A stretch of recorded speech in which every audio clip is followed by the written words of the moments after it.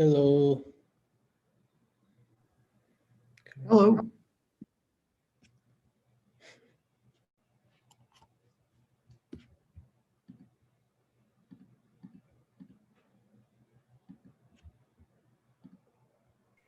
Hi, Reggie. Hey, Alicia. How are you doing? Hanging in there. I got my shot today. Oh, nice. I don't get mine till I think it's like January 29th at like 3 in the morning. Oh, wow. That's the only time they had, so I'm gonna keep looking for a better time. Is that a weekday or a weekend? I think it's Friday. Okay. Well, I guess Friday wouldn't be that bad. Yeah. It's pretty Oh, wait. We're live now. Hold on.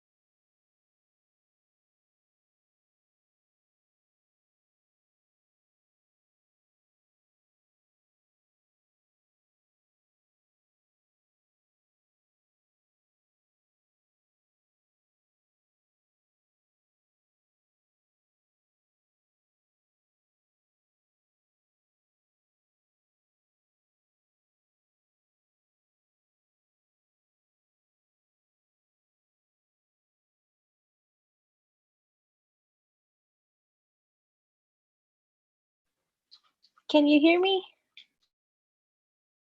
Yes. Perfect, thank you.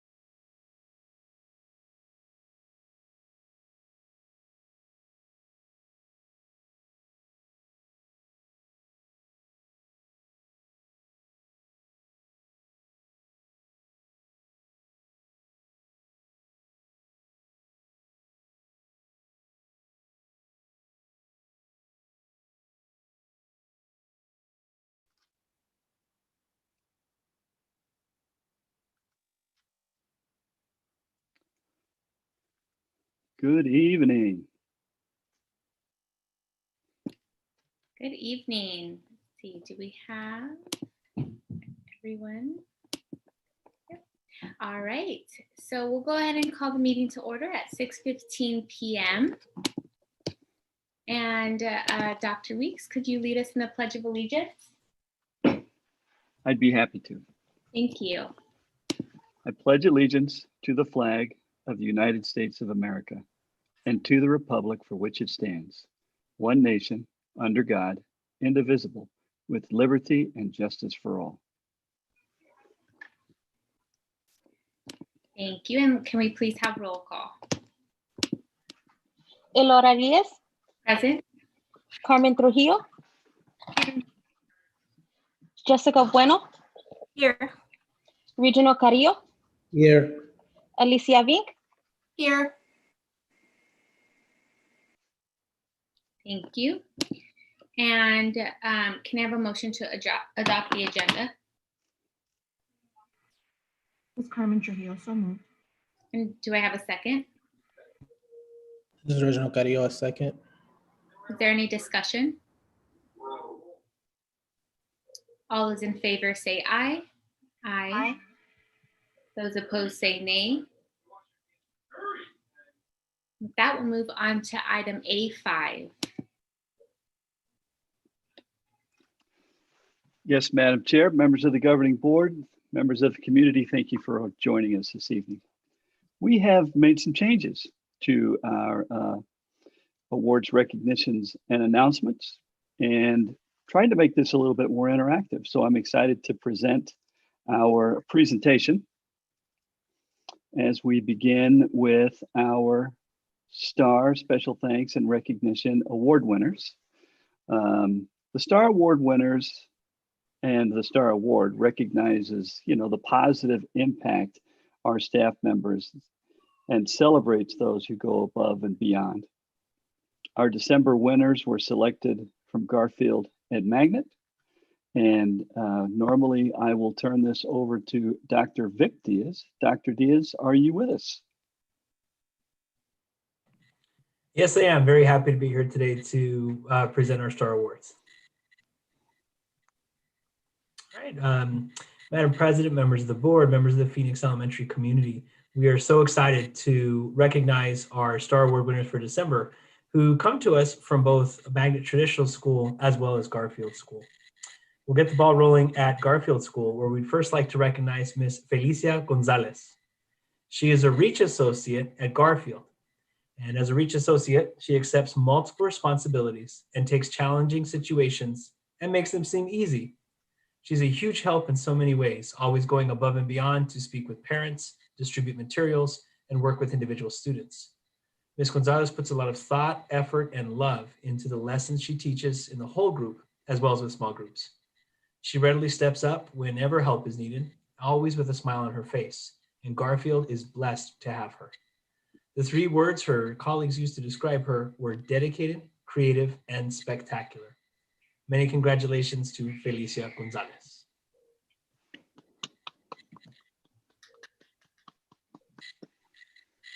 Our next STAR Award winner is Miss Deborah Schmidt, who is the art teacher at Garfield.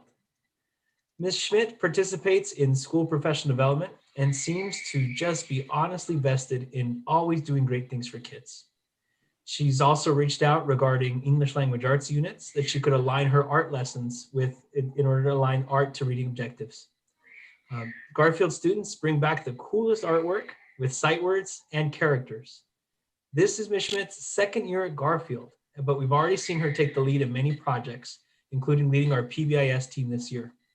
When asked to describe her, some of the words her colleagues used were team player, innovative, and gifted. Many congratulations to Ms. Deborah Schmidt, art teacher at Garfield. Now move on to our award winners from Magnet Traditional. And our first one is a social worker there, Ms. Alicia Fuino. Alicia goes beyond her duties as a school social worker to assist with other school initiatives. In addition to her social work load, she leads programs beyond the school day. Her willingness to share knowledge and skills that support the entire Magnet community is greatly appreciated. When the Magnet staff was asked to describe her, they described Alicia as dependable, creative, a team player, and enthusiastic. Many congratulations to Alicia Fuino.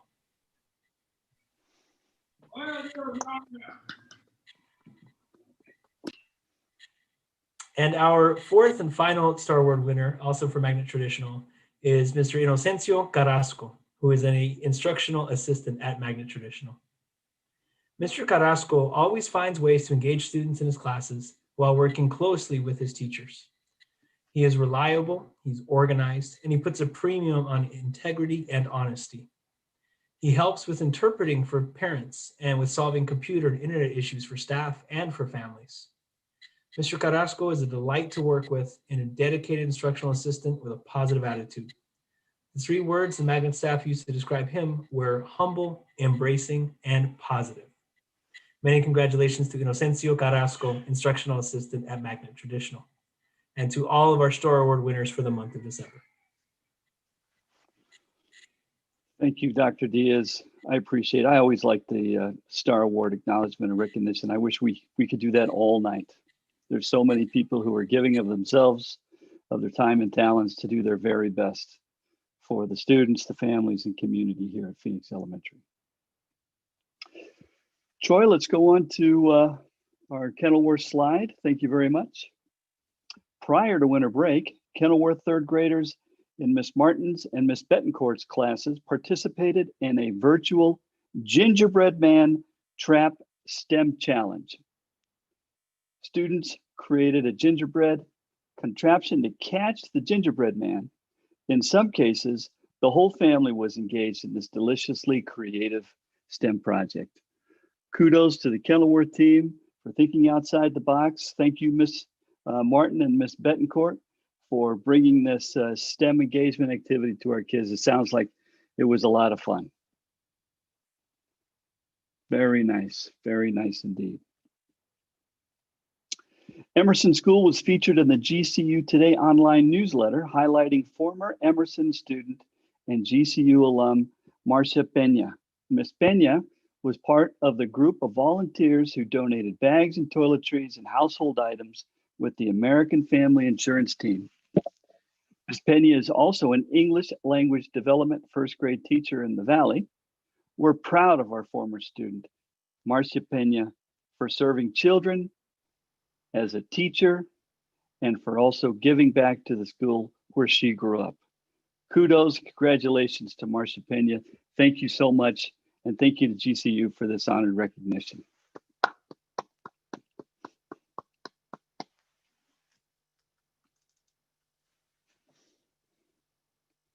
Since the 1990s, Ms. Kathy Montero has been working with the Lowell community kids to foster greater connections between the school and the community. One longstanding component of the group is working with the senior residents in the Memorial Towers once a month and each major holiday. Due to the pandemic, students were not able to spread their usual holiday cheer.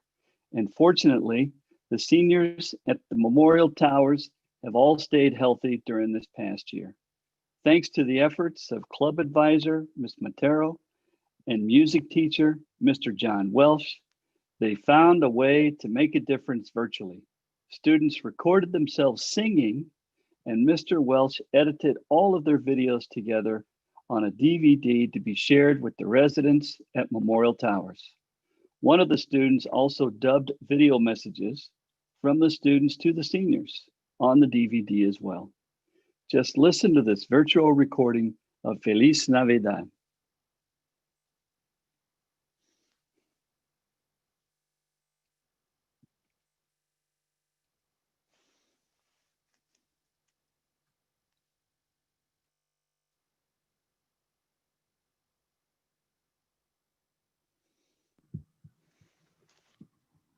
Oops.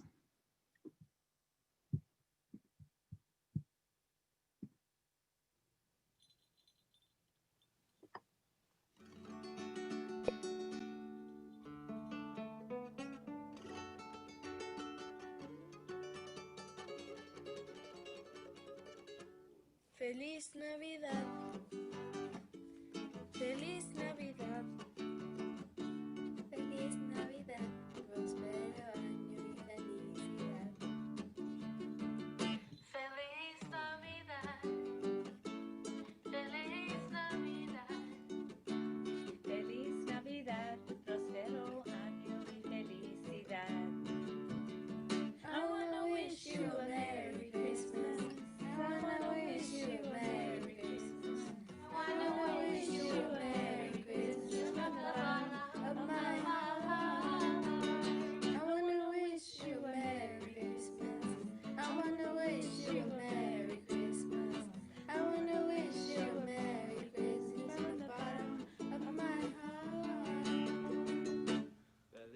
Feliz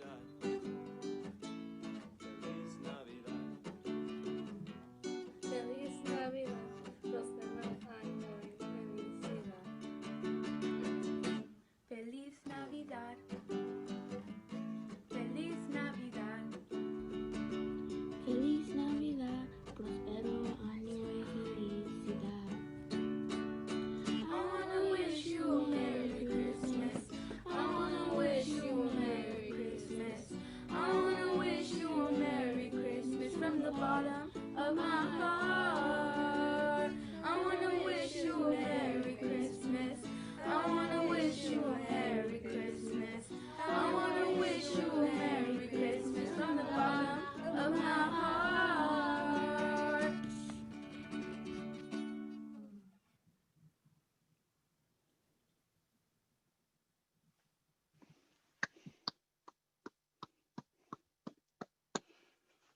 That was outstanding. Thank you so much, little kid. Those little kids need to be Star Award winners, I think. Right? That was awesome. That's exactly what the doctor ordered, and I'm sure the folks at the tower are going to be very, very happy. And I want to thank Miss Montero and Mr. Welsh for putting that together. That was very, very cool. Very cool indeed. Okay. Congratulations to Heidi McKnight, teacher at Kenilworth School, for being featured in the Maricopa County School Superintendent's Promising Practice of the Week in December. The Promising Practice highlighted was a STEM-based systems game where students are a part of a system or serve as scientists tasked with observing and making sense of the system's motion rule, that is, parts are following. This promising practice is a fun way to engage and help bring scientific STEM concepts to life in a conceptual way within the classroom. And I'm thinking it sounds a little like physics, but let's see what this is all about.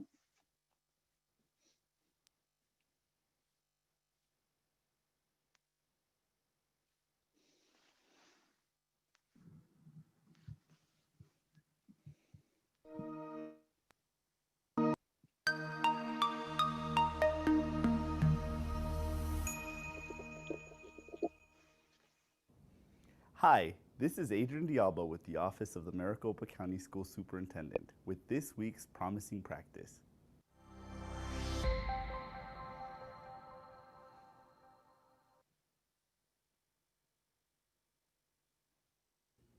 Hello everyone, my name is Heidi McKnight and I'm a primary teacher at the super cool Kenilworth School in Phoenix, Arizona. The promising practice I'd like to share with you today is a wonderful STEM-based activity that can be done in person or adapted for virtual learning, and it's called the Systems Game. In this game, students are either part of a system or serve as a scientist observing and making sense of a system. Thinking about systems is an important part of both physical and social sciences, and learning through play is a great way to get your students engaged. All of the information on how to play this game is found on the website. We hope that your students enjoy this activity as much as ours.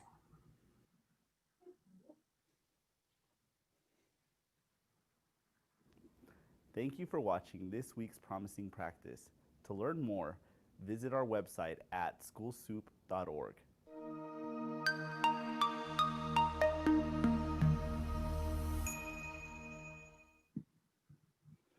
Well, congratulations, Ms. McKnight, for being recognized by the County School Superintendent's Office for that promising practice.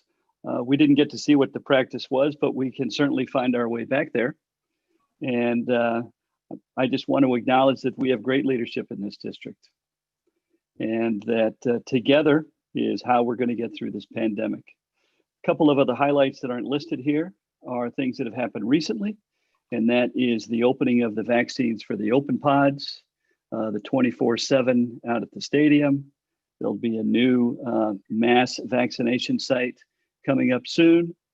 And we have partnered with Phoenix Union High School District for what they call closed pods, or vaccination sites that are specific to our district and school districts in our area.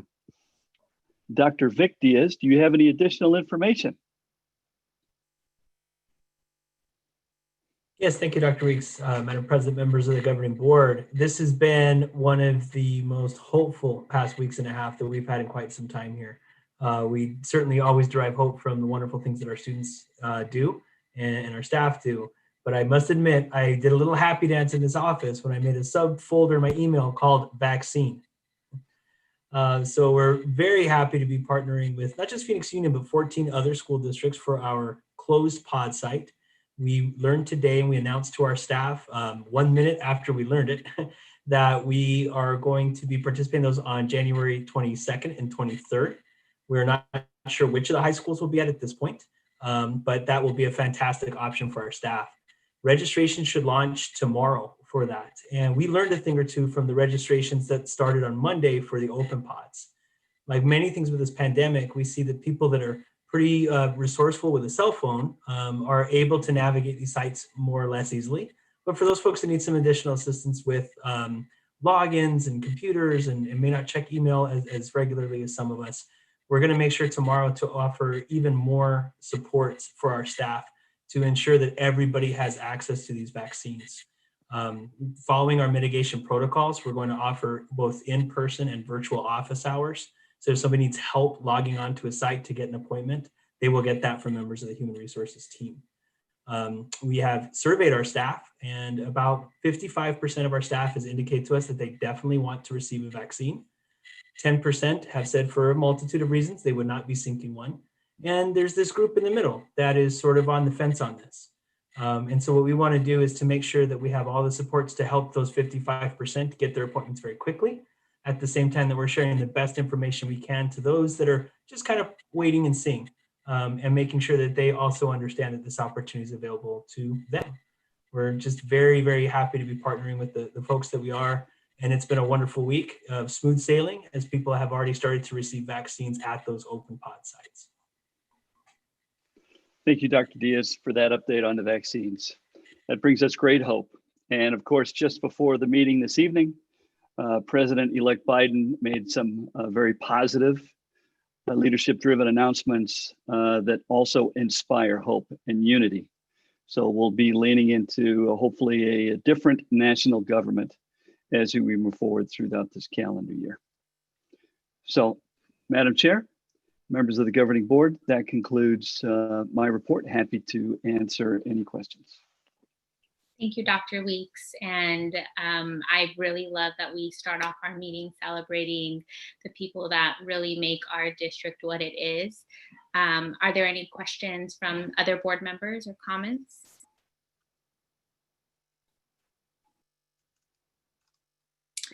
All right, well, with that, we'll go ahead and move on to item B1.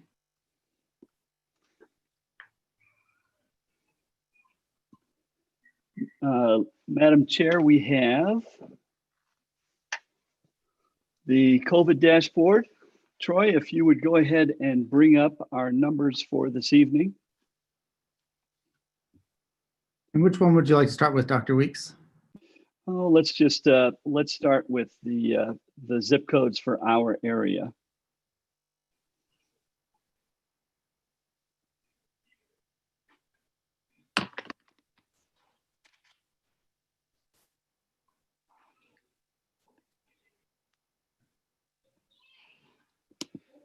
So no surprise that the cases per 100,000 have increased, and in some instances very dramatically. 85003 went from 460 to 854. 04 went from 500 to 919, and so on. Our percent positivity rates are also in the red.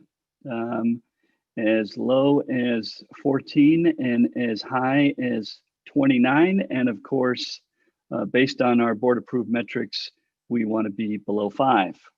So we're not anywhere close to that. The COVID-like illness, as Tom had mentioned consistently, is a countywide number. And that number also should be below 5 and remains at 14.5. So there is no recommendation at this time based on these metrics to come back to in-person instruction. I just remind the board that there were some additional contingencies for the health and safety plan and the return to in-person or hybrid plan. Those things were adopted by the governing board before you all came on in January, before 3 of you came on in January. So those things I would say are done, but now we need to follow the science and the metrics. Troy, would you go ahead and bring up the 77 zip codes, please?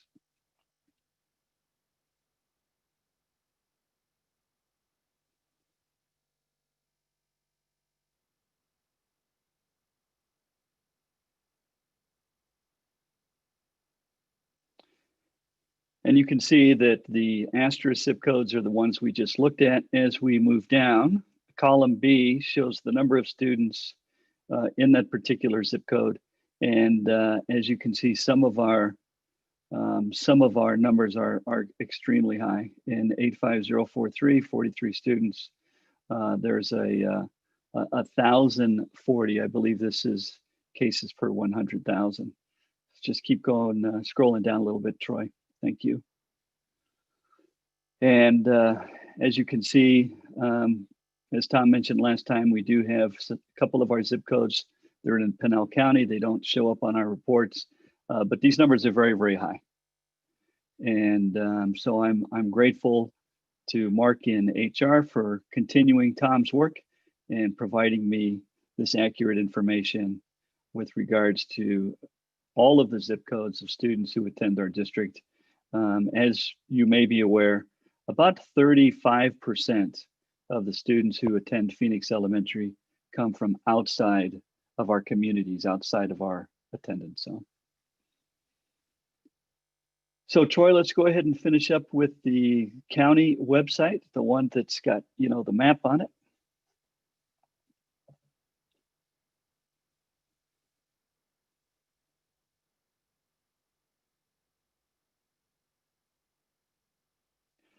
And here you can see everything's red. But Troy, would you put Phoenix Elementary in the box? Thank you. And just go ahead and click on that. You can see our latest numbers as a district. Maybe open it up, Troy, so we can get a little better look at it. So you can see that currently we're 796 cases per 100,000. We want to be between 10 and 100. Percent positivity is 19.5. We want to be less than 5 or less. And COVID-like illness again at 14.5. And this is a jump from the prior measure. So Troy, would you put this away? And I just want to bring attention to the governing board. I'm sorry, go back to that website. I just wanted to put that box away. Scroll down so we can kind of take a look how the county uses this dashboard. So you can see here we have substantial, moderate, and minimal. These are not things that you have not seen 100 times already. Currently, the board approved metrics would be that the cases per 100,000 would be in the yellow, 10 to 100, and the other 2% positivity in COVID-like illness would be in the green, less than 5 and less than 5. If you scroll down just a little bit more, Troy, what we see here is the recommendation for resuming to in-person instruction is a little bit different than the board approved metrics. The hybrid learning scenario, it would indicate that all 3 of the measures would be in the yellow and not 1 in the yellow and 2 in the green. Where we are currently is in the red, which indicates virtual with on-site support, which is exactly what we're doing. So we are following currently, or we are in with the state and the county in their recommendation to provide virtual learning with on-site supports. And I'm happy to answer any questions. Thank you, Dr. Weeks. And you said it was Mr. Who was taking this over? Mark, Vic, help me with the last name. Mark Leister. He is our one of our human resources team members. He's our software support technician. Well, please thank Mr. Leister for taking this project on. It's a very, very informative project for us, and I know it probably takes some time to pull this together. So very much appreciate that. Are there any questions or comments from the other board members?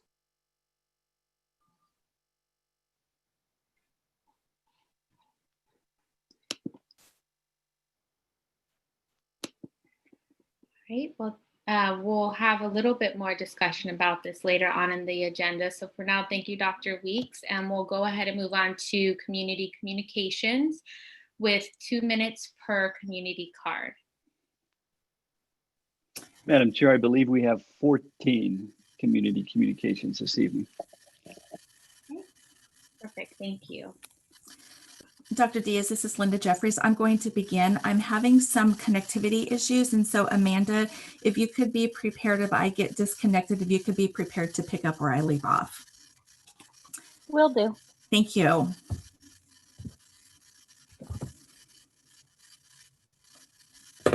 Okay, number one, Dr. Weeks, President Diaz, and governing board members, good evening. My name is Allison Williams, and I'm a parent of 2 children at Shaw Montessori. At the January 7th board meeting, I heard about the proposal to move to online learning on Mondays to increase attendance. As a parent of a 2nd grader and pre-K student, I am strongly opposed to this for multiple reasons. First, research demonstrates a strong correlation between sedentary screen time and preventable chronic disease like cardiovascular, heart disease, and diabetes due to mechanisms such as low physical activity, disruption of circadian rhythms, and increased caloric intake. Further, elementary and middle school age children have developing brains, and we do not yet know how online-only school format will impact them in the near or distant future. Second, in a household with 2 full-time working parents, like many Phoenix L #1 families, on Mondays when the children have independent learning, this allows my husband and I to catch up on some of our work, which allows us to maintain income and stability for our children. Further, on Mondays, they perform independent work they have been assigned by their teachers, spend crucial time outdoors, perform art activities, and read books. This day away from the screens is vital to their mental health. Our oldest son has struggled with anxiety, which interferes with his daily functioning during COVID-19, and we have received wonderful support from the school social worker for one-to-one meetings to help learn tools to manage anxiety. Finally, our teachers are providing incredible curriculum and instruction the best they can in this virtual format. Given that it takes 45 minutes alone to help just one 7-year-old upload weekly assignments to Google Classroom, I can only imagine how long it takes for teachers to grade in this online format and to modify hands-on lessons to an online format. They need these days.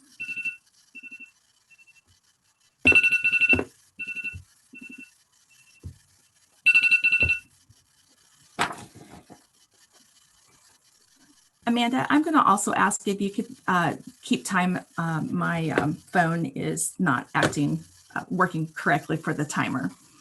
Thank you. We're going to move on to number 2. Hello, board members. My name is Sarah Warren, and I am a 4th grade teacher at Lowell Elementary School. I'm writing in strong opposition of the transition to synchronous Mondays. Last year was my first year teaching at Lowell, and I often found myself at my desk past 6 o'clock grading, planning, calling parents, and tending to menial administrative tasks. This was in addition to the lunch that I worked through quickly, eating as I graded papers and made copies, and afterward actually running to pick my students up from recess to maximize every second of my break. I was not compensated for this time and found these extra hours to take a significant toll on my general well-being, both physically and emotionally. Despite these factors, I felt compelled to spend my time in this way because 3.5 hours per week of district allotted planning time was simply not enough. In fact, I know very few teachers who are able to accomplish everything on their to-do list during these 3.5 hours. Fast forward to the middle of this year, so much has changed with the inclusion of implementing an asynchronous schedule on Monday. This extra prep time on Monday is huge. Despite all of the challenges this school year has thrown at us, I feel much more present, better rested, and prepared in my day-to-day responsibilities.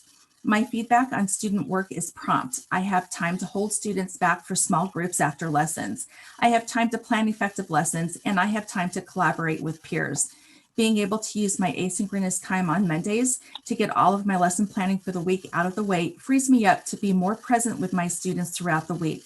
I'm a much better teacher now than I was last year, and I'm not the only one who benefits from this arrangement. My students enjoy having one day out of the week where they aren't glued to their screens for 7 hours. Amanda, was that time? You still have No, you have 10 seconds. Okay. The switch to asynchronous Mondays has been poorly communicated to staff. Some schools were told weeks before the change, and some like us were told with a day notice. No one from thank you.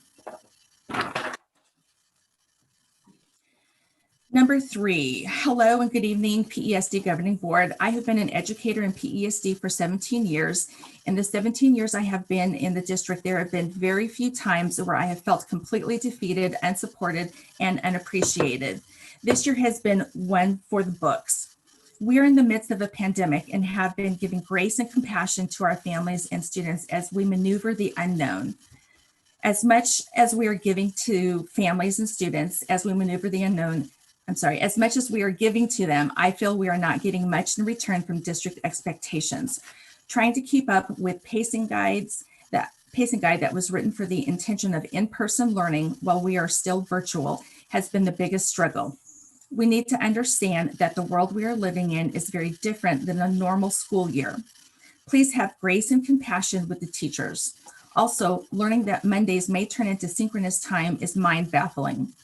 These are my days for one-to-one and small groups with students, planning and catching up on virtual grading for the 100 plus students in the 4 classes I see a day, reaching out to parents for positive interactions, as well as concerns from the week before, as I am trying to go week by week to keep them up to date. Thinking about taking this day away truly breaks me. I am working longer and harder than I ever have in my career, but am feeling like more and more is continually being put on our plate. Please, we are all doing the best we can, but please consider keeping these days for teachers to keep their heads above water and not completely drown in the virtual world we continue to live in. Thank you for your time. Ashley King, teacher at Kenilworth. Number 4, dear governing board members, Superintendent Weeks, and Principal Angel. We are the parents of 2 of your students at Shaw Montessori, a 4th grader and 6th grader. We are writing to say that we are opposed to any resolution which would require students and teachers to engage in distance learning on Mondays, in addition to the Tuesdays through Fridays that they are already online for schooling. Having Mondays as a more flexible school day has allowed our family the ability to manage the online learning that's required the rest of the week. Many families have planned their schedules around having a Monday flex day, as ours has, and to change the schedule this late in the game will leave a lot of families scrambling to make new schedules and arrangements. I do not believe it is in our children's best interest to have another day sitting in front of a screen. Moreover, I believe that our teachers who are already working hard to adapt lessons to be taught virtually will be unduly burdened by adding Mondays as another day of rigid remote learning. Thank you for your consideration and difficult work during these challenging times. Kind regards, Tracy Augustine and Brandon Bowers. Number 5. Good evening, board members and community. My name is Caitlin Kelly, and I'm a 4th grade teacher at Lowell. I had high hopes for 2021. My students were in a good routine before break. I finally felt I was in a good routine and learning was happening. I feel like my hopes have just been crushed yet again with the decision to eliminate asynchronous Mondays. The data shown does not represent every teacher. I message my parents on a daily basis, Mondays included, of their child's missing assignments. This has drastically changed my attendance on Mondays and every day of the week. I spend every second of that time writing lesson plans, creating lessons, grading assignments, giving feedback, communicating with parents and other staff members, differentiating assignments. The list could go on and on. There are days I don't even get up to drink water because I need every second of that time. Before break, I had a student tell me that the weeks go by so quickly this year. He expressed that Mondays help me relax even though I'm doing work. I don't need to be at my computer all day long. I am fully aware that life will go back to normal and we will be at school Monday through Friday again. Right now, though, you are causing such high levels of teacher and kid burnout. Are we trying to test everyone's limits? One more assessment and my kids will stop coming to class. One more expectation with limited time and teachers are going to quit. We created an environment that works for them, but are now taking that away. I understand this may not be the case for everyone, but then why aren't we differentiating the plan? Equity for all, right? Where is the equity in this decision? My students could use small group time to work on the areas they are struggling in. If we know what our students need, why aren't we being trusted to provide that for them instead of everyone must be doing the same thing? Kindly, Caitlin. Number 6, President Diaz, members of the board, Dr. Weeks, I implore you to continue with the plan that is in place before returning to any in-person learning. The cases in all of our zip codes continue to rise. There is no way all of the staff will be able to be vaccinated in a timely manner to return in the immediate future. Our teachers and all of the school site staff deserve the utmost respect for doing all that they can to educate our children. Their lives matter. Let's continue to show them the respect they deserve and continue with online learning until we have met the current metrics that were board approved at previous meetings. Also, please continue to keep Mondays as asynchronous learning, as this is a day that allows my child, and I assume many other children, the opportunity to continue small group learning with the teacher and time to use the online programs, iReady and Benchmark Advance.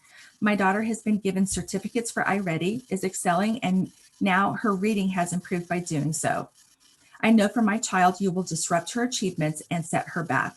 I would like to add, since the district paid for these programs, I feel that we should use them to the best of our abilities. Sandra Gallegos Gonzalez. Number 7, good evening, Phoenix #1 board member, Superintendent Weeks, and community. I am writing to express my concern about the impending change to our Monday instruction. I understand that attendance is a serious issue across the district, but I do not believe that having Monday as a live instruction day will make much improvement on attendance. As a middle school teacher, I see very inconsistent attendance every day, and adding another day will not change that issue. We have students who will log in for only one class a day, knowing they will still be marked present for the entire day. Many students have learned to play the system and will continue to do so even on Mondays. Additionally, moving to live lessons on Mondays will take away a solid amount of planning time for teachers. Right now, Monday mornings are a good time to meet with small groups of students for targeted intervention, hold small meetings like MTSS or IEPs, plan lessons, grade student work, or contact parents. In a virtual setting, everything takes so much more time to prepare than it does in person. If we lose Mondays as an extended prep time, then we must use even more of our personal time to prepare for our classes. This year, teachers are more stressed and stretched thin than I've ever seen or felt before, and it seems as though our well-being is sacrificed over and over again. We all want to see our students succeed, but it should not come at the personal cost that we are facing. Thank you, Eden Godin. And Amanda, I'm going to turn it over to you.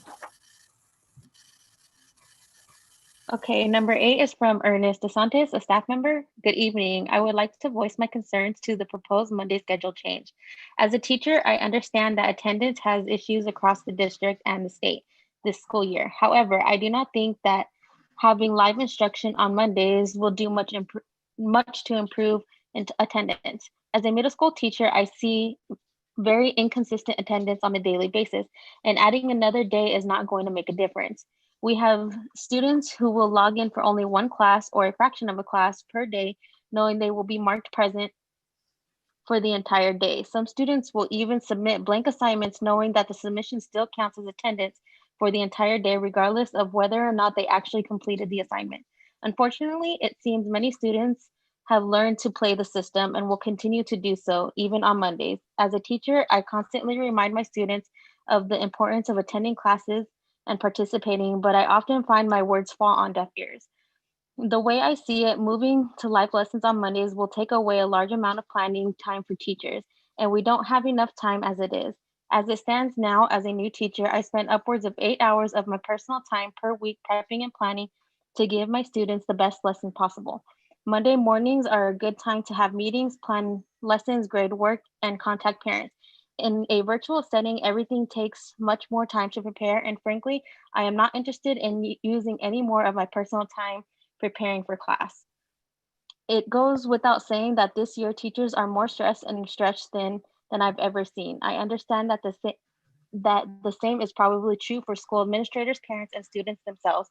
These are, after all, fairly unprecedented times. However, it seems that as time goes on, we teachers are asked to shoulder more and more responsibilities, and it is beginning to have an effect on our well-being. We all want to see our students succeed, but it should not come at the cost of our own well-being. Respectfully, Ernest DeSantis. Number 9, Maria Inges, staff member. I would like to comment on the district's proposal to switch asynchronous Mondays to live sessions. Currently, having Mondays as asynchronous allows me to provide more and differentiated instruction for my students because I am able to do small group meetings and one-on-one meetings. On Mondays is the only day I can meet with every single student outside of their normal scheduled classes. Throughout the week, it is difficult to meet with the other students who need support because of the required EL small groups. It also gives my tier 3 students more intervention minutes. I also feel that the parents were not given enough time to process the change. The district was not as transparent as I would hope, and my parents did not know the proposed change until this Monday. If the change we were to pass, parents would be expected to make the change to childcare and work arrangements without much advance. Thank you for your time, Maria. Number 10 is from Claire Nickel, a parent of Emerson's first grader, president of Emerson Site Council. Welcome to the new members of the board, and thank you to everyone for your commitment to the district in such difficult time. On the agenda item regarding early release on Monday, I would say I am for the reduced schedule so long as it remains asynchronous. Rather than more synchronous work in an attempt to help those struggling, what if that time was used for teachers to focus attention on the specific students who need it? Give some time to connect rather than more of the same, which apparently isn't working. Thank you, Claire Nickel. Number 11 is from Jay Barbudo, a staff member. Good evening, President Diaz, Governing Board, Dr. Weeks, Member of Cabinet, colleagues, and those watching at home. Our names are Aaron Furix and Jay Barbudo, and we are the co-presidents of PECTA. Tonight, we will be addressing agenda item E2, request approval for the 2021 early release calendar.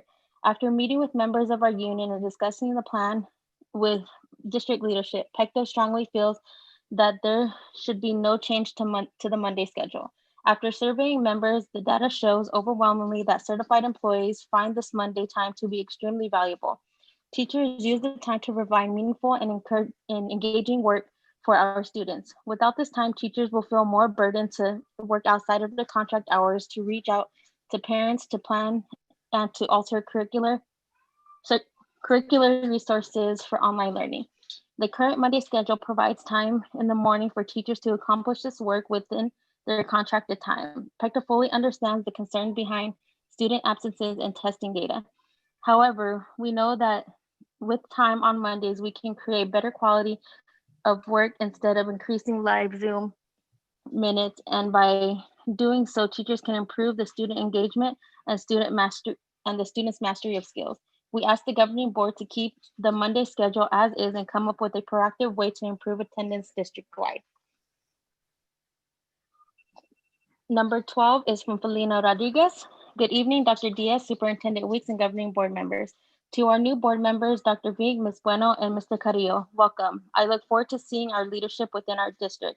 My decision to speak today as a PECTA member and a teacher of color at Garfield Elementary comes from the concerns regarding attitudes to the vaccine, Monday's attendance, and most district presentation given to us at our school site. The latest presentation included a lot of words like achievement gap, attendance, and we need. To be clear, we do not have the achievement gaps. It is a predictable disparity created by inherently inequitable schooling. To paraphrase, we were told we need proficiency, we need better test scores, and we need better attendance. But nowhere in this presentation and in the district-wide guidelines did I see the words "we will do." So let me explain what I do in my classroom. I listen to students as they are clearly demonstrating signs of trauma and depression. I ask families if they're okay, especially when they tell me that they're recovering from COVID or other tragic life events. I spend my Mondays in CTMs, PDs, working with the emerging bilinguals and responding to student emails regarding assignments. And then maybe I have time to do parent phone calls, grading assignments, and actually plan. What I feel the board should ask the district is what will we do to actually support teachers, families, and students. We are navigating a pandemic blatantly demonstrations of white supremacy in the nation on top of distance learning. Has our district offered district-wide communication plans to reach the authentically engaged with families who are illiterate, monolingual, or speak indigenous dialects? Do we have a curriculum that is accessible to all families so that they can support their students at home? Is that time? It's time right now. Okay. Number 13 comes from Deborah Woodrum, a staff member. Dear members of the governing board, I would like to express my appreciation for your decisions regarding virtual learning during the COVID pandemic. It is never easy to stick to these decisions in the face of political pressures and pandemic fatigue. I would also like to express gratitude to the PESD community at large and our families, known that their support means so much to me. As much as I would prefer to be in my classroom, I know I am privileged to teach while safe at home. However, I have become increasingly concerned with the decisions being made by the district with little input from the teachers or families, particularly the proposal regarding Monday schedules. Distance learning is incredibly difficult. I am trying to teach 5-year-olds through a computer screen. I am using multiple new programs that are not distant learning friendly. I spend a lot of time modifying our curriculum to make it more engaging and developmentally appropriate, and I complete much of the work on Mondays. From the beginning of the school year, it was understood that Mondays would be asynchronous days. These are not days off. Every Monday, I teach both whole group and small group. I also contact parents, meet with colleagues, plan lessons, and prepare materials. In the afternoons, we have meetings or PD. While the day is full, there's also some flexible time that allow me to use my professional judgment to make choices that are best for my students. The district is now proposing to take these Mondays away, despite the fact that there are many reasons why our students are struggling this year. As I don't like to come to the table with just complaints, I would humbly suggest just one possible solution. The excessive testing we are currently doing and taking away instructional time. In kindergarten, we are taking Ames Web, Galileo, school CFAs, district CFAs, and tests in iReady, Benchmark Advanced, and 95%. These tests take hours per month of precious instructional time away from our little learners. There are times. Number 14 comes from Bill Moreland. On behalf of the Madison Pioneers Coalition, a registered City of Phoenix Neighborhood Association, I don't see anything in this. It just says, as a neighborhood group in downtown Phoenix, we urge the school to take the position of the Human Services Campus zoning application to more double the size of their downtown facility. This is zoning application ZP 219.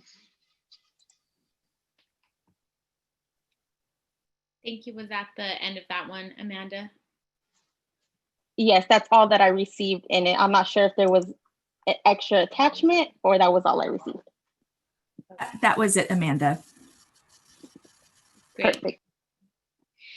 Thank you. And as a reminder to our community, the board cannot comment on your public comments, but we do appreciate the time that you took to share your concerns with us. And it is something that we consider throughout our discussion. So with that, we'll go ahead and move on to item D, approval of the consent agenda. Do I have a motion to approve? This is Jessica Bueno, so moved. And do I have a second? This is Alicia Vink, I'll second. Is there any discussion?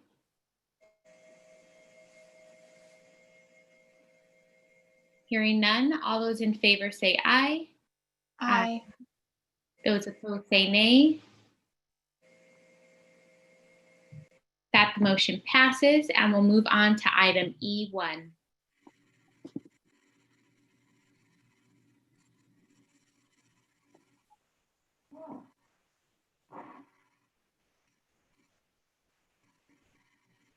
My apologies, my mouse did not want to work. I could not unmute myself. We are pleased to present to you a receive and discuss item about our technology integration team, and this will be an update. So I'd like to read for you recommendation number 8 from the curriculum audit. It states, develop, adopt, and implement policy to support the use of technology, both instructional and management, across the district that enhances student learning and staff productivity. Clearly identify expectations for technology usage in classrooms and provide adequate professional development and oversight to ensure its implementation and links to student learning. And we are very proud to say that we have met this curriculum audit recommendation. We're definitely not done. We will continue to improve our systems that are in place regarding technology integration. Ms. Lauren Ashmore, our coordinator of technology integration, will provide that update for you. She and her team of one, they have 2 people in the technology department, have kept our almost 400 teachers, our 14 principals, all of our support and district staff afloat since March. I'm not sure they've gotten much sleep. Ms. Ashmore's update will provide the board with information on the technology integrations team, constant collaboration with the MIS team. If it wasn't for the willingness to break down those silos of both teams, we'd be hurting right now regarding technology and technology integration. She will also address her team's involvement with creating our distance learning plan and also with our AOI application. And if I could just insert, our AOI application is going to the state board on January 25th for approval. So we should be able to report back to you at our January 28th meeting on what happened with our AOI application. So Ms. Ashmore, I'm going to turn it over to you. Thank you. Thank you, Dr. McLaughlin. Madam President, governing board members, cabinet, and those community and staff who are tuned in tonight. Thank you for the opportunity to be here at this board meeting and to share this update with everything that we have been doing for the past semester. And I'll even touch a little bit into last spring as well. But thank you again. It's a pleasure to be here.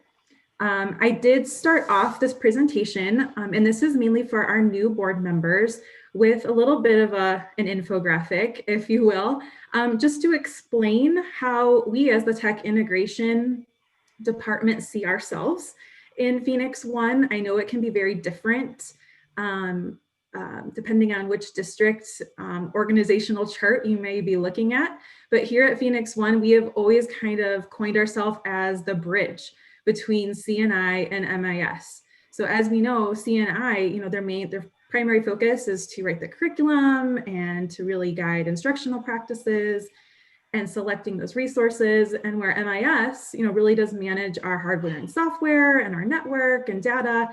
We, and that's Ms. Famania and myself, we really truly support teachers and students with using the technology effectively for learning and in their classrooms.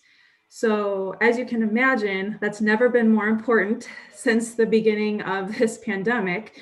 And so when I was thinking about how to share with you everything that's been going on in our department since last spring, I decided that just a quick timeline would probably summarize some of the most important highlights for you. And so starting with last spring, we after a lot of research and discussion, decided that moving our teachers to Google Classroom and the G Suite would be a much more smoother platform for not only our students, but for our teachers as well.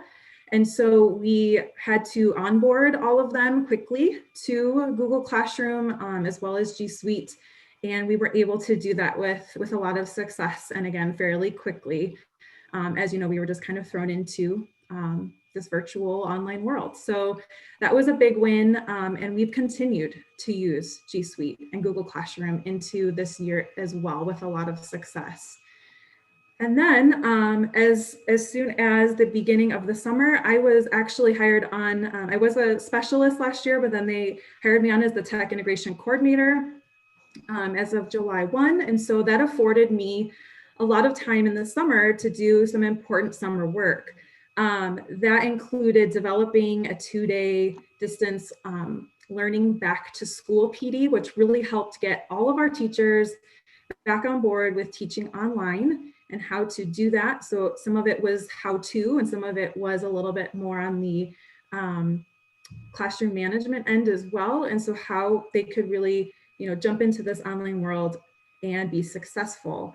I also over the summer served as part of the general education action team that helped develop our distance learning plan that Ms. McLaughlin just touched on, as well as collaborating on various sections of our application for online instruction. That brings us to the fall of this year. I was afforded the ability to hire a tech integration specialist, and that was amazing because one person and 14 schools, as you can imagine, is a lot, and it's even a lot with 2, but Crystal and I make it work, and she is an amazing addition to the ed tech department. She and I both created 2 internal websites that I'll touch on in a few minutes that not only help families, but our staff and teachers as well with the resources and things that they need. And then we also continued throughout the fall to offer extensive PD, coaching, support to our teachers and staff. And then as soon as this winter, we have most recently purchased and adopted our district license for Nearpod, which is a tool that will really help with student engagement. So we're very excited to bring that to all of our teachers and staff. I know that's been a big ask of a lot of our teachers, how do we keep our students involved and engaged? And this tool is amazing. So we're very excited to roll that out. We also have been working with co-teaching and co-planning because we know that some of our teachers had a little bit of anxiety when they thought of being evaluated in this online virtual world because it is so different. And so we've been working with teachers to really feel more confident in this space, and then as well as updating our websites, continuing to offer that same level of PD and coaching, both synchronous and asynchronous PD. And then I've also participated in our AOI demonstration that happened right before winter break. So again, just some of those highlights. So this particular slide lets you know that Crystal and I decided to divide up the schools to offer more personalized support to our teachers. So these are our lucky 7. So I get the wonderful staff members at all of the following schools under my name, and then Crystal as well. It's not that we don't obviously help teachers if they come to us from the other schools, but it does let us develop better relationships with those schools and those principals and teachers. And again, just to make it a little bit more personalized. The types of support here, we obviously offered a lot of one-on-one integration support. Since the beginning of the year, we've answered over 518 questions, whether that be via email, phone, video conferencing, because we do hold office hours every week. You can see the breakdown. Obviously, teachers are our most frequent flyers that need that support, obviously, as they're teaching every day. And so there are others throughout our district, different staff members that have reached out for support, and we're more than happy to help really anyone, any of our staff members with technology integration ideas. And so just to give you kind of a rundown of where we are with some of those trainings and resources, We currently have about 51 asynchronous resources for teachers, and I will definitely show you in just a minute where they are housed. We have 16 different videos that are particular to students, and 9 that we have started curating for parents as well, different how-tos and things for the computer and how to access our curriculum. Just to give you a snapshot, these are some of the different titles and how we've kind of broken it down for you. So we obviously have an extensive list of how-tos. We do offer some training on these different digital environments that they're experiencing. And then as well as this type of support that we're talking about, not just troubleshooting, but a lot of it is also troubleshooting. That we do get a lot of teachers saying, you know, help me with this, help me with that. And so just wanted to share that with you. Our office hours have been very popular. We've been thanked on numerous occasions for having consistent office hours for teachers. We do each week offer 2 sessions. Usually one is midweek and one is the end of the week. And we like to actually have them on different days of the week because it lets different teachers join that might have a different schedule with their students. It does break down to about 2.5 hours a week that we are basically here online on Zoom, and any teacher can pop in and ask questions. We're there for if they need help with ideas for lessons and co-planning. All of that or can happen, I guess, during those office hours. As of today, we've offered 28 different sessions since the beginning of the year, which is 70 hours of support. And we typically average around 6 people at each of those different sessions, sometimes more, sometimes less. When I was at the very beginning touching on these internal sites that were created, these are the home pages of both. And the first one you can see that has a blue background is our CNI site or hub. Sometimes we like to call it the hub. But it is a Google site, and it was created this past summer. Again, Crystal and I spent a lot of time on that, but we created this shell, and since then have invited the rest of our CNI team to become co-authors as well. But on this site, there is a lot there. I was quickly going to just kind of show you. But from things like clicking on, if this was a teacher can click on, I'm in first grade, and right at my disposal, I have access to the first grade math standards and the curriculum documents that our awesome curriculum specialists rolled out the beginning of this year. So they have very easy access. They can print these off, and it's there for them. And so this is accessible, again, to all teachers and all different content areas. So not only does it house the curriculum resources, again, EdTech wanted us a home space as well, right, for all of our videos and different asynchronous opportunities. And so we've also been busy adding different resources for teachers, depending on what it is. We offer, not only links, but videos, different infographics, anything that we think will support our teachers with some of these new EdTech tools that will only enhance their teaching. And so we wanted to share just, again, a little bit of what we offer, but it's pretty extensive. It's really grown over this first semester. We're very proud of how much teachers are actually utilizing this now. And we only see it really growing from here. And then we also set up a distance learning site for parents and families as well.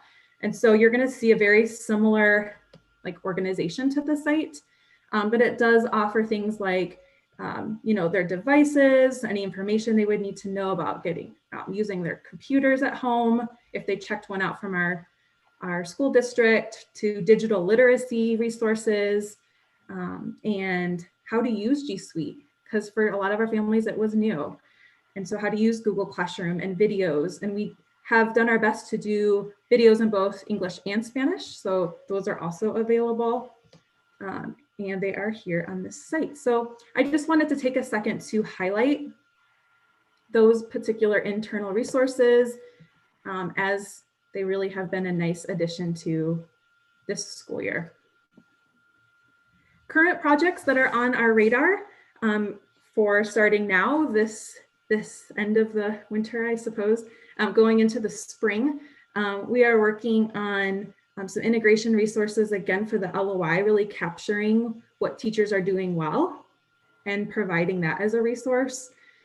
We are working on additional parent technology tutorials. We've heard from teachers that this is something they would like us to continue building to help parents at home that really lack the technology skills. We are working on supports for our assessment department. Again, we're rolling out Nearpod training, and we have Nearpod actually helping us with a few in the upcoming weeks, which is great. And then we've also been introduced to the AZ Virtual Teacher through ASU.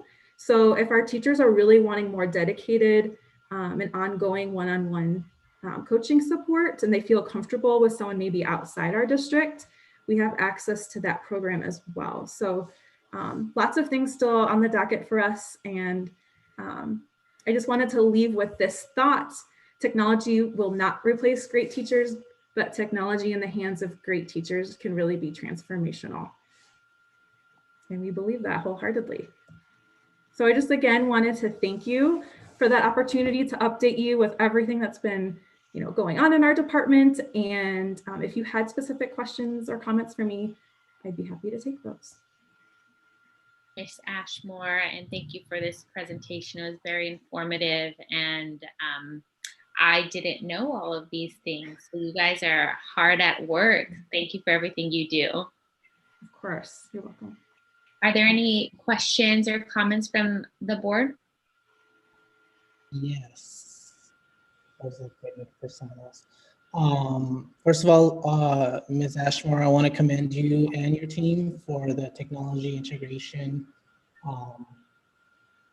professional development that you've already put in place. During the pandemic, during a crisis, it seems like you built a strong, it looks like you built a strong foundation for technology integration for the Phoenix Elementary community, teachers, and students. So again, I applaud you for that, and I applaud your team for that. It's really great to see that. I do have some questions though. Maybe just about thinking about in the future too. I know that you're just getting started and you're still building that foundation, and there's still a lot more to do, right? As you contribute to reimagining education, basically.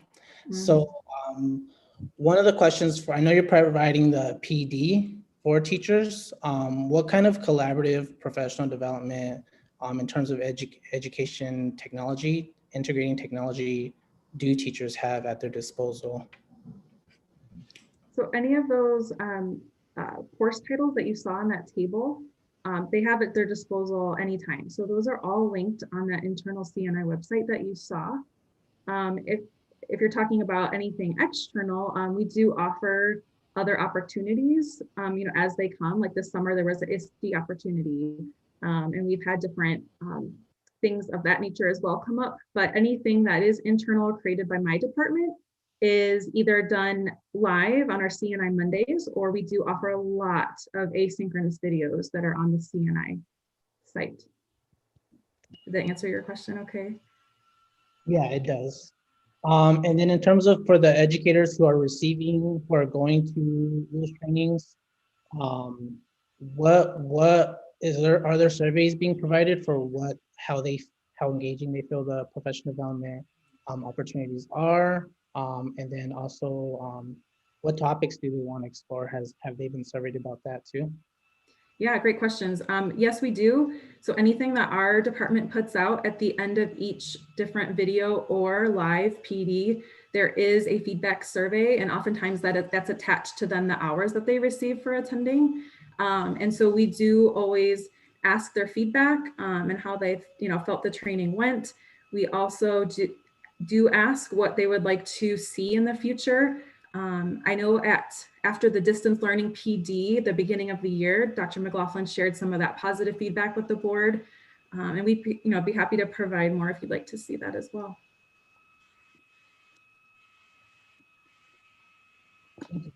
Yes, I would like to see that. the survey results. And then also, in terms of tech literacy, I know that we're probably not there yet because you're still doing a foundation.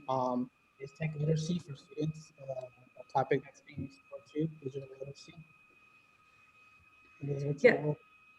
Sure. So digital citizenship, yes.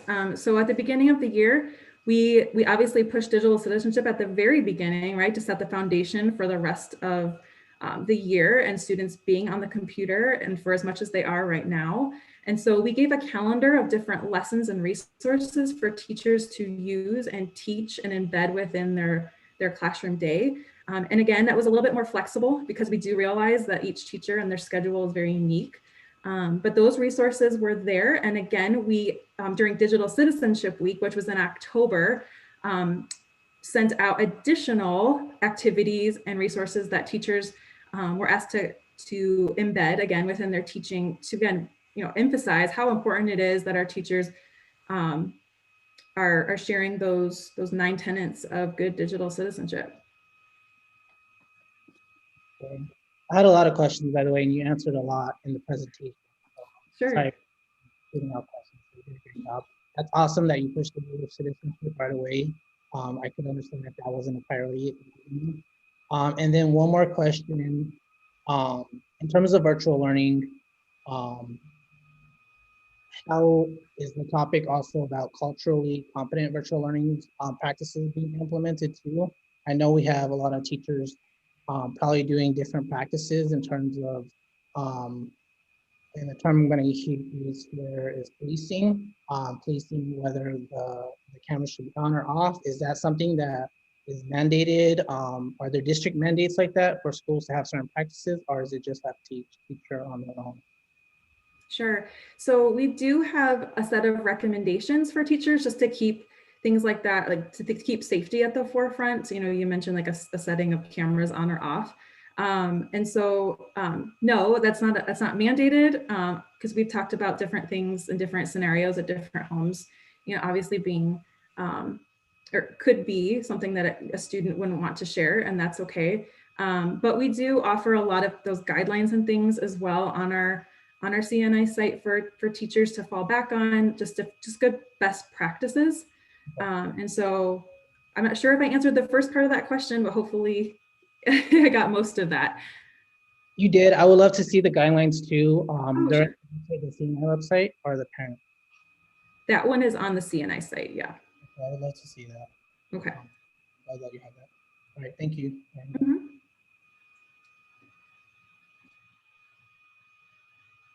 Are there any additional questions or comments? I had just a couple of questions. Thank you so much for this presentation. It was fantastic, and I appreciate all of the work that you're doing. I am wondering, you mentioned parent tutorials. Are those currently available, and what participation are you seeing with those? Yeah, thank you for the compliment. And so the 9 that we mentioned are currently on the distance learning Google site that I shared. And again, it's just a start. And a lot of the ones that you will see are very basic, but basics to those parents that just might not have any real technology skills at home. So things like, opening a browser to, finding a web page to things like that. So we plan to add more. And so that's obviously why you saw that on our current to-dos. But yeah, the ones that you will see are on that distance learning Google site. We haven't had a ton of traction on those yet, but again, those were kind of in process this first semester. So I would imagine as we add more and the word gets out, that we would definitely see that improve. Where is the distance learning Google site accessed through? Yeah, so at one point, I know we just had a conversation today. At one point, it was a resource under the resources page of our district website. And I think since then it's like run away. I was looking for it the other day. And so I talked just today to Ms. Jeffries. And so we're trying to find the best place to to reshare that district-wide, but teachers have been given that link several times so that they can share that out to their classrooms and parents as well. Okay, yeah, I see. I think as a parent, if it came through Class Dojo or was also included in my student's classroom, a link there, I might think about it more and be able to access that. So I appreciate those tutorials. I think that is all of my questions. Thank you again. You're welcome. Thank you, Dr. Vink. Are there any additional comments or questions? I do have a question. Thank you for the presentation. It was very informative. I wanted to ask about the AOI. You had mentioned it was a tool used to engage with students. Can you elaborate more on what that engagement looks like? Just to clarify, so the AOI is the application for online instruction, and that's what we submitted to the state to be approved to have an official online school. So maybe it's Nearpod you're referring to? Oh, I'm asking about the engagement tool that you're using with students. Yeah, that's actually called Nearpod. And Nearpod is a tool where a teacher can take an already existing lesson. It could be like a slide deck of some sort, or it could be a PDF, whatever it might be, what any kind of file type it could be, but they can then add in engaging activities. Some of those engaging activities could be like a collaboration board. Some of them can be a quick quiz, after maybe looking at some content or a couple content.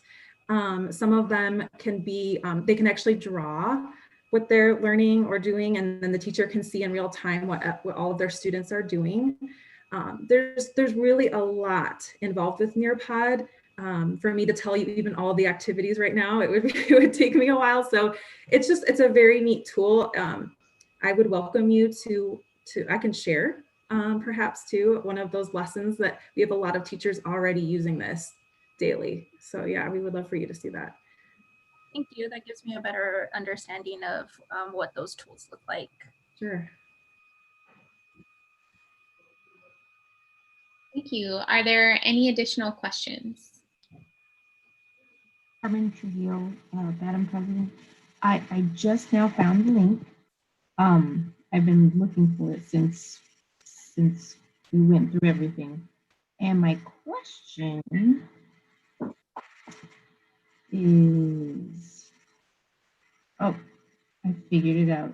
And I've been trying to figure it out so I didn't have to bother everybody. So never mind. I got it all organized. I found exactly what I was looking for to make sure it translated and it's beautiful in Spanish, and that was going to be my question. So never mind. Thank you. Ditto on what a great presentation that was. Thanks. Thank you. And I do have two questions. You partially answered one of them. So I'd like to know, how do teachers know that you and your office hours are available, that these PDs are available? And then how do parents know that this resource is available? So I think you kind of answered that one. So I don't know if there's anything else you wanted to add on. Yeah, sure. So every 2 weeks, I send out calendar invites to our entire certified staff. And so every 2 weeks they get, again, there's 2 sessions per week. So they get 4 invites at once, which I hope they don't find that to be annoying, but they can accept those and just adds to their calendar. And again, if needed, then they can just pop in as needed. And then as far as PDs go, the CNI team, obviously, every month we do hold a dedicated time on Monday to have those PDs. And so they know that's coming. But as we share more and more about the CNI site, they know that that's where all of that is housed. And so they can go there anytime and watch those and even earn hours on those particular asynchronous pieces. So that's been communicated over and over, but as any other opportunities pop up, I do share that with principals, and again, it could be an all certified email. And parents, again, we've been sharing a lot with teachers that they can then pass forward, but we do hope to utilize soon the district website for that Google site as well.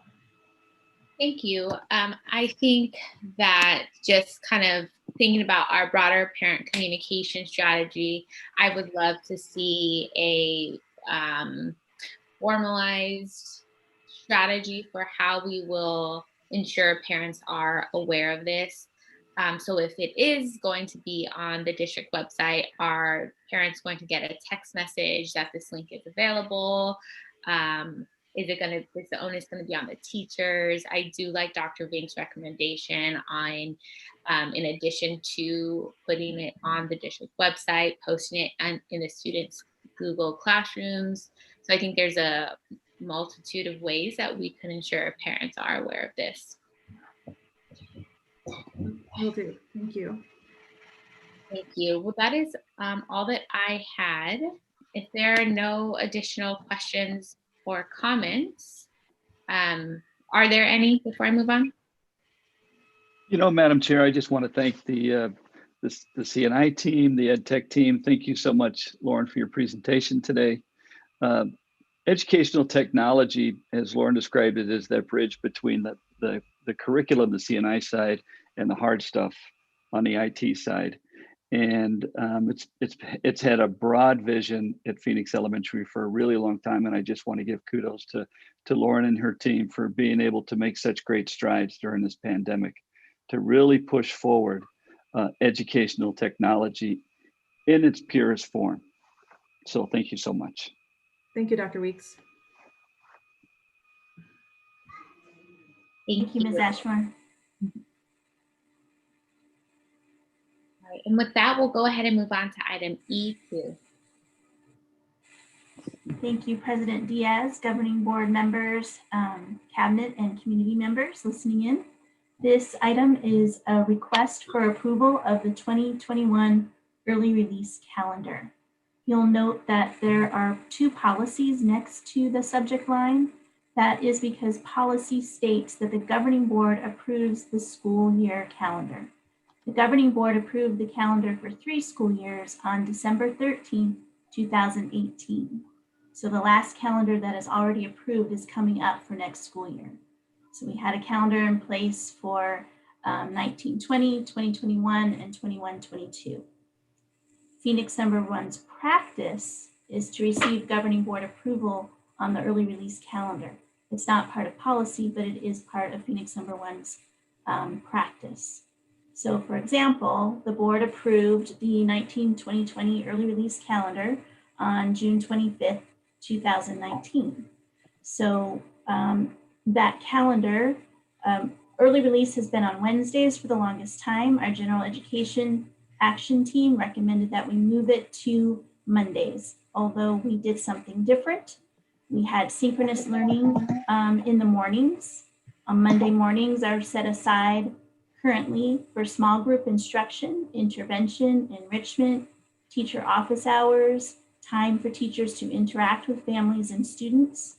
And the afternoon is asynchronous learning for our students while our teachers attend PD. That is our current Monday schedule. But I got a little bit ahead of myself. I wanted to remind everyone that on August 13th of 2020, the board approved the 2021 revised calendar, which eliminated the early release days, except for those Wednesdays devoted to report card and conference prep, as well as conferences with families. Again, that was a recommendation of our general education action team. Again, the elimination of early release days occurred because students were to asynchronously learn in the afternoons while teachers attended professional learning sessions. We were excited about this idea. This idea was to increase instructional minutes for students because we no longer had early release days, except for those early release Wednesdays that were present for teachers to do report card prep, for teachers to prep for parent-teacher conferences, and for teachers to engage in parent-teacher conferences. So again, right now, the mornings were intended for teachers to engage students in small group instruction, providing interventions and enrichments, as well as office hours to interact with students and families. So currently, Monday mornings are synchronous learning, Monday afternoons are asynchronous learning. So we have been in distance learning for a full semester, or for 8 months if you count back to March, April, and May. And of course, it's time to pause and evaluate and say what's working and what's not working. So as we evaluated the qualitative data, we got many concerns from teachers frustrated with inconsistencies in Monday schedules between schools, frustrations with students not completing asynchronous work, frustrations with having to plan asynchronous work for 3 hours on a Monday afternoon. We got complaints from family members who said, my child doesn't want to attend on Monday if it's only for a short period of time. I can't get my child to complete the asynchronous work. Bottom line is our students need our teachers. We also looked at attendance data, and as Dr. Alshire will show you, our attendance on Monday it is abysmal. It decreases drastically. Our benchmark data, of course, also shows that our kids are just not where they were. And understandably, we are in a totally different context. This is not anyone's fault. It's the pandemic's fault. If we want to blame something, we know that this is a difficult time for all. So what we are asking the board to approve is to eliminate the asynchronous learning in the afternoon on Mondays. So we will truly have an early release Monday. We need a district-wide system that ensures equitable access to learning for students. As I said, teachers shared frustrations with us and the inconsistencies on Monday schedules between schools. Some schools were doing those synchronous Monday mornings, some schools were not. So again, we need a district-wide system that ensures that all of our students are having access to their teachers in the mornings.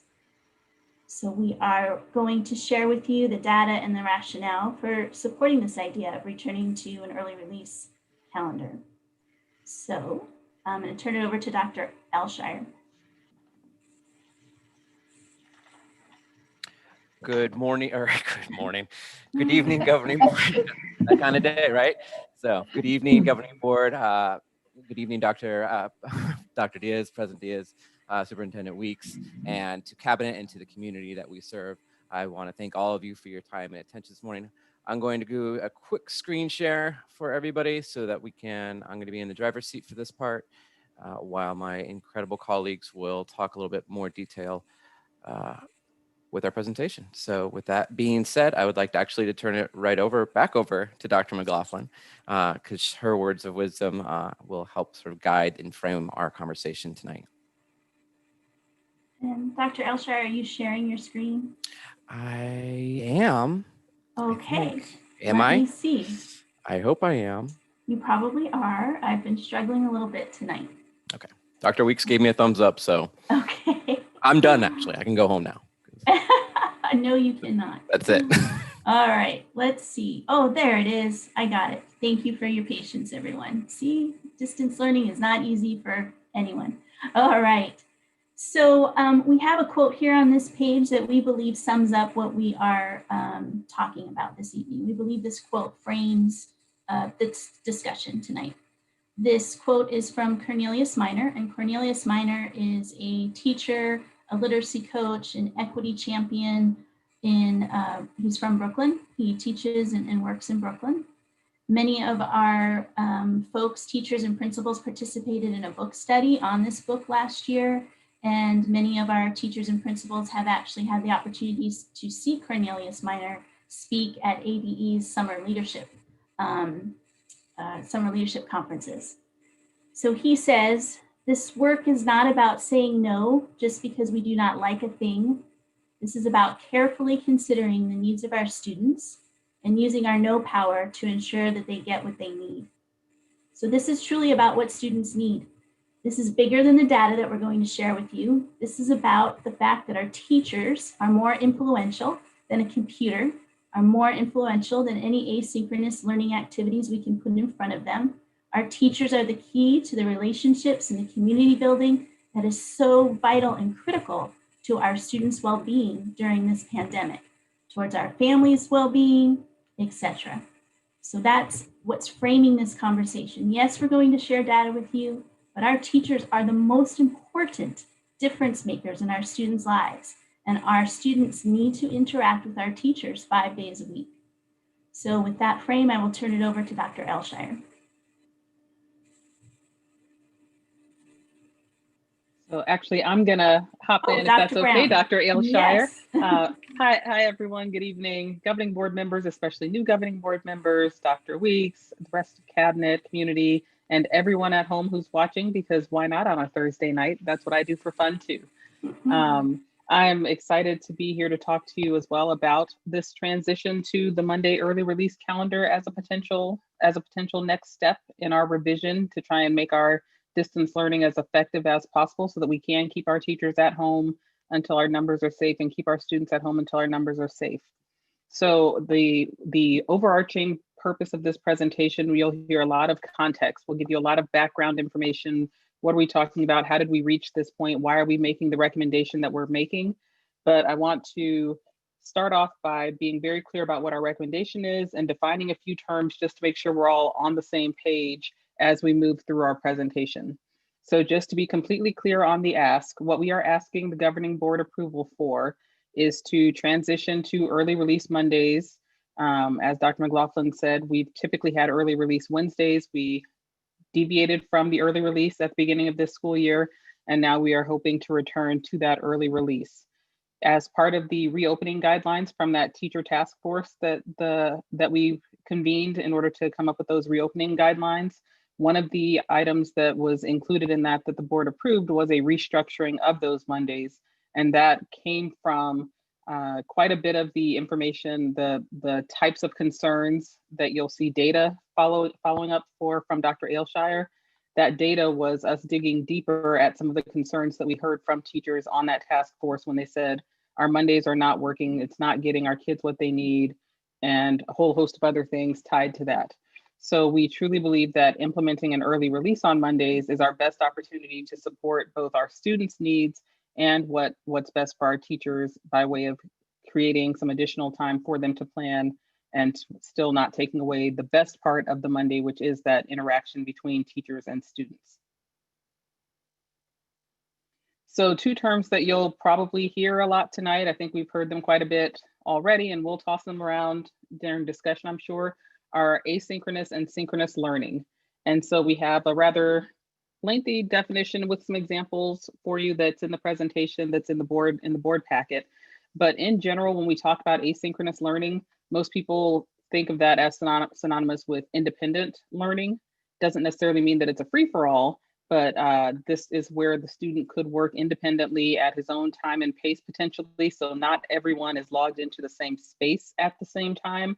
So some of those asynchronous activities could include watching previously recorded content, reviewing lecture notes, doing online discussion boards, working off computer or offline on reading, writing. So asynchronous can take many forms, but does not require all students and all adults to engage together at the same time. By contrast, our synchronous learning refers to real-time learning.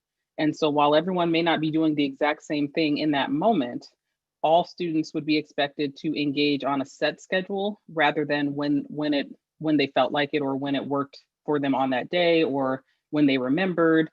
And so with the real-time instruction, that synchronous instruction, it just means we would have a structured from 8 to noon. This is when we know that all teachers and all students are being given an opportunity to engage in learning that does include video conferencing, Zoom meetings, live chatting. There can be a lecture depending on the content area and the grade level if that's appropriate. But the most important piece is that our students and our teachers are engaging together at the same time, with the understanding that synchronous learning can take many forms as well. Currently, our Mondays, what was expected from the very beginning was that 8:30 to 3:30 is considered learning time at our schools and at our learning labs as well. And so students were expected to be engaged in some way in learning for a traditional full school day. Some of those activities are listed off to the side, and as Dr. McLaughlin mentioned, could have included teachers working with small groups. It can include enrichment, intervention, meeting whatever needs the students have, teacher office hours, communicating with parents, working on some of our curriculum programs such as iReady. All of these things are fair game during that 8:30 to 3:30 learning time. But again, the expectation was that Students are engaged in learning from morning until afternoon for an entire day, and teachers are engaged in the morning portion with the students, but then in the afternoon it's asynchronous so that teachers would have the opportunity to engage in professional learning. We also had built into that time from 11 to 12:30 district team meeting time or action team work time. As the board is aware, we've had quite a few task force. We have MTSS committees, we have district collaborative team leaders. And so as much as possible, we tried to consolidate meetings and host them during that set time so that there was a guaranteed time that we knew teachers were available without other responsibilities on their plate. So that's Dr. what our, Brown? and then yes.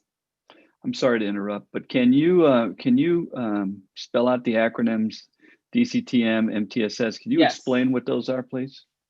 Yes, DCTM is our district collaborative team meeting, and we have teacher leaders. So we might have a 7th grade English language arts team led by middle school language arts teachers, and they would work with other middle school language arts teachers to review data, to talk about best practices, to share information, etc. MTSS is our multi-tiered system of supports, and Dr. Ailshire can talk to us a bit about that. But again, we have representation from every school because we have a grant with the state. And so that team is really focused on looking at data and best practices and seeing how we can make sure that all of our students are getting their needs met and intervening when we notice that there's an issue, whether it's academic or attendance or in a traditional setting, behavioral, et cetera.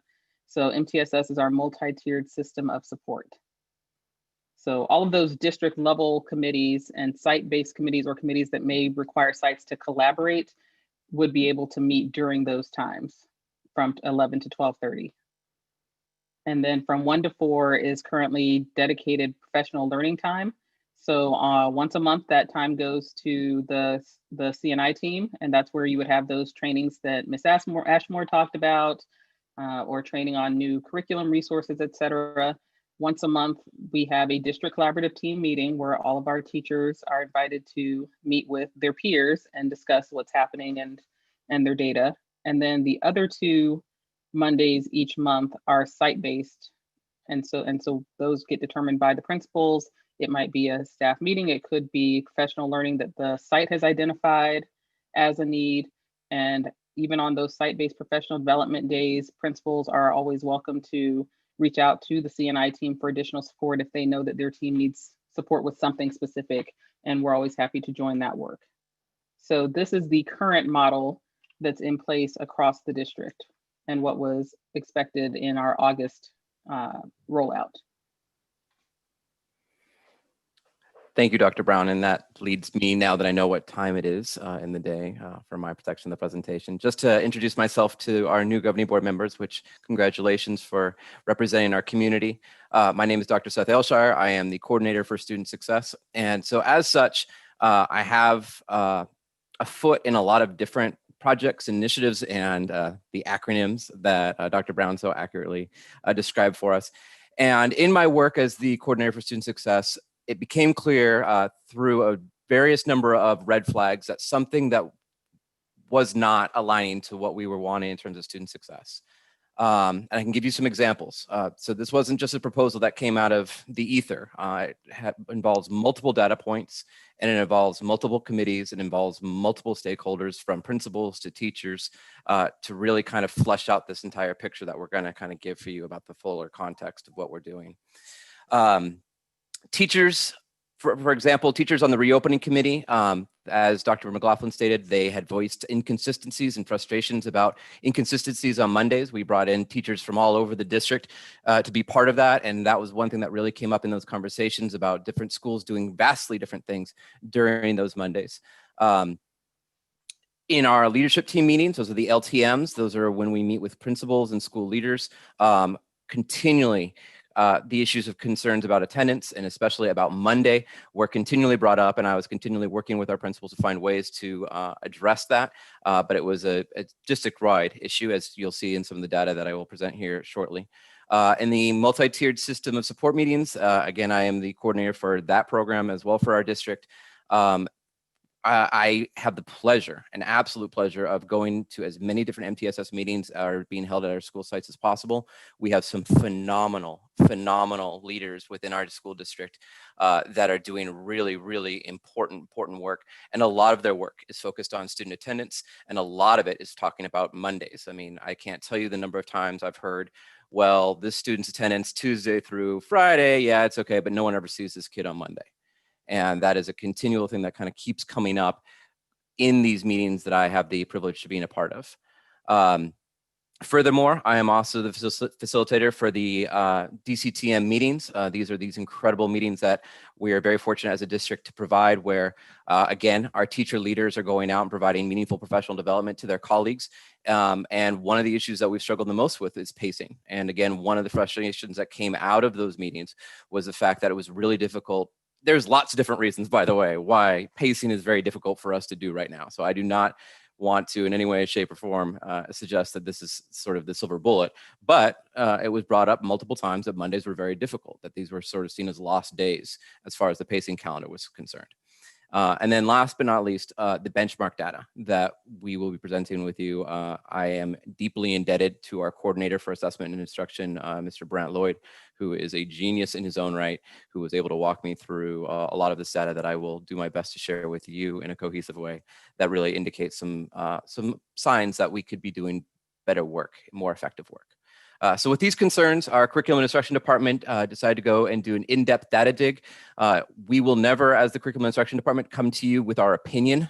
We're going to come to you with evidence from data, and we are going to make sure that we do our homework to make sure that we're advocating for what we believe is best practices for our students.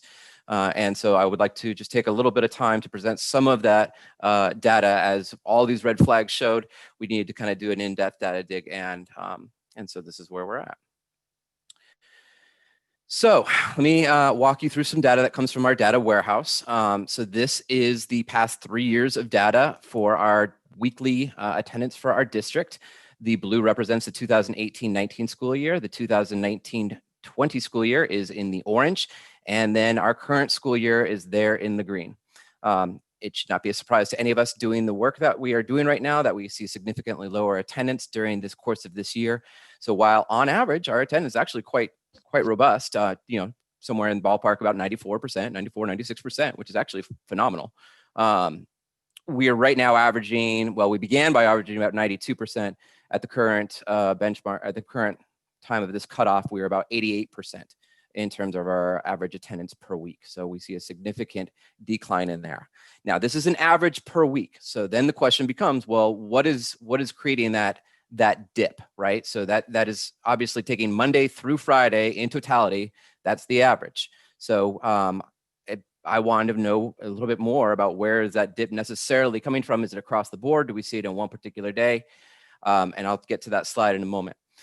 The other thing I wanted to point out to you was the number of students that we see that are chronically absent. I am indebted to Mr. Troy Harris, who was working with me on the data warehouse. We did a lot of work to revamp the data warehouse to reflect the current reality of attendance that we as a district and we as a profession nationally are working through. Again, we are not proposing solving the world's problems right now, but these are shared problems that we are having across this nation, across this globe, in terms of trying to capture these students that we're losing because of the pandemic.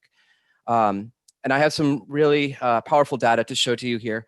I chose to show it this way because this is actually showing you actual students. So this is actually showing you the number of students. Oftentimes in our profession, we tend to rely a lot on percentages and we lose the individual faces that we're talking about. So what you're seeing here right now is a snapshot of our chronically absent students. And what we define as chronically absent for our district are students that are already at this time having 18 or more absences, right? So the general definition of chronically absent at the end of the year is a student who's missed 10% or more of the school year.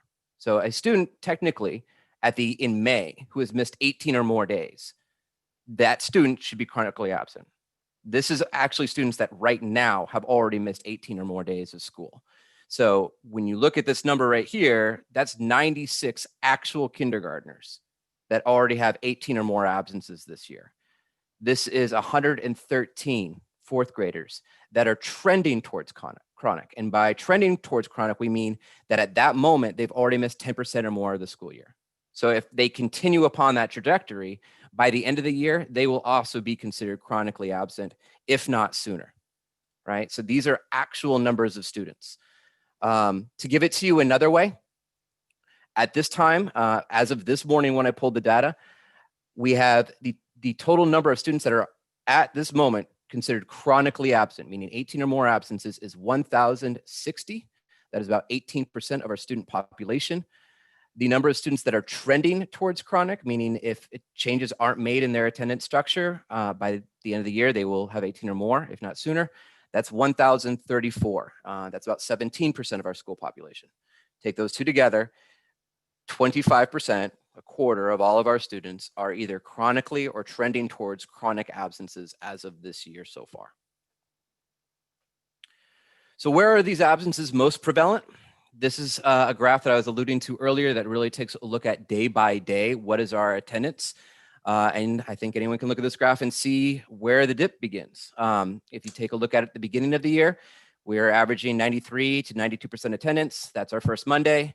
Bam, bam, bam. That's the next Monday. And then we see it going down. So all of these dips right here currently, we're cruising at 90, 91%. Even in the middle of the pandemic, we're cruising at about 90, 91% attendance, average attendance. Lower than what we've done historically? Yes, but by only a few percentage points. It is these numbers that really should concern us the most, and all of those dips are Mondays.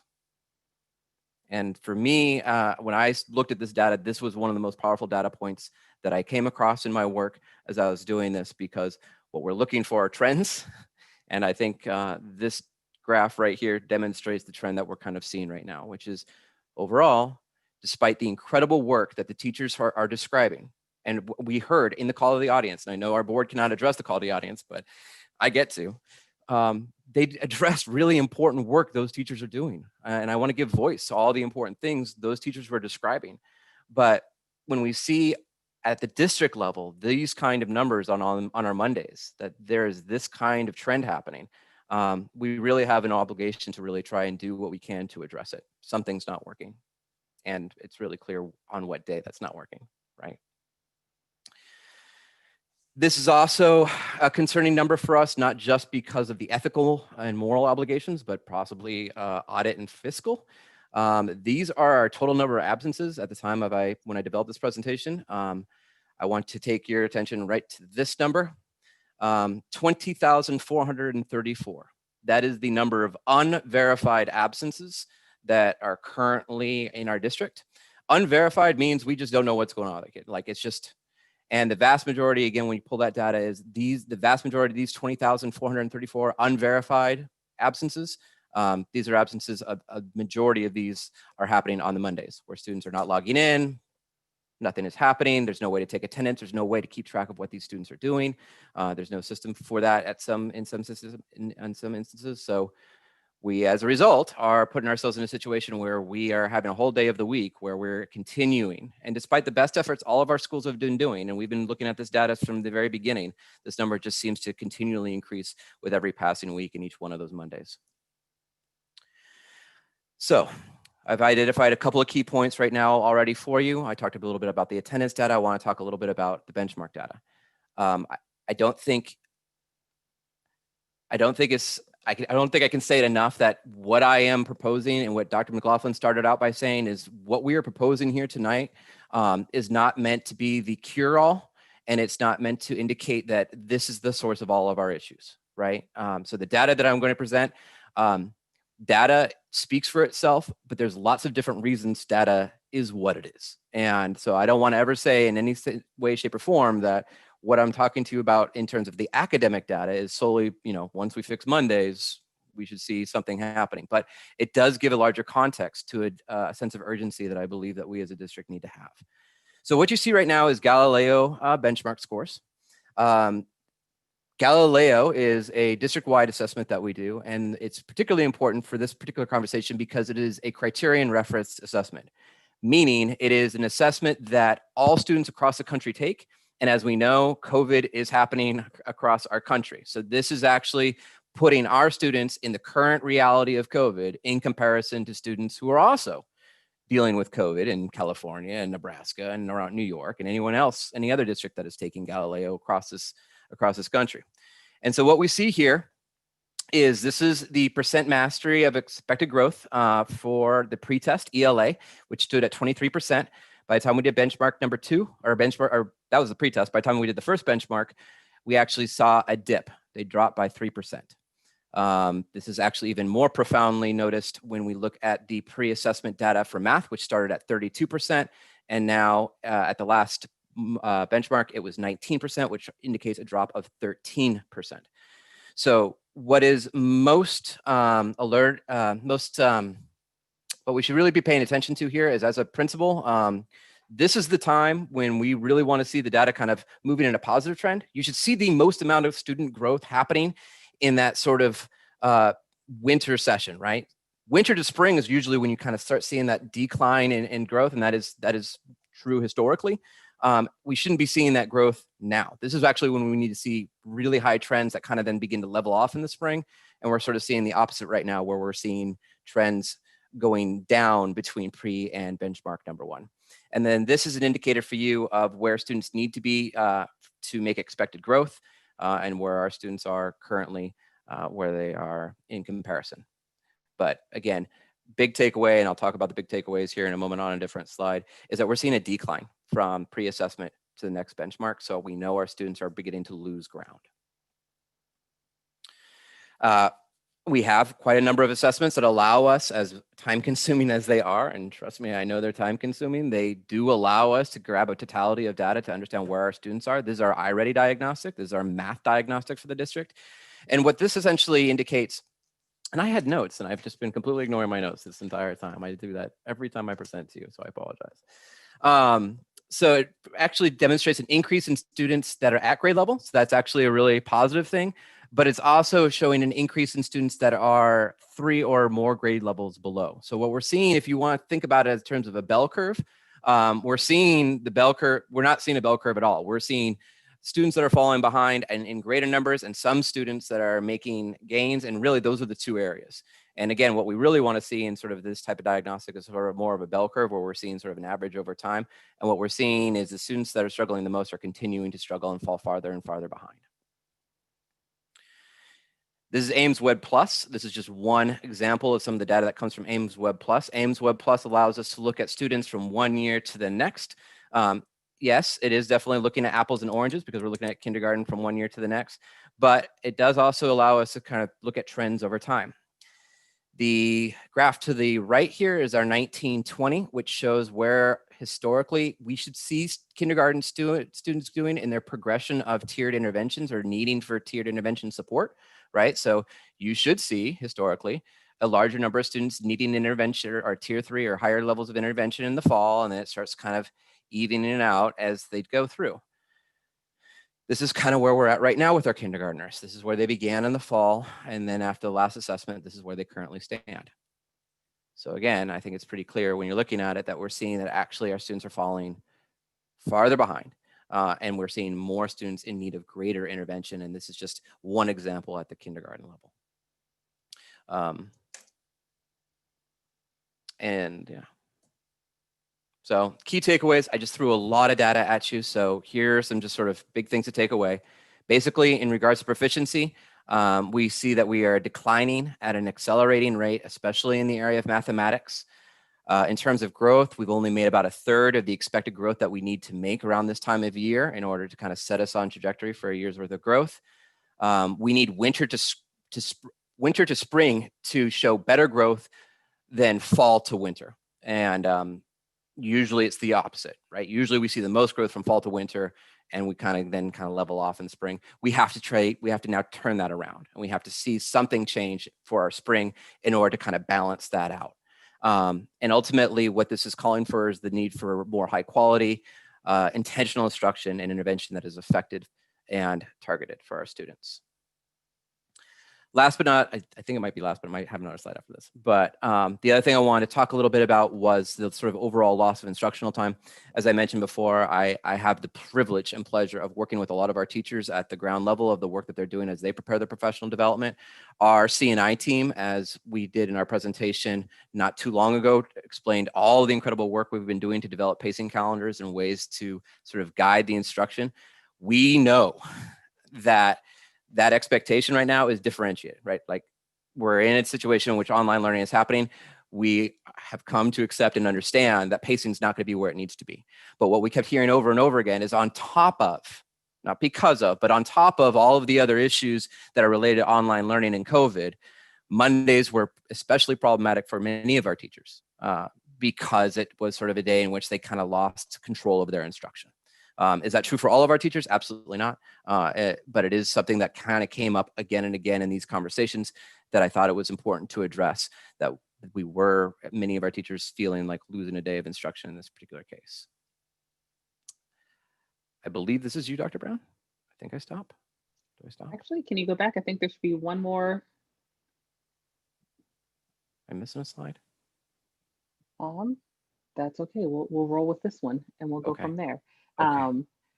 So what's proposed right now is that we return to an early release schedule, with the idea being that we are more intentional in how we spend our time, and instead of just having more minutes, let's really just dive into how can we make the most of fewer minutes. And we know that our teachers are key to everything, so let's really prioritize teacher time with students and eliminate the extra piece in the afternoon that was the asynchronous planning that students, depending on their situation, may or may not have engaged with and gotten the most out of. So what we're proposing for the schedule is that Mondays would be learning time for all students from 8 to noon, and that would be synchronous learning time. Synchronous, again, just means real time, so that does not preclude intervention or enrichment, small group work. All of those things are still allowed to take place during that 8 to noon. The piece that's removed is really just that expectation for planning asynchronous lessons so that students have a full day of instruction rather than just at noon. So at 12, everything shuts down. Kids are essentially off the clock and they have no afternoon expectations.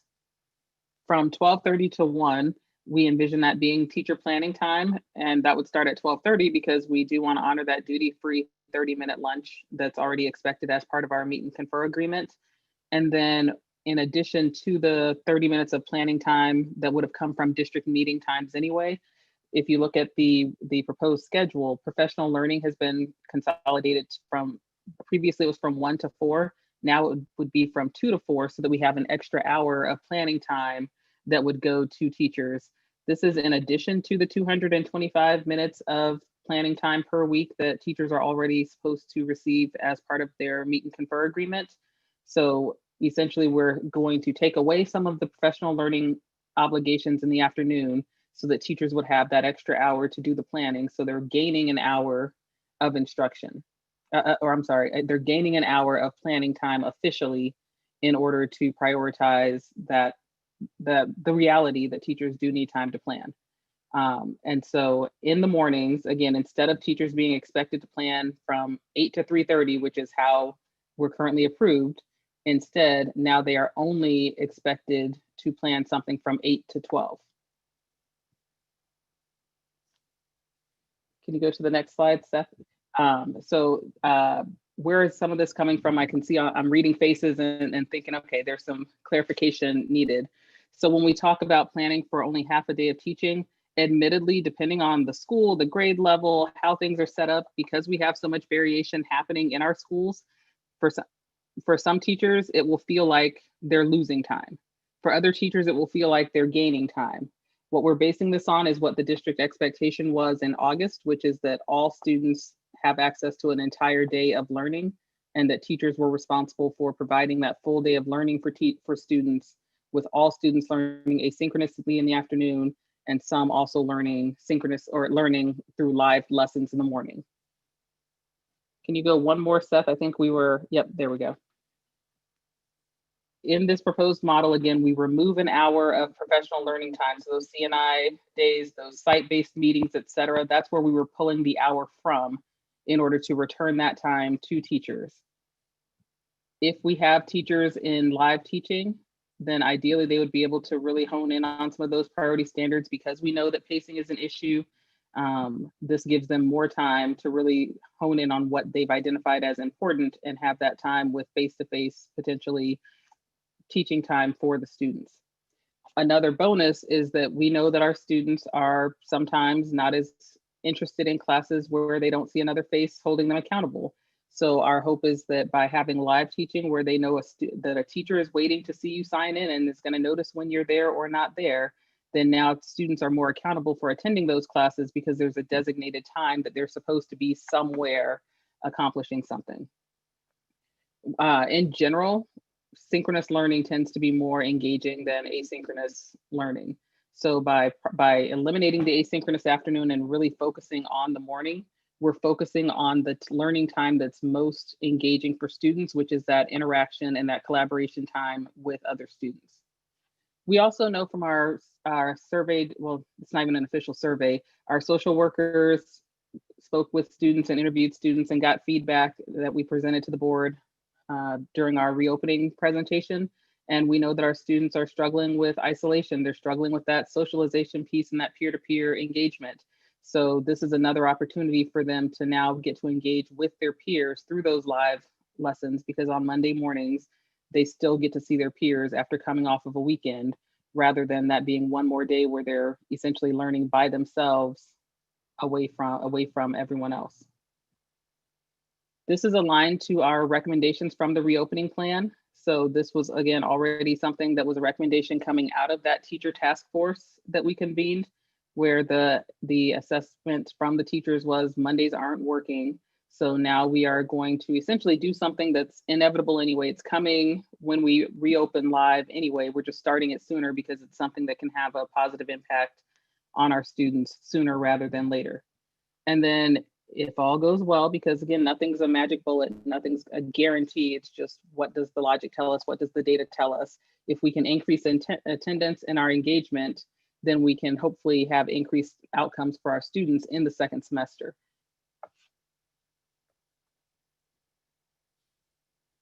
So Dr. Ailshire, I'll let you chime in for a little bit.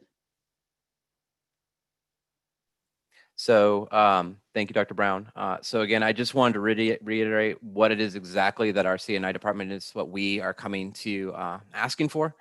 Essentially, we are asking for the governing board at this point to approve early release on Mondays. I know that there's been a lot of conversation regarding asynchronous, synchronous, so on and so forth. And we are doing that to provide you the larger context as to the why, because that's the important part of leadership, is having to explain and need to be able to explain the why behind why decisions are made. And I'm hoping that with this presentation, some of our community members and the teachers that work so incredibly hard for our students have maybe a clear understanding of why we put all these data points together.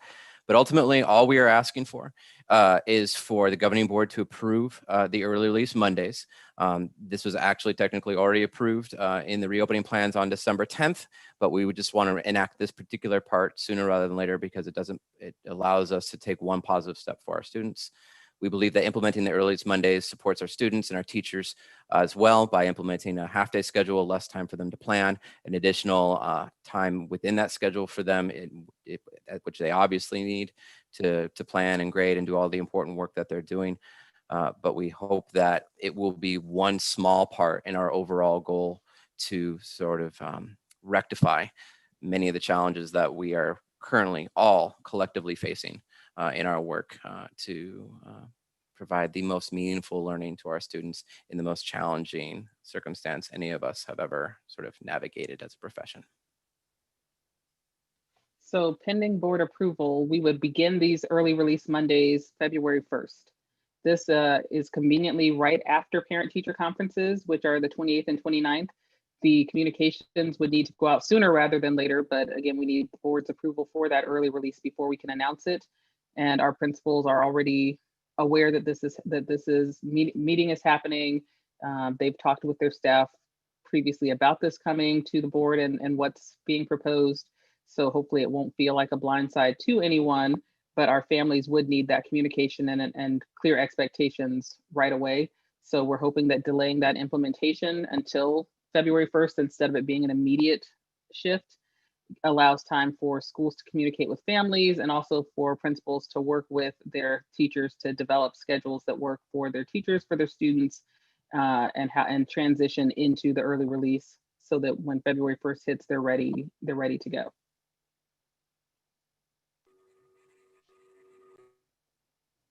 So at this point in the, oh, go ahead, Dr. Brown. Nope, that's all you, Dr. Elshire. Thank you.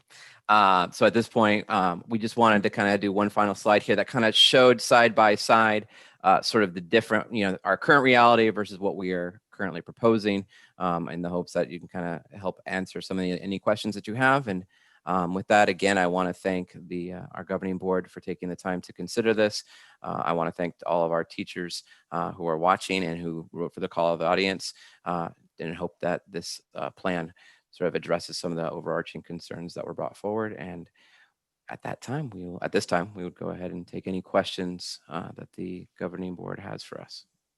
Dr. Elshire, before we take questions, I'd like to share one more document that is attached, that is in the board packet. So if you could let me share, please, and then we can come back to this slide too. You got it. I will stop driving. Thank you very much. All right.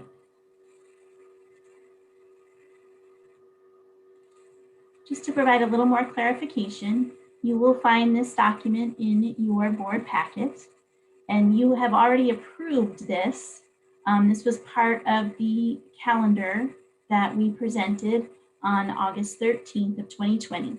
So what we're asking you to do is, if you approve this, this will change from 1 p.m. to 4 p.m. to 2 p.m. to 4 p.m., providing our teachers with some additional time. But this calendar remains the same. We would eliminate any planning that our teachers had to do for asynchronous learning in the afternoons. So just wanted to clarify that. So Dr. Elshire, I'll let you go back to that slide and we'll take questions from the board.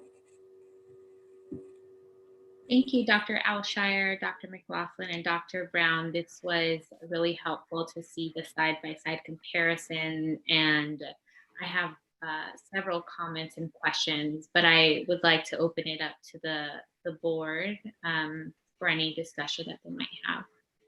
Oh, and actually, we are supposed to vote on this. So before we open it up for discussion, do I have a motion to approve item E2? Madam President, this is Carmen Trujillo, so moved. And do I have a second?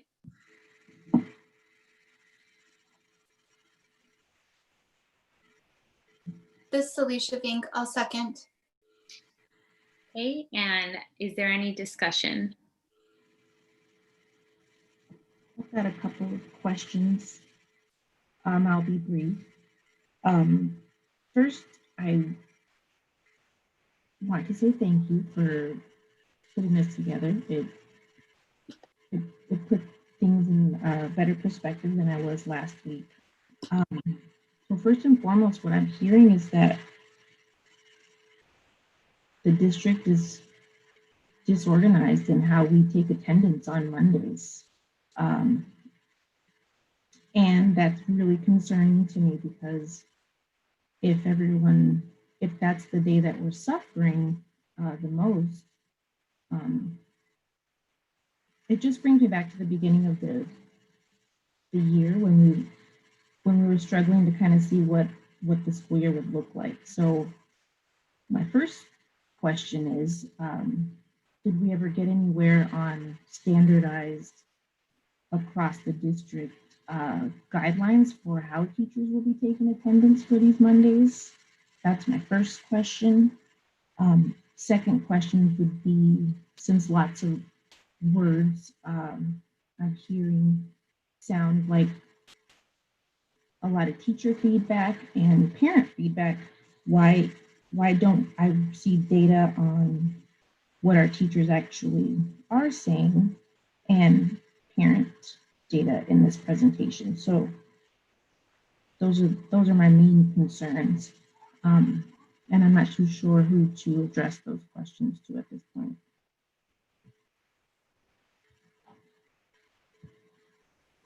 Dr. Elshire, would you like to take the attendance question? Absolutely. Thank you. So in regards to guidelines for attendance, we have put those out multiple times, and it was something that we have been continually working with our site-based leaders on, and also providing information to our families on. I worked with Ms. Jeffries specifically about getting information out to our families about how we define attendance, and we have been consistent throughout the year in making sure that we provide a variety of ways, especially with the asynchronous learning of what we constitute as attendance, right? Because that's the whole point of asynchronous teaching, is that students might, in one case, submit an assignment, and that is considered, attendance for that particular day, or a student, as you heard, might be attending small group, and so on and so forth. I think that I think it is naturally problematic that with an asynchronous schedule for what we're all navigating, I think that in of itself sort of it's a heavy lift. I don't think it's necessarily disorganization on the school part. I think it is difficult for teachers whose students are participating asynchronously to get a real accurate feel if they're actually there or not. The hope is that with moving to a synchronous, schedule where they're actually, in real time, Monday through Friday, and that 8 to 12 time, that is going to give us an ability for our teachers to get a real accurate dig on what students are showing up. So I won't disagree with you in any way, shape, or form that some of this data might be dirty, and the fact that but what right now, until we can kind of get a system and a routine in place where we can definitively say this student was here, we'll continue to labor under that problem. There's just no getting around it. So again, this will help. And I look at this data every week in one way, shape, or form. And so my hope is that if we adopt this plan and we move to a synchronous schedule, that will make attendance easier ultimately. That will be a part of that process of cleaning up this data. And I think what we will see as a result is yes, some of the data will improve in attendance because now we actually know the kid is there. And I also believe that relationships are key at this time. And I think if students know that there is a caring human being on the other end of that screen, that they're going to be more likely to show up as well. And I truly believe that. So I hope that answers your question a little bit about the attendance thing. But it is something that we've been throughout the year. It's a heavy lift for our school. It's a heavy lift for any school in any district. But my hope is that this will help clean up some of that data as well. As far as teacher and family data, the data that we did present was all qualitative. It was not quantitative. We didn't conduct a survey of families or of teachers, for example, but what we heard was an overwhelming amount of families burdened with having to support their child to do the asynchronous learning, being frustrated with their child. It was causing disharmony in the home.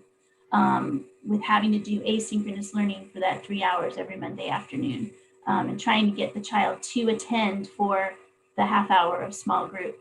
And also from teachers, just again, that frustration in students not completing the asynchronous work, frustration in that at one school, teachers were teaching synchronously and other teachers were not. So that was all qualitative data that we have. Dr. McLaughlin, have we tried anything else prior to this big of a change? Our schools have been working furiously to improve attendance, not only on Mondays, but through Tuesdays through Fridays. Our teachers have done yeoman's work to call home, to do home visits. Our social workers have done home visits. Our principals have visited homes with incentives, with rewards. Dr. Elshire, if there's anything you can add, please do. We have done so much in regards to getting our students to attend, but we continue to see this Monday attendance being an issue and this Monday attendance continuing to decrease. Is this going to fix things overnight?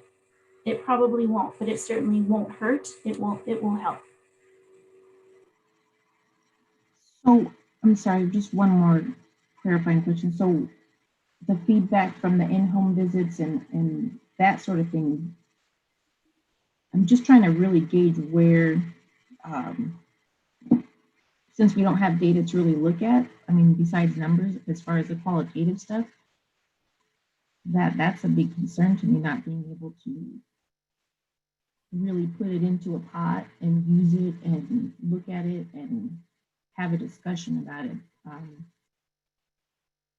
Mr. Tio, if I could direct your attention, we do have sort of but we do have actually quite a bit of quantitative evidence. I mean, the graphs that I was showing earlier in this presentation that was showing those consistent dips that continue over time and trend. Absolutely. That's numbers that I think that really spoke to me in terms of that, that we know that there is some issue happening. And we I completely agree, but as a parent in a house that does have to deal with this, it's very individualistic. It's very hit and miss. It's very different to each space. And it's never a concern of mine that there's not a caring person on the other end of my child's computer. It's really a quality of life thing that's what our relationship is based on. So that's where I'm coming from with this and why I'm really trying to understand how this could be better when routine and structure and those kind of things do help. But the consistency part on both parties, the teachers and our students, is paramount to me. So to make a change like this and disrupt things as opposed to maybe polishing up what we already have, that's what I'm really trying to understand. I do see the graphs. I did look at them. I did not see parent and teacher data that feel like this is based on.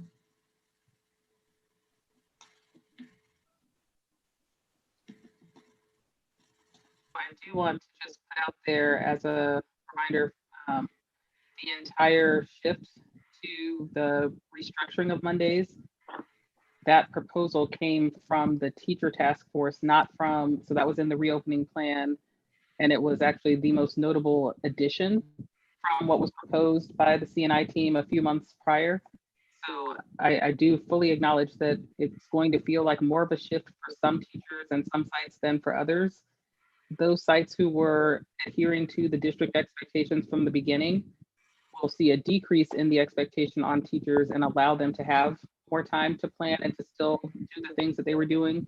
Because morning teaching was supposed to be happening anyway, that part would still remain in place. So the only thing that's truly potentially a larger shift is removing the expectations from the afternoon, so that hopefully that eliminates some of the anxiety and stress that we may hear from teachers and families as expressing as concerns. But the mornings would still essentially remain times that teachers are working with students. Dr. Brown, can you tell us approximately how many of our schools or the percentage of our classrooms that was kind of, I guess, following the schedule the way that you intended it as of August? So how many are going to struggle with this shift versus? And I'll let Dr. McLaughlin chime in if she has access to additional information, but I would say, unfortunately, some of our variance ranges not just from school to school, but from teacher to teacher, depending on the amount of flexibility different buildings or different sites gave to their teachers. So that's part of why we feel like we need a stronger system and structure for those Mondays, because at this point, things have changed so much from August to now as far as what's happening in our classrooms that we don't have a way to tell you solidly that consistently this many teachers do it this way versus that way. Okay. Dr. Brown, I appreciate you bringing up the systems. What I observed in this presentation is our data is troubling. The fact that we're seeing, I mean, it is understandable that we are going to see dips in attendance and in achievement because of the shift to online learning, but nonetheless, it is troubling. And I fully agree that this is not a silver bullet, but as a parent myself, I would prefer my child to be with a teacher as much as possible. And in looking at this schedule, I compared it on my own. I did my own little graph, and it looks like everything stays the same. The differences are teachers do not have to plan as much when they do asynchronous as when they do asynchronous learning. As a former 7th grade and 9th grade teacher, I had to engage in both types of lessons. And I can say that I had double the amount of work when I had to plan asynchronous lessons. So it sounds like from what was presented, the concerns from many teachers were they weren't going to have time for small group enrichment, those types of things. But based on this schedule, it looks like a teacher could in fact still have small groups, enrichment, differentiation, synchronous, perhaps even asynchronous for a portion of it if they so choose to do that. So I appreciate that, and I appreciate that in the differences between the two schedules, the similarity in the time that teachers have to continue to prep has remained the same. I understand that that means a reduction in professional development, but prep time does remain the same. And teachers do, in fact, as you mentioned, they have 225 minutes of prep throughout the week. So they should still be able to have that time. And I understand this is going to be different for every teacher, for every parent. And I hear the concerns of the parents who have the time to provide those enrichment activities for their children. But I also know that there's a lot of parents who work 8 to 5 and do not have that flexibility, many of whom are the families that we serve. And to have to engage their children in asynchronous learning means that they have to sit there and they have to ensure that their students are understanding what's going on. And not all of our parents have that time and that flexibility. So having a teacher there to help instruct for these 4 intentional hours to me is very meaningful. So I'll stop there, and if there's any other questions or comments.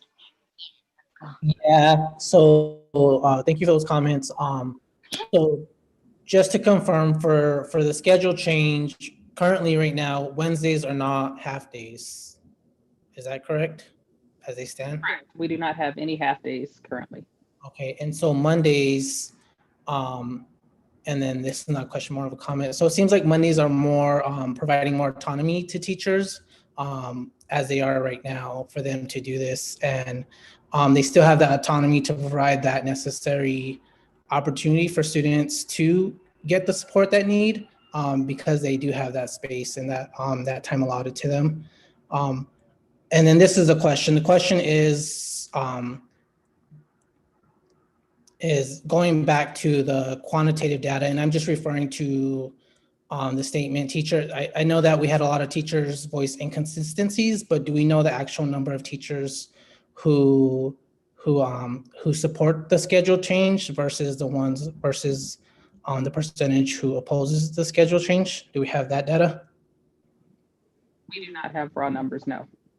Okay. My other question is for the benchmarks. I know that we shared benchmarks from, I believe, and correct me if I'm wrong, it was the 1920 school year for CBAS 1.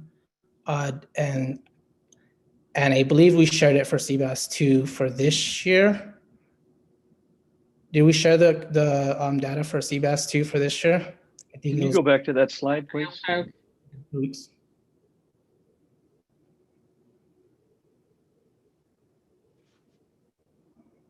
Can you go back one more to the Galileo, or 2 more? On this slide, we only have this year's for the benchmark.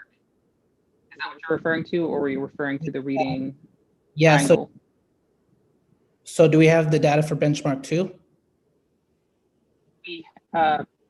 Elshire, correct me if I'm wrong, we did not include it on this because schools were still finishing up that assessment.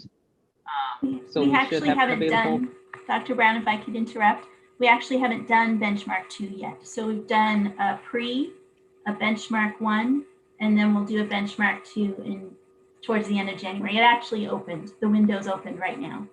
Okay. So we're in the midst of benchmark 2.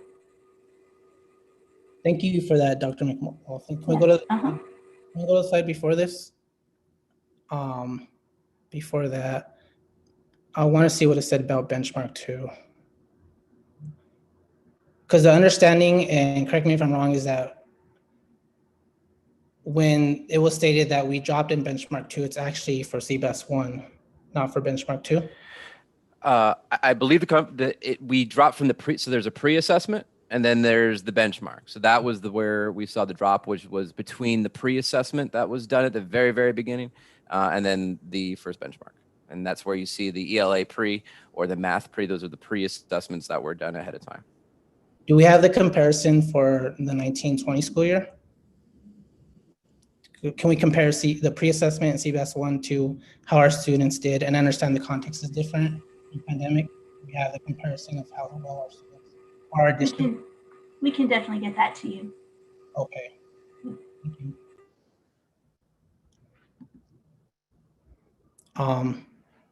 Let me see if I have any other questions.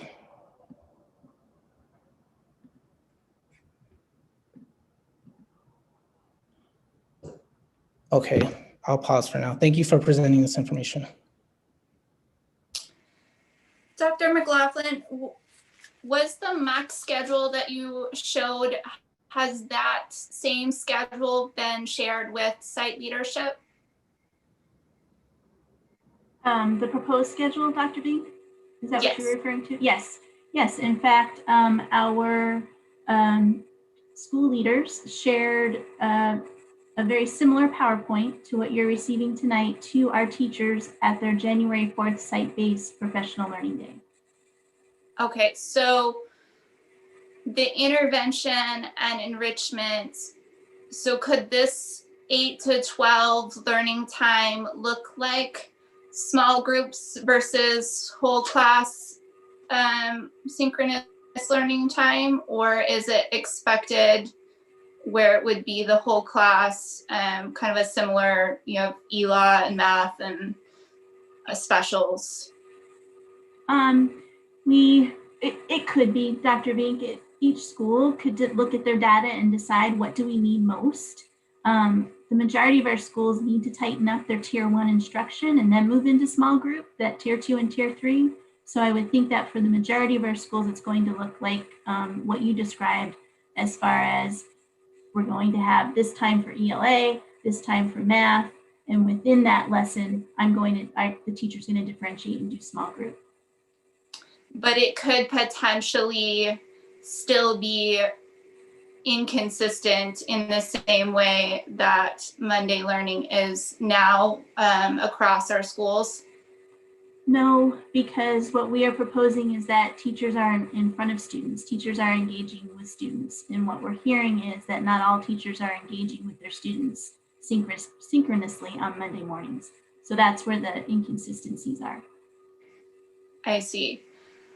My other question is, what are our school social workers saying about why our students aren't attending on Mondays?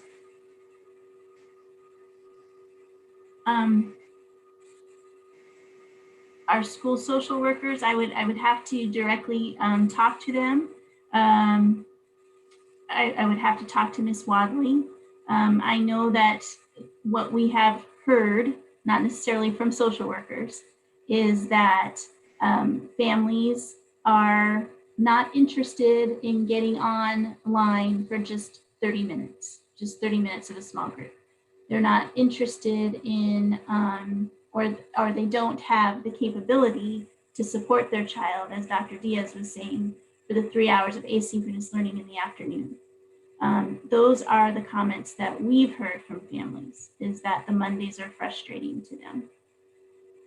Okay. Is there any? Dr. Bink, I want to share a few anecdotal stories.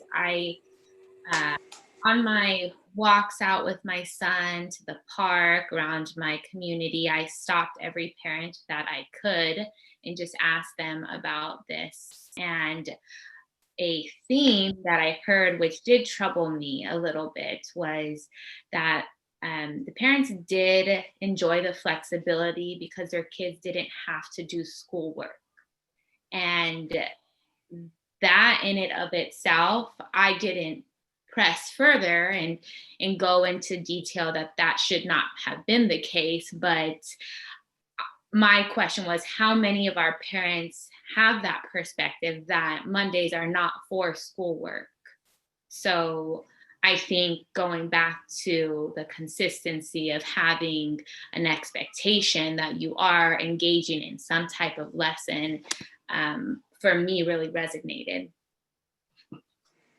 I appreciate that, Dr. Diaz. I actually have done something similar over the last few days.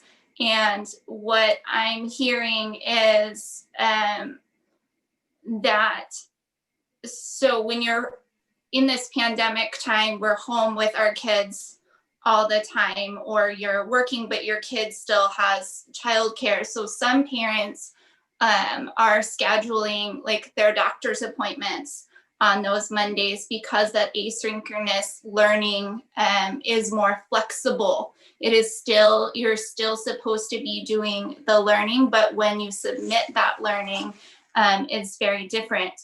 I am also concerned that we haven't heard from our social workers, because the other things I'm hearing from families are burnout. I'm looking at your data, and from a very, very informal, small survey of our other neighboring districts, our students actually spend more time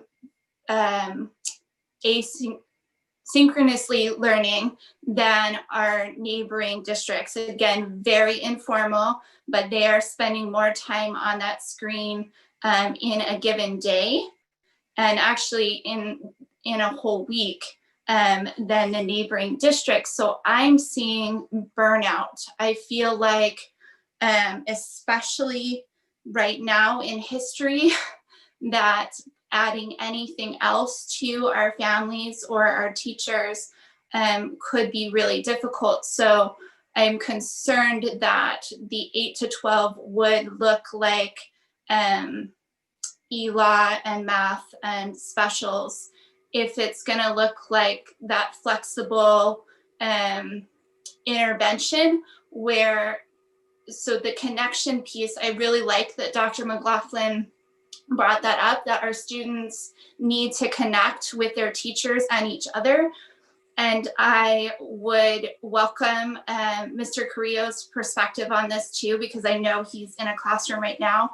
I think that students and teachers might be able to connect a lot better if they had small group time and more one-on-one instruction on those Mondays, so that then maybe our teachers and our schools would have a better idea of what those families, how those families are doing right now, so that we wouldn't necessarily be thinking that the Monday attendance situation is just because people don't want to show up, or that our academic achievement is a result of the Mondays.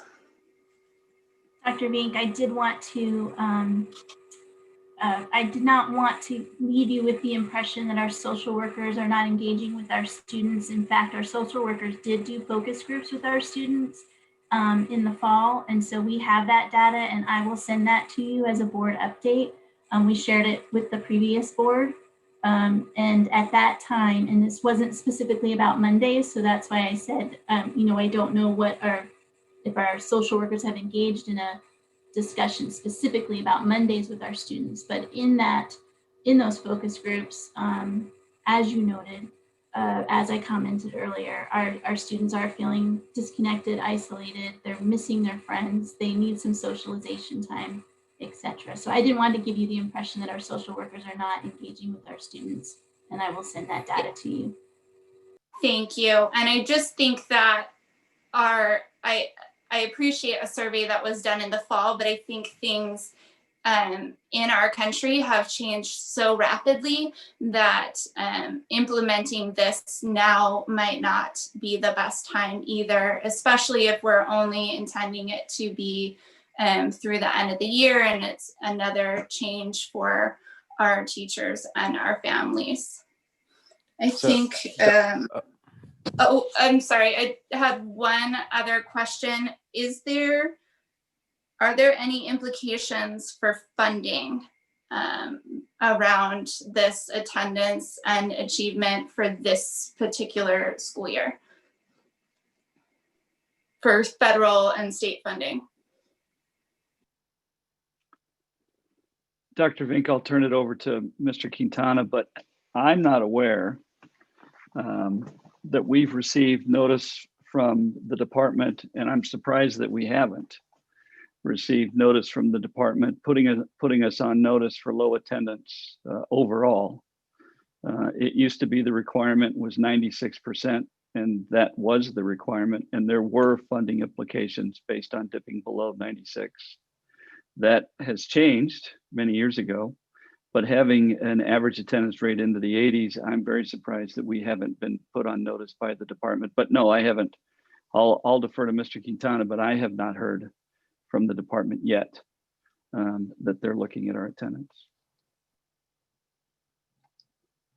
Yeah, that's correct, Dr. Weeks.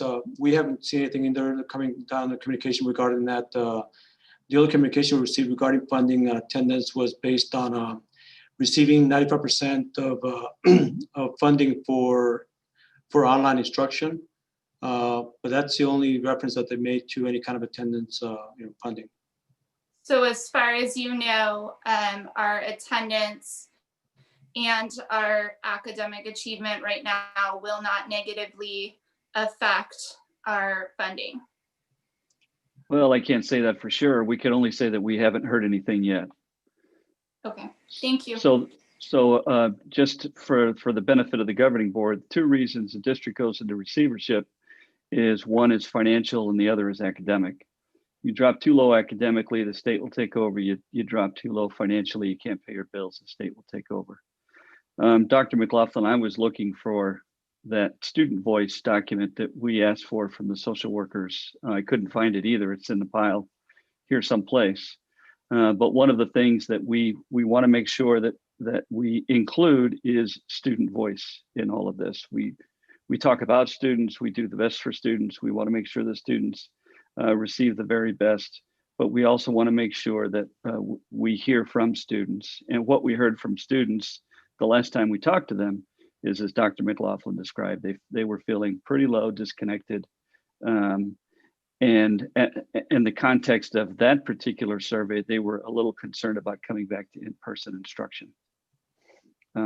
So those are the things that we heard from what I remember. And Dr. Vink, if I'm sorry, could I just put in one more tidbit there, because I wanted to kind of clarify a little bit, just again on you had indicated, and I completely understand as a parent, as an educator, about the burnout situation. But I wanted to kind of redirect it back to the schedule. And actually what we're actually asking and why we're coming to the governing board today is because we're actually asking for a reduction in instructional minutes. This is actually us coming in part in recognition of exactly what you're saying. One of the side effects of this proposal is asking for a half day is that we're actually saying at noon, students are done.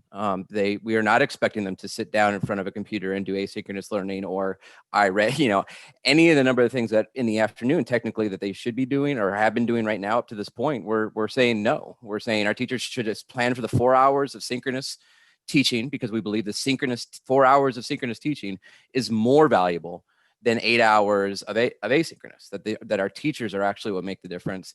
And so that time is better spent with teachers doing that. The second thing I wanted to just kind of point out is I have been working with our principals about their master schedules.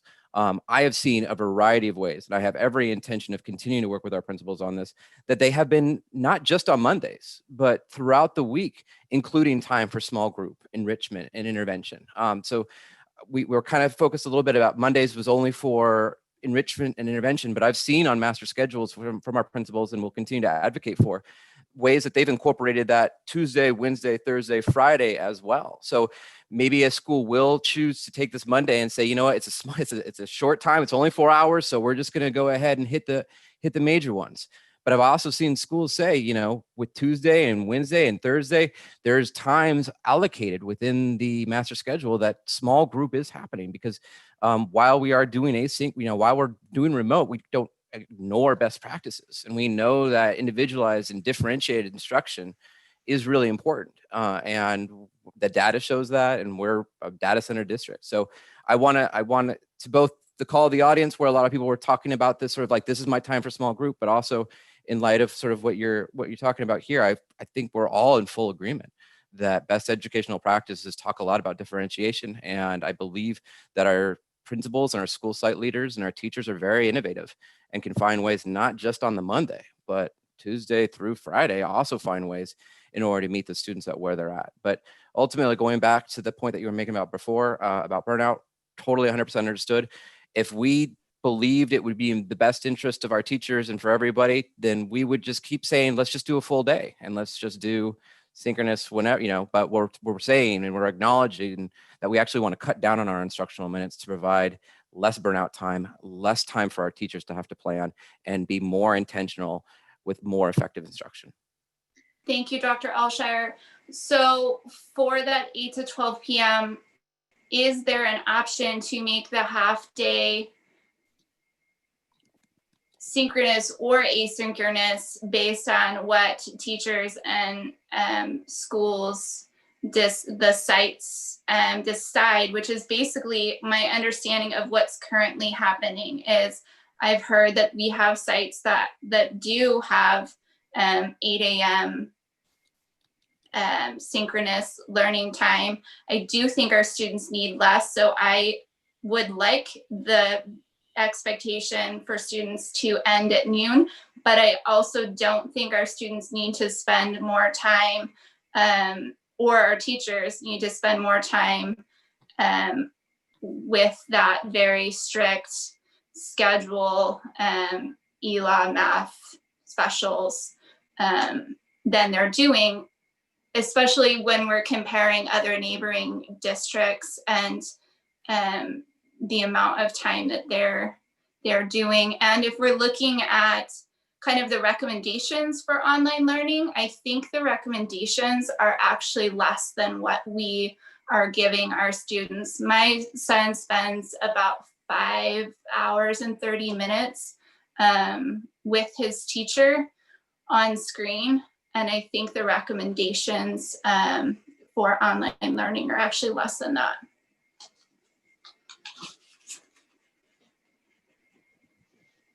Dr. I had I'm sorry, was there a comment? I just wanted to make sure I'm understanding Dr. Binks' question as well. Are you asking, could we have the early release, but then instruction is either synchronous or asynchronous, sort of decided depending on how the school or the teacher is, I hate to say feeling, because I'm sure it's much more than just a feeling, but where they would sort of choose depending on the week? Well, right. I mean, I guess keep that autonomy with the schools and the teachers. What they've basically been doing, they've been saying, my students need small groups, or we have schools that are saying, you know, these kids need the 8 a.m. check-in. We have a very broad range of what schools are doing. I don't love the inconsistency, but I also, you know, in a perfect world, I would say 8 to noon asynchronous learning, and you know, just shorten everything for everyone. So I would just put out for consideration that so it would not eliminate the need for teachers to prep multiple lessons, because they would still have to prep the asynchronous for students who they decided were not getting the live teaching. And then I would also say that we want to be mindful that because that synchronous learning can look so many different ways, synchronous learning hopefully even on those full days on Tuesdays, Wednesdays, Thursdays, Fridays, hopefully that doesn't consist of a student sitting, listening to a lecture for 45 to 50 minutes and then going and doing something anyway, just as we wouldn't want to see that even if students were in person. So even if we were in person, that live teaching would just mean that all the kids were doing their ELA at once, but some groups are working directly with the teacher while other groups are reading independently and other groups are doing something else. And the part that would connect us all as a district and tighten those expectations is that we would know that all kids were getting the opportunity to have that learning, as opposed to only certain kids get to have that opportunity. And so when we think about equity of access, we have to be very careful and mindful of and make sure that that all students are given the opportunity to have that access, rather than only certain kids get access depending on whether or not a teacher has picked them for this week. And so it kind of takes us potentially down a path where we are not as equitable, because only certain students get that 5th day of instruction while other students possibly could be left out. So, but isn't that kind of the nature of intervention or enrichment small groups anyway, is the teacher would pull those students who needed that extra? But the difference would be that while I'm pulling Seth Aylshire for his one-on-one private time, the rest of the class is still actively engaged in something at the same time, rather than I've told Dr. Aylshire he's going to come meet with me, and then everyone else may or may not get an opportunity to learn something at the same time. Right. Okay. So you're saying asynchronous, those kids would learn asynchronously, have asynchronous assignments while the teacher was pulling small groups, and you're saying that the teacher would still have to plan for both. The teacher would still have to plan for both if you have one group of kids who's coming for live instruction and another group that's going to get to it when they get to it, yes. Okay, as opposed thank to you. synchronous where everybody gets it from 8 to 12, but what they're getting might look a little bit different, just as it would throughout the rest of the week.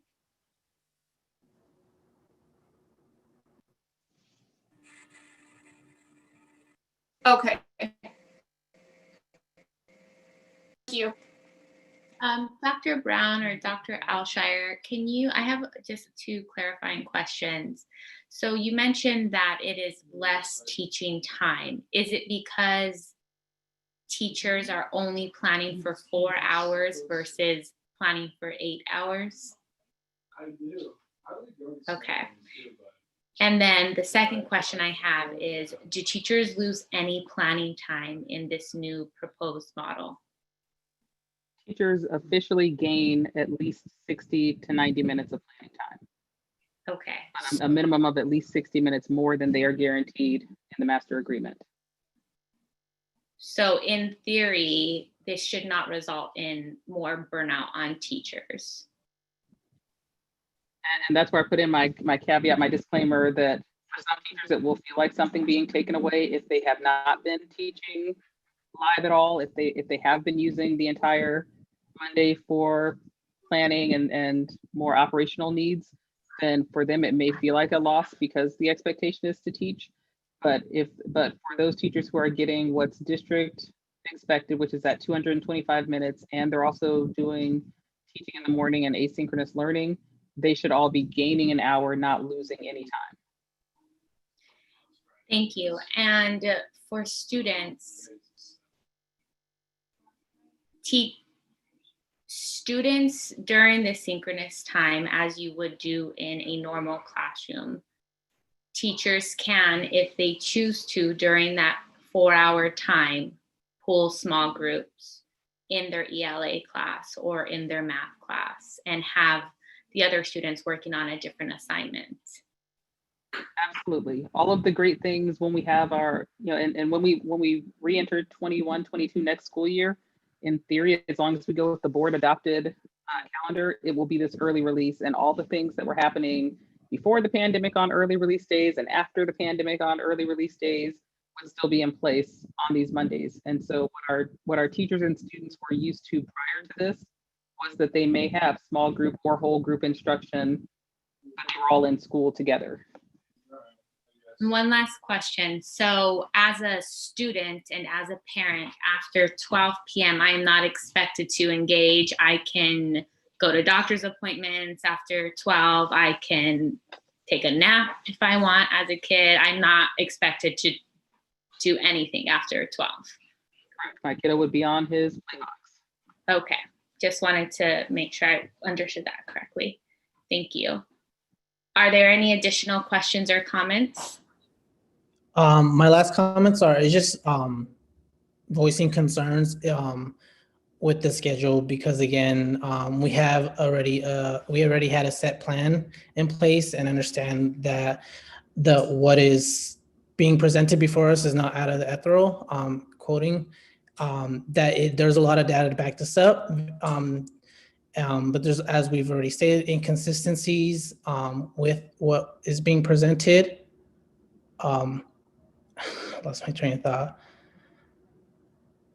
Let me get back to it. The concern is that, again, we are in a pandemic, and it seems like by making this scheduling change, I know the intention is to provide more stabilization for our families, more consistency, but in a time where we have not been able to guarantee that, I don't want to do that yet again, even as we've laid out this plan before these changes. So the concern is, again, providing more destabilization for our educators, for our families, for our parents, for our communities that have already gone through a lot, when they've already probably by this point in the pandemic, by this point in the school year, have already implemented and have already found a new normal, a new schedule, a new routine throughout this, and relying on that. And a month doesn't seem like, well, less than a month doesn't seem like too much of a notice for families to make those changes. I know we can, but again, it just seems like it's providing more destabilization for what they have planned.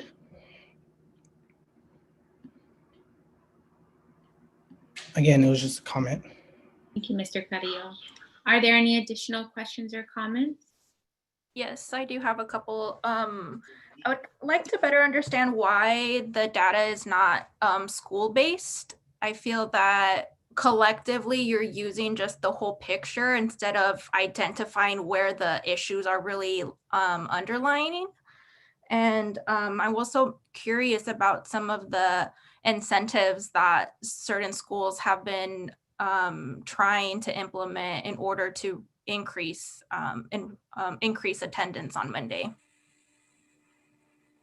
We certainly can get that school level data to you.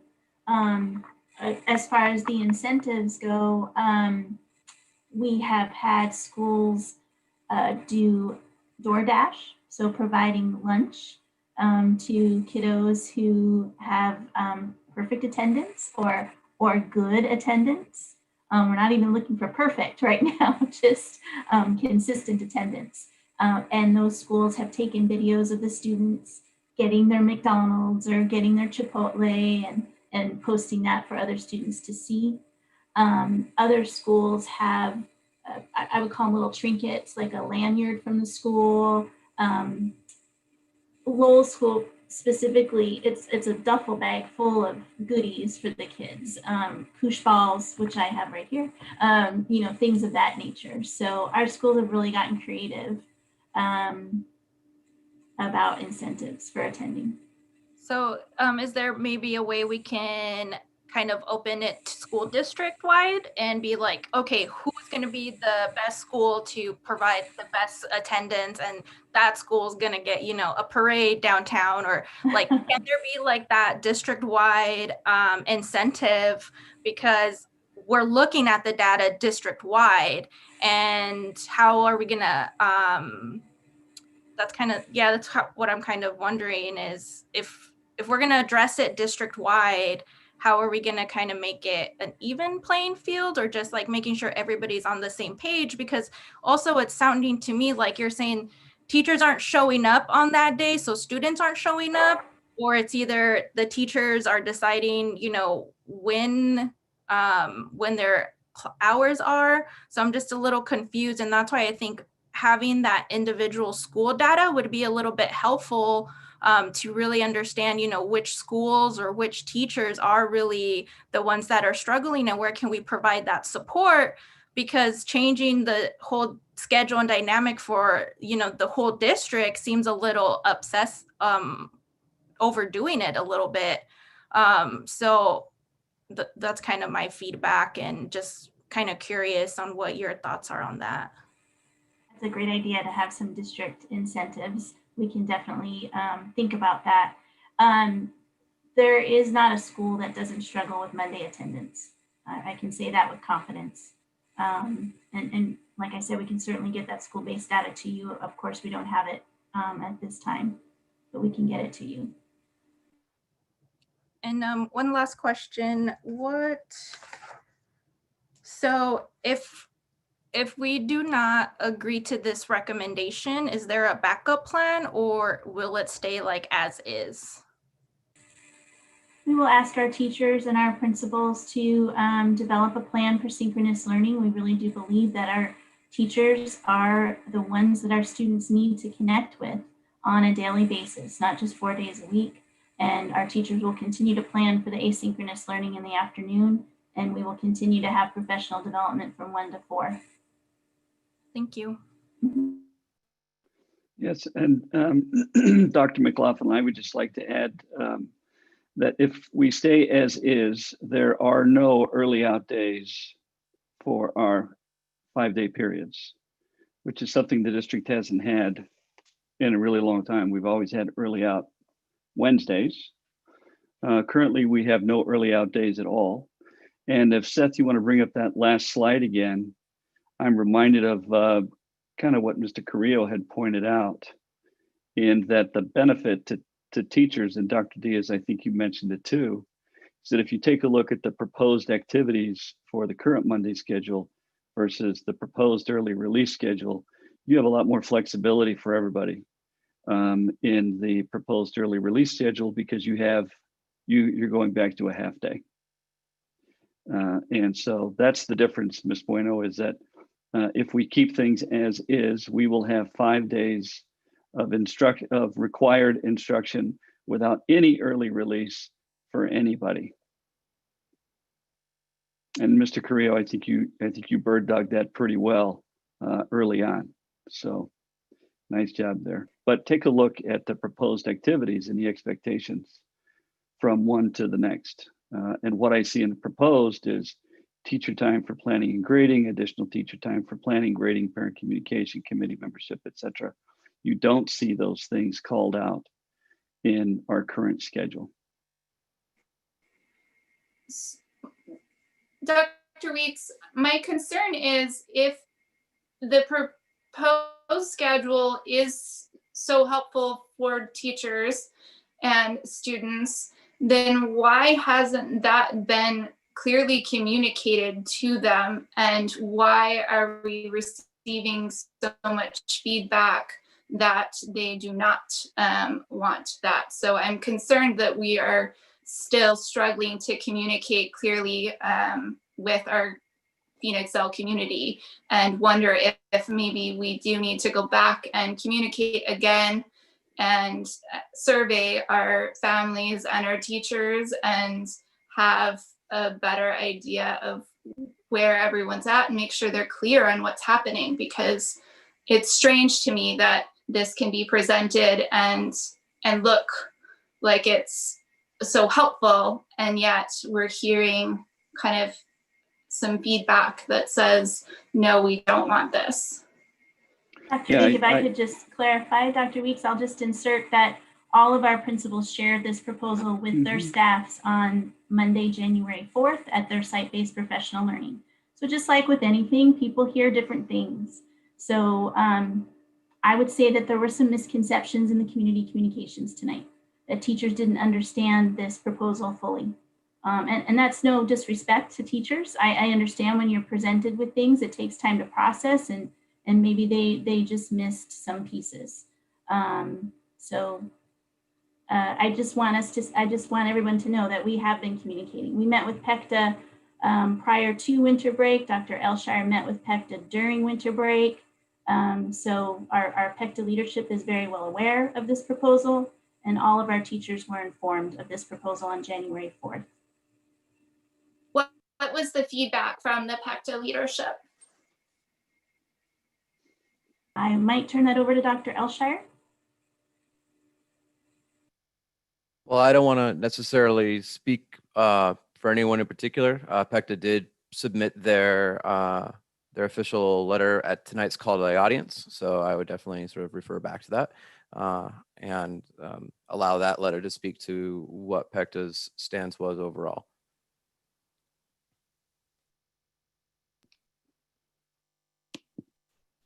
Madam President, this is Carmen for you. So again, just taking everything in and processing it. The conversation about, in theory, yes, we are gaining or losing an hour. In my head, what I immediately come to is, yeah, on paper it looks good, but how does this look in real life? So to take the current Monday schedule and replace it with the proposed means we have to recreate what we already decided we were doing. So that takes more time, not less time. And with all of these proposed activities, that gives teachers and students and parents like time to plan therapies. I did my son's IEP this week. So like, it sounds great, but it doesn't sound super efficient to somebody who knows that flexibility works really well when you have a well-oiled machine of a team of a teacher, a parent, and a student. So I just wanted to point that out. I do get it. It looks great on this paper. It doesn't, I'm not sold on it being an actual gain or a win-win, I guess, situation. So I just wanted to point that out. Yes, thank you, Ms. Trujillo. Ms. Bueno, back to your point. If we do nothing, then there is no expectation that the attendance would increase on Mondays. If we continue with what we've been doing, we see the data with regards to what that's gotten us. Dr. Weeks, I thought Dr. McLaughlin just said that the administration would still push for synchronized. That's what I heard. I think we're doing synchronized on Mondays now. Is that correct? That is the expectation, that we are doing synchronous learning on Monday mornings. So we would just continue that from 8:30 to 3:30. So that's, I guess, another space that the frustration came from, because it's like, do we have a backup plan? No, we're pretty much going to do it anyway, even if we vote differently, is what I'm. No. If the board stays the course and either tables this or votes this as no, then the Mondays stay as they are. They don't change. So there wouldn't be any change, except for continuing to think of creative and innovative ways to lead students to come to school on Mondays without the human interaction of having a teacher. So it's not defeating the board. It's not saying, well, it doesn't matter which way the board votes because we're going to do what we want anyway. No, and that's not what's happening here. If the board votes not to do this, then the schedule just stays the same, and we have 5 full days of instruction without any early release for any of our days. So those times that parents could be taking their kids to the doctor, whatever would happen on Monday afternoons, if the board votes to, adopt this change. To your point, Mr. Hill, if you had to do your son or your child's IEP, you would schedule it, Monday afternoon because there's really not anything going on. Absolutely. Dr. McLaughlin, did you say that Monday is currently synchronous learning, or you would push for it to be if this was not approved? August 20th, I sent an email to all instructional staff, which includes principals and IISs and teachers and social workers. And the expectation was that Monday mornings were to be synchronous learning. I said small groups, intervention, enrichment, project-based learning, and then afternoons were asynchronous. So we have a problem because that is not what's being done. And when that was brought to our attention, we evaluated that and said, okay, that's not okay. Those inconsistencies are not okay. Our teachers need to be in front of our students. Let's eliminate the asynchronous planning that our teachers have to do on Monday afternoon by changing this to a true early release Monday.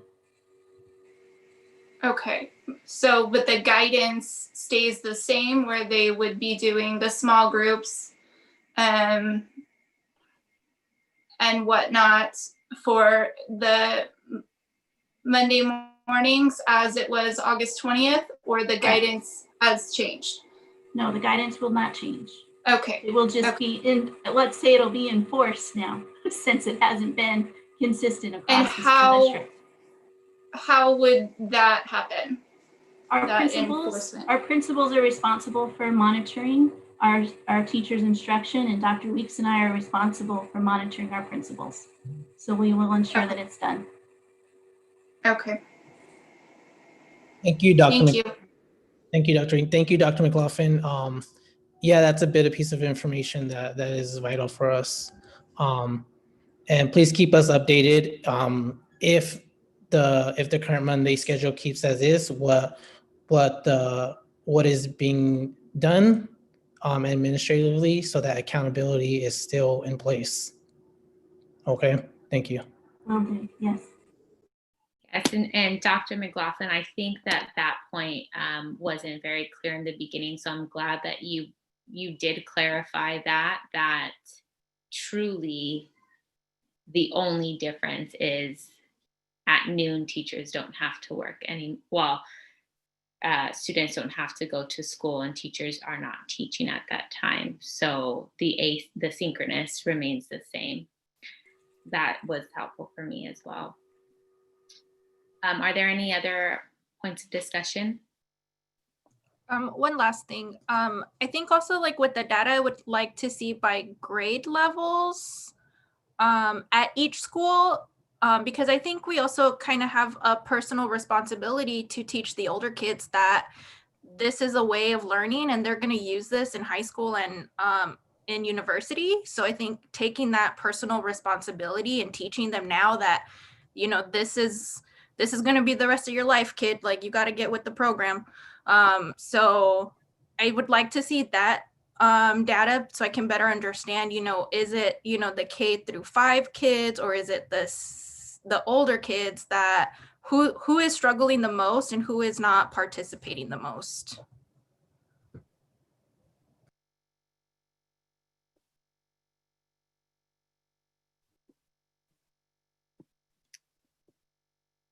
Thank you, Ms. Bueno.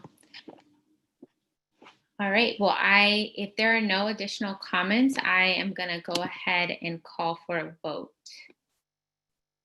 So just making sure there's no additional comments.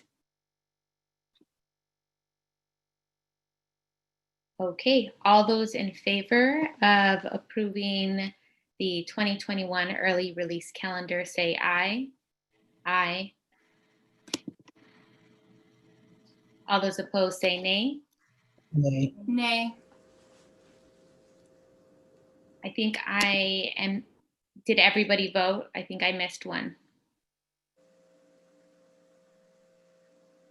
Ms. Trujillo, I did not hear you. I was a nay, Madam President. Thank you. Okay, and with that, the motion does not pass. And we will move on to item F1.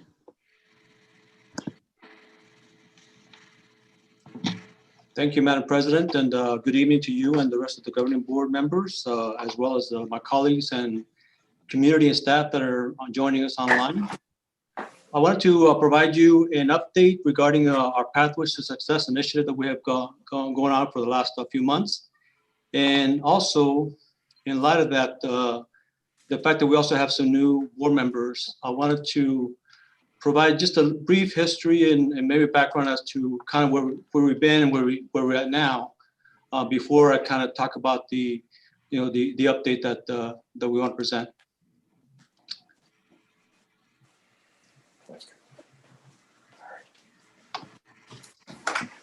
So with that, as far as background, I wanted to talk about the reason why we have this initiative in place and the purpose behind it, basically the why. And a lot of it revolves around the declining enrollment that we've had as a district for several years, and also the impact that it's had on us financially. And we've, for example, we had a decrease annually of 201 students a year since 2011. But also more drastically, we've had a 282 drop per year in the last 3 years. So the drop in enrollment has actually declined faster over the last 3 years, and so that's a big concern for us for a lot of reasons. One of them being that it also impacts us financially.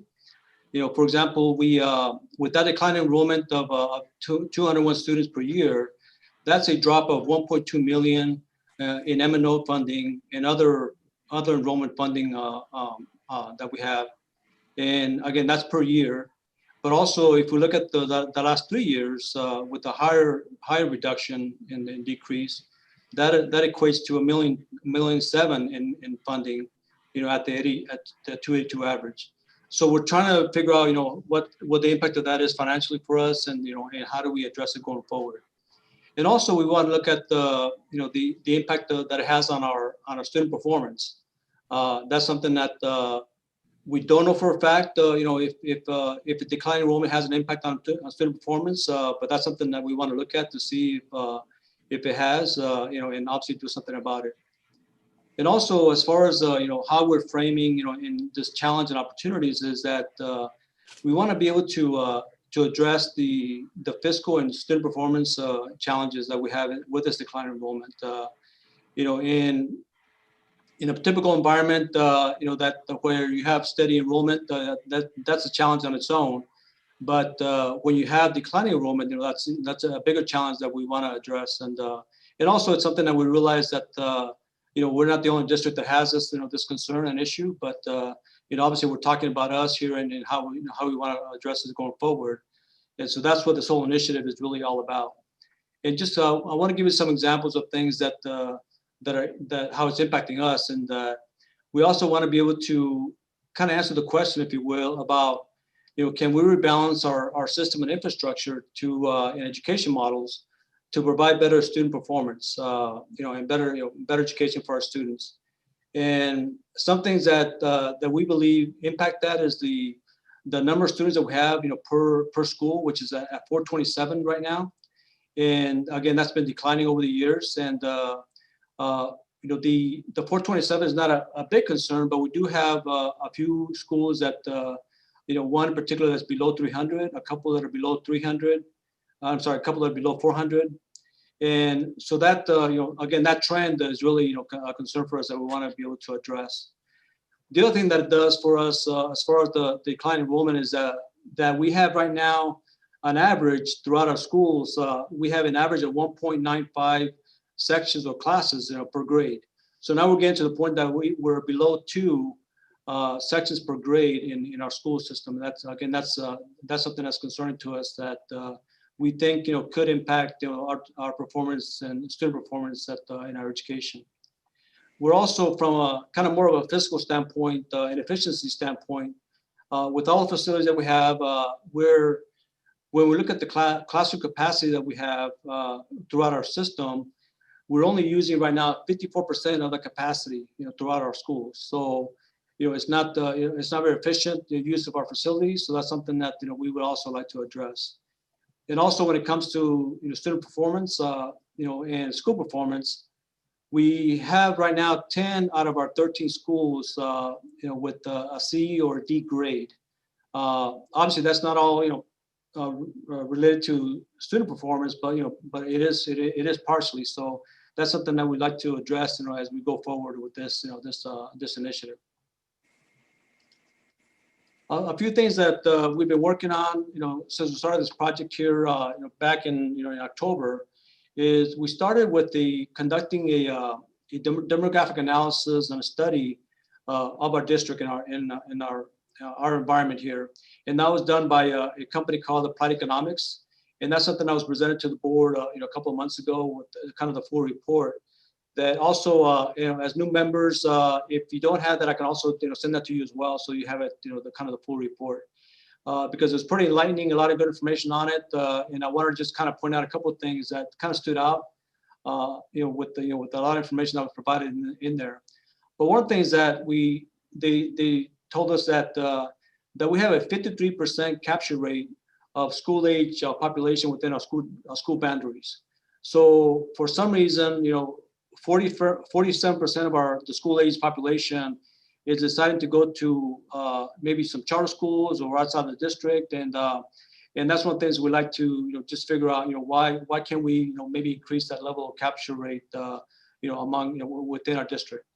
We're doing a good job, I believe, in getting individuals from students from outside the district, but also there's opportunity that we have here to increase that capture rate even within our own communities and our own district.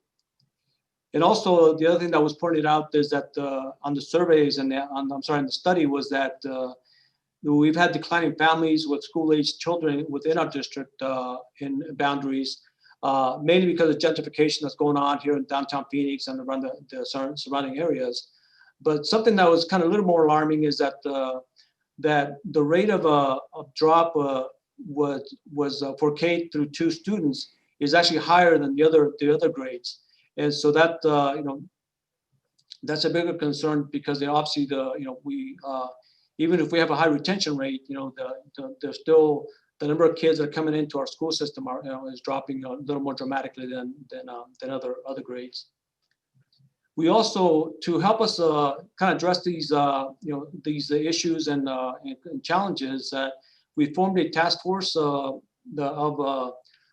currently they're mostly staff members that are driving this initiative, and I wanted to take you to that because right now we have basically 18 individuals on the task force, and if you look at the descriptions here, we try to get individuals and employees from all across the district, and also with different backgrounds, with the principals, teachers, bus drivers, administrators, and also we want to be able to get more community members that are part of this group as well. So we're going to be doing a couple of things here in the next few weeks. Is we're going to be adding a few more staff members to this group, as well as external community folks that will join us. And so again, this group is the one that's kind of helping us drive this, the initiatives and direction.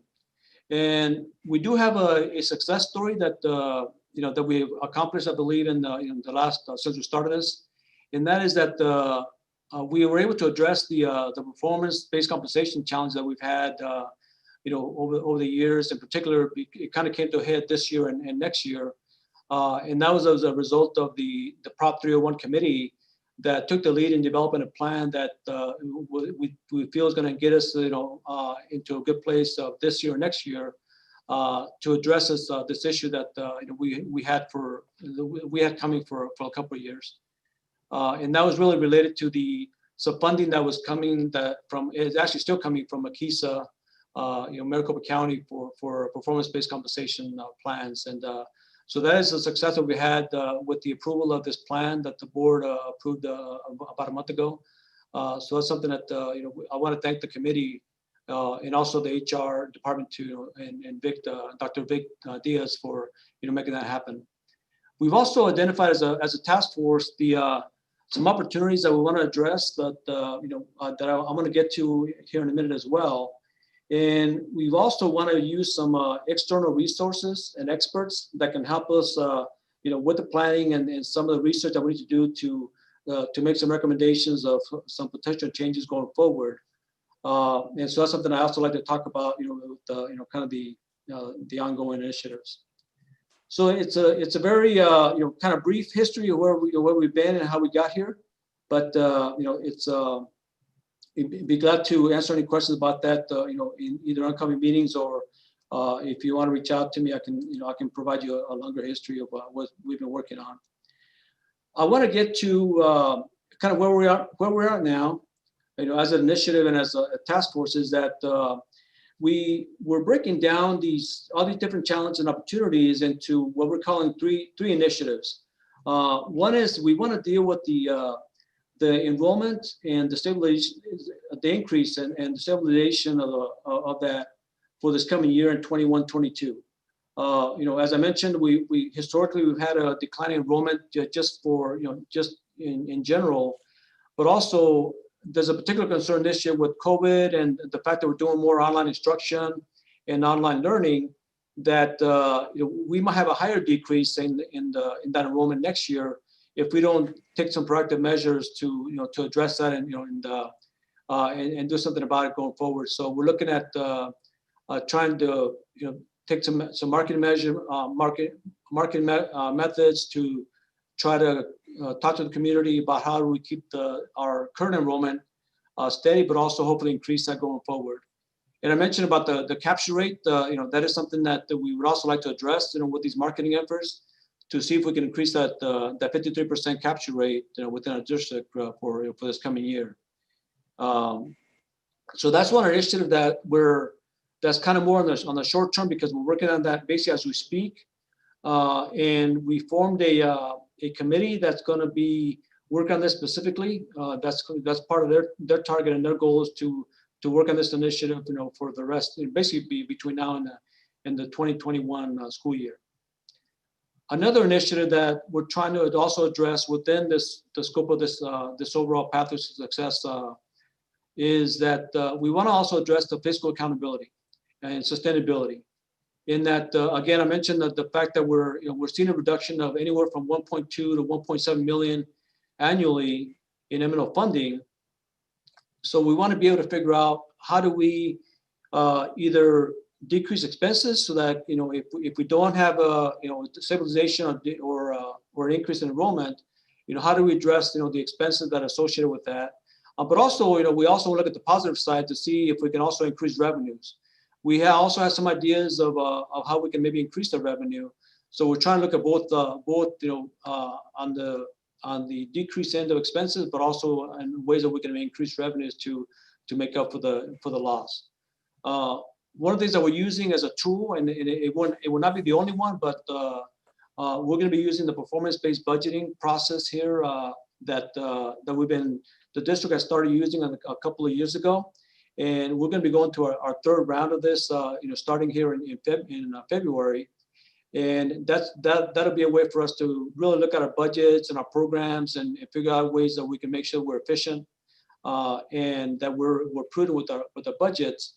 And that'll also go in line with once we go through this budgeting process, it'll continue with the regular budgeting process for the next school year. So the way we're looking at this is that we want to spend February, March working on this performance-based budgeting process. And obviously, we'll talk more about this as we get into it more with you and the staff.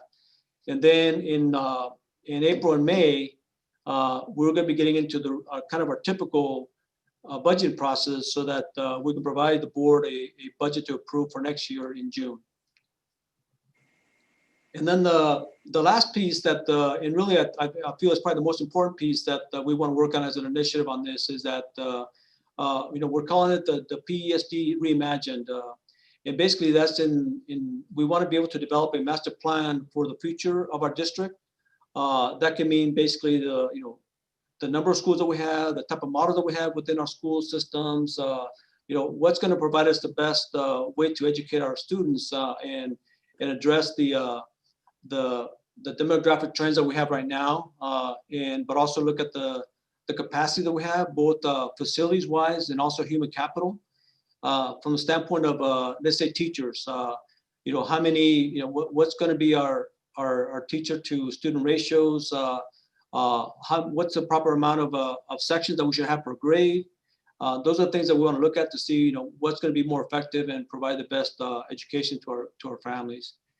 But also as we're going through all these things, especially in this part of it, we want to talk to our community. We want to talk to what their needs are, what they want to see from our schools, what they want from our, as far as services and programs, or even the different models that we want to put in place. And so that's something that's very important to us. So we want to be able to engage with some community partners that can actually help us in talking to the community, whether that could be through focus groups, surveys, and so forth. Just obviously there's different ways to do that. But we want to make sure that we're going to be putting a lot of emphasis in what our community needs are and how do we get that information back from the community to help us plan for this this master plan that we want to put in place. And again, I mentioned that we want to be able to work with experts that can help us assess the educational models that's going to help us serve our students best and to provide them the success. So I want to also go into kind of more specifically to these different initiatives on enrollment again in civilization, the fiscal sustainability, and then the PESD reimagined. And I wanted to kind of show you some sample things that we'll be working on. And I'm not going to go through each of these items, but it'll be included in your packets and your minutes as well. That we'll be talking about these going forward. But just some examples of things in the kind of the initiative of enrollment stabilization is that one is that we want to be able to again market to our community to at least let them know, hey, we have our schools here, and show them the best case that we can make to have them attend our school versus going to charter school or even outside the district. And there's going to be a particular focus on the capture rate that we want to have within our community, within our boundaries. And right now we're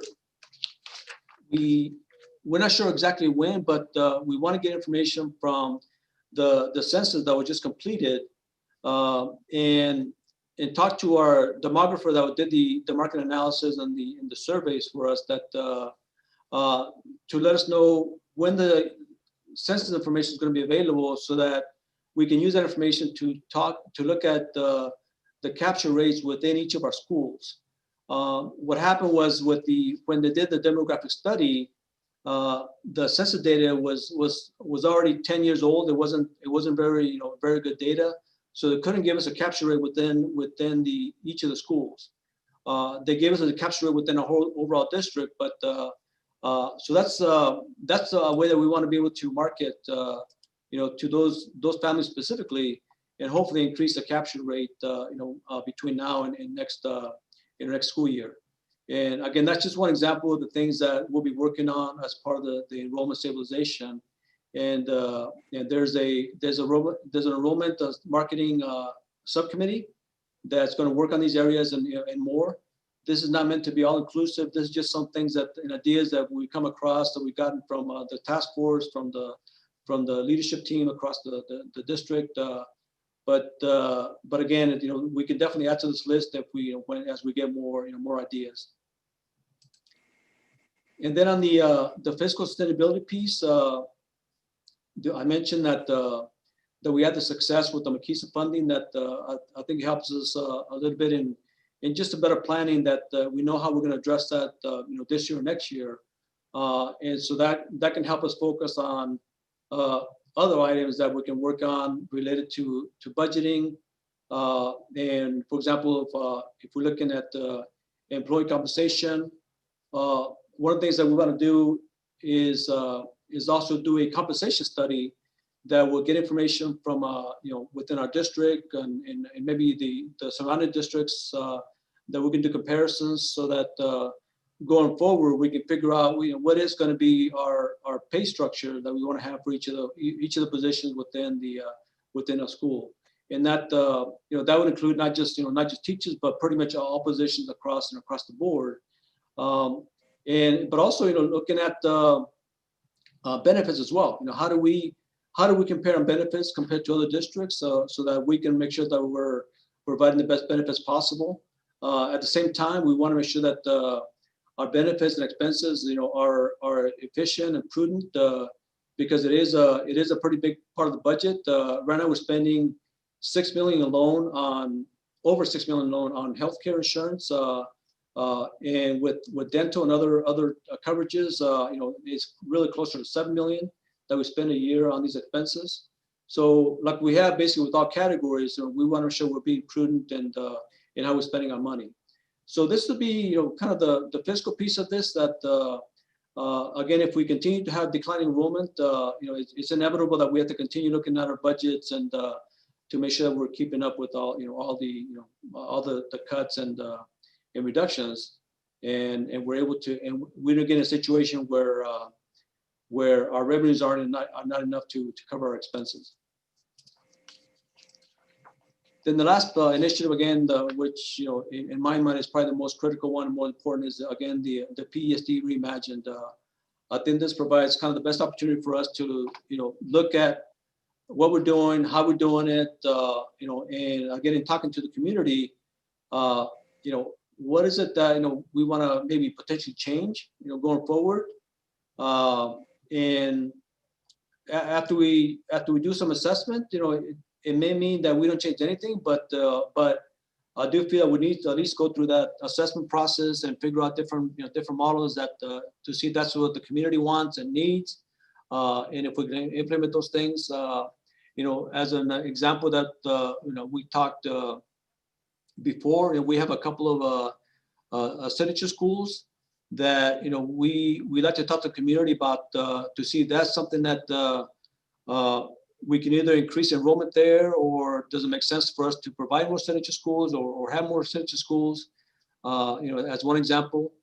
The other is that example is that we want to be able to look at pre-K and to see if we're able to put in a pre-K program that basically expense neutral, meaning that it pays for itself by having a sliding fee scale for families that will basically pay zero if they qualify for zero payment, and where families that can afford it, they can pay a certain amount for that. And the idea behind it is that we want to be able to put this in place where the expense is covered by the fees that are being covered, that are being paid for this. And so again, that's just another example of the things we can look at. And this is just one list that there'll be many more things that we add to this item as well, to this list as we go through this whole process. So I wanted to obviously provide an opportunity for questions that you might have, but also I wanted to indicate that this is not to indicate that that the sky is falling and everything is going to pot. I mean, we just want to be proactive in that. Obviously, we've seen a decline in enrollment here for several years, and the fact that it's been decreasing a little bit faster lately, that's a big concern for us. We're still in good shape financially, but at the same time, if we don't take a proactive measures to do something about it, that could be that cannot be the case, for our future. So we want to be able to look at things proactively now, so that we can avoid, being in those situations, ongoing. So that's kind of, I think I think that's what opportunities are here for us to really change some things going forward, and set us up for a very good future. So with that, again, I'd be glad to answer any questions that you might have. Thank you, Mr. Quintana. Are there any questions or comments?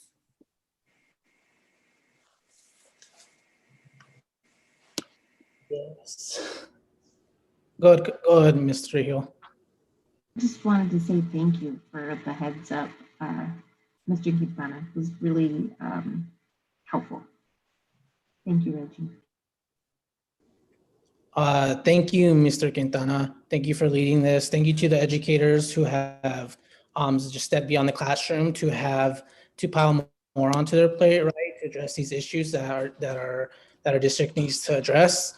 I just have a comment in honor of Martin Luther King Day. Really, is just to guide the work of the committee, to guide the work of the task force, to guide the work that you're doing, Mr. Quintana, is really to utilize the framework that MLK handed over to us. Right, it's just really trusting in the wisdom of the community and what community means. And I'm thinking of the word inclusivity and equity in this reimagining. Really seeing who has historically been left out of that definition of community, and how can we pull the wisdom of those who have the lived experience of living in this district to tell us what we need in order to be the district that they need for their students, for their children.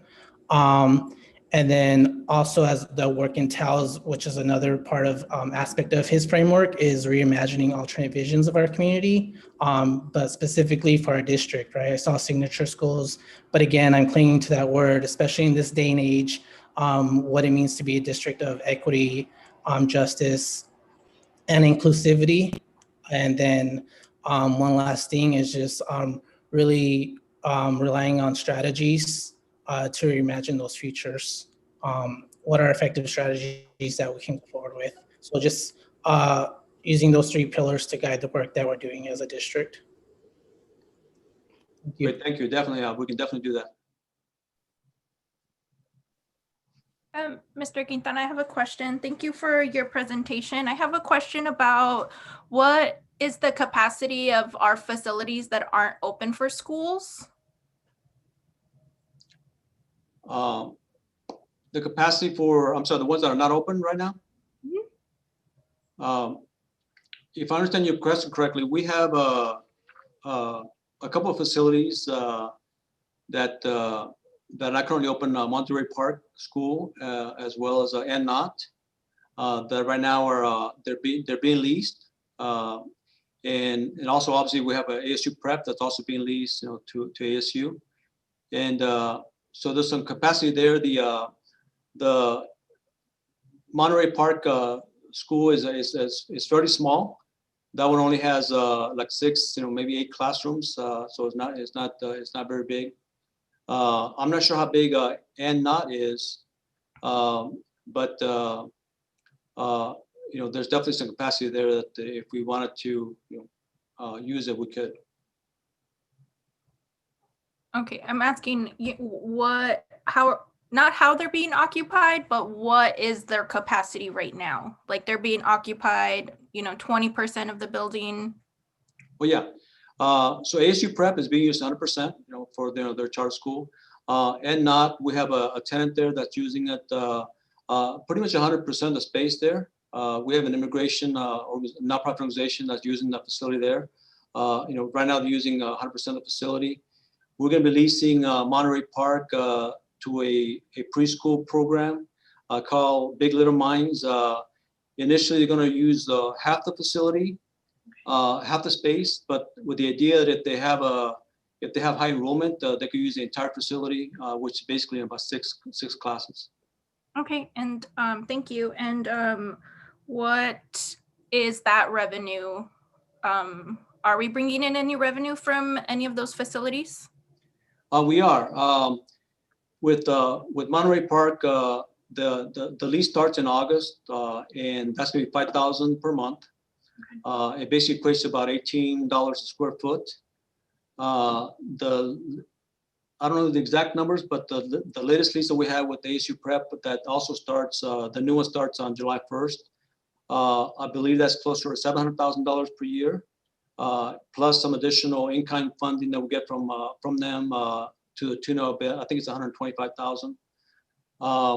I don't recall right offhand the revenue we're getting from NNOT, but I can send that to you in an email. Okay, thank you.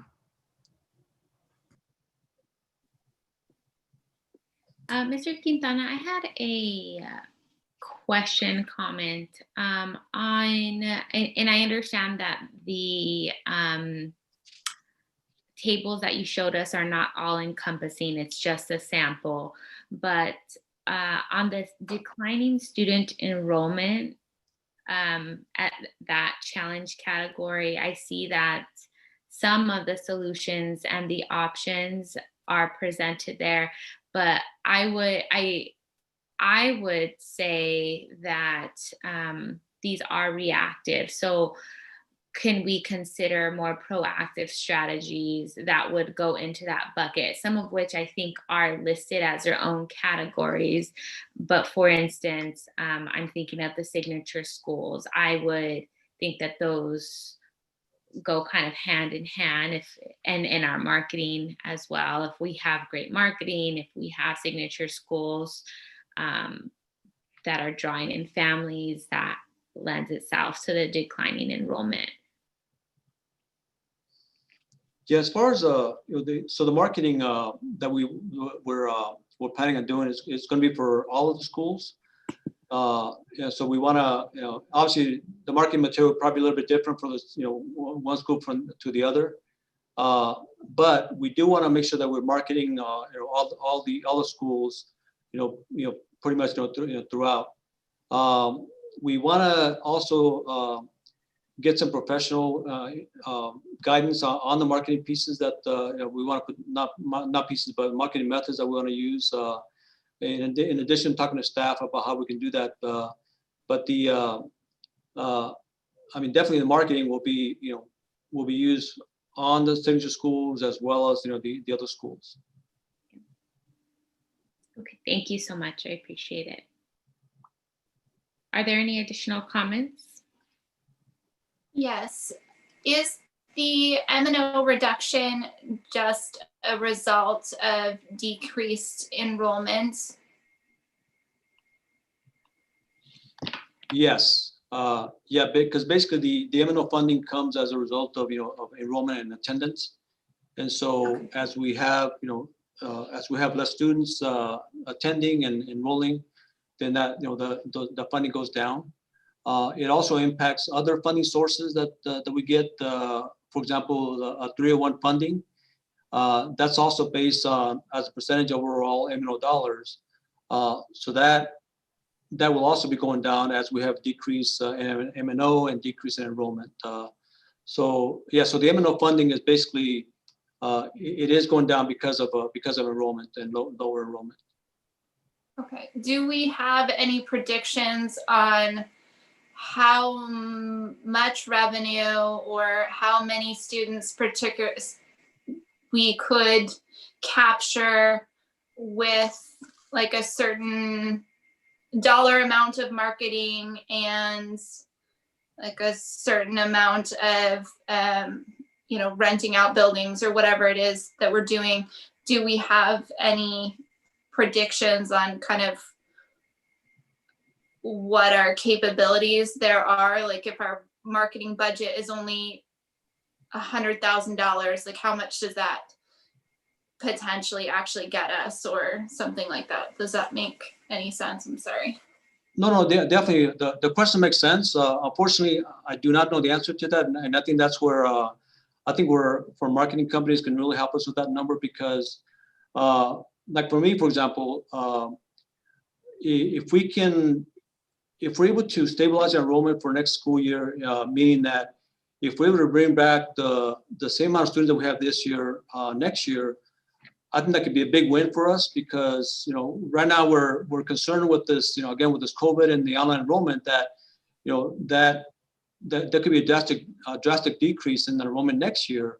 And so one of the things that back to your question that I think a marketing company can help us with to say, hey, if we do this amount of advertising, it'll cost so much, and we could potentially target this many families, and maybe we can get a certain percentage of those families to come join the school. And so I definitely think it's something that we should probably look at. And I think as we talk to some of these potential marketers and companies, that's something that we can ask them and see what their professional opinion is. Great. What is the timeline on that? We do know that young families often start enrolling their children very early prior to the school year. So I'm concerned if we haven't really started that. Yeah. So that would definitely be a concern.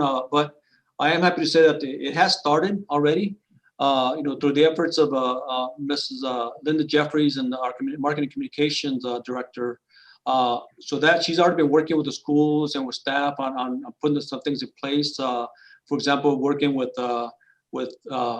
kindergarten students and first graders, so to figure out how we can get those kids back, and she's also talking to a couple of research companies and marketing companies that can provide us some proposals.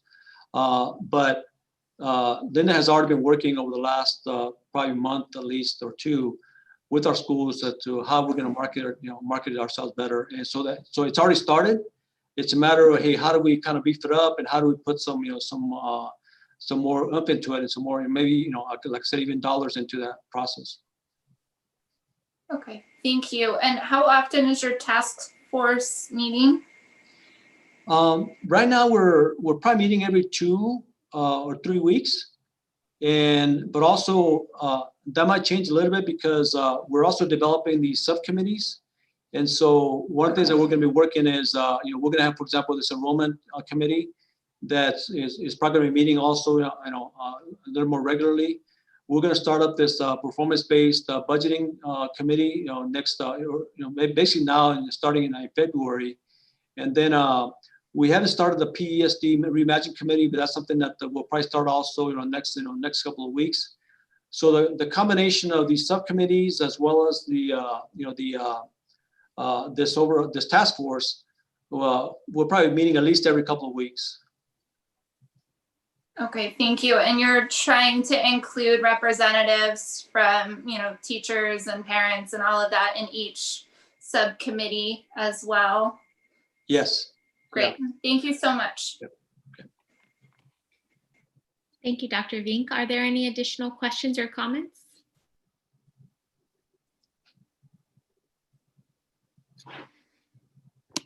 Thank you, Mr. Quintana, for your presentation.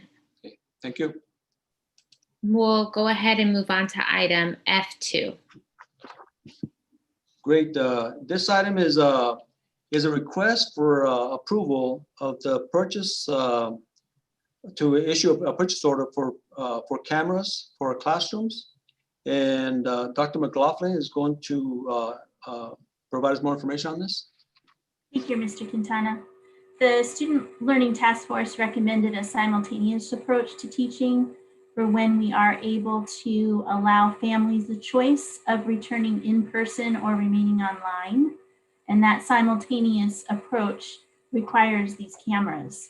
And the cameras allow the teacher to move in the classroom, and for the students that are online to be able to follow the teacher, and for the students in person to be able to interact with the teacher in a more natural way. I did have the opportunity to visit some 7th and 8th grade classrooms in a different school district. They did not have these cameras, and they were using a hybrid approach. And the students that were present in the classroom at times had their backs to the teacher because the teacher was facing a different direction, had to stare into the tablet, computer, laptop in front of them, had a shield in front of the computer. The teacher wasn't able to move from that spot. So it was very difficult for the teacher to interact with the students at a safe distance. And really the students online were the ones that were benefiting the most from the teaching. So these cameras, like I said, will allow our teachers to not be glued to their screen, to their seat. They will be able to move about the classroom again, keeping a safe distance from their students. And this is what the Student Learning Task Force recommended. And this is the plan that the board approved in December. So we recommend that the governing board approve the issuance of the purchase order to CWG, and the Mojave contract is there, in the amount of $276,930 for ABER swivel cameras.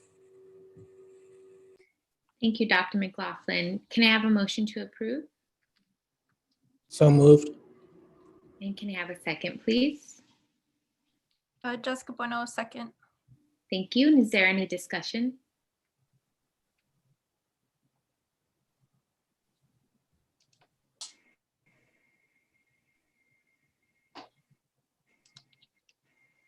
Dr. McLaughlin, I had one question. The funds that we're using, I see that the source is bond funds.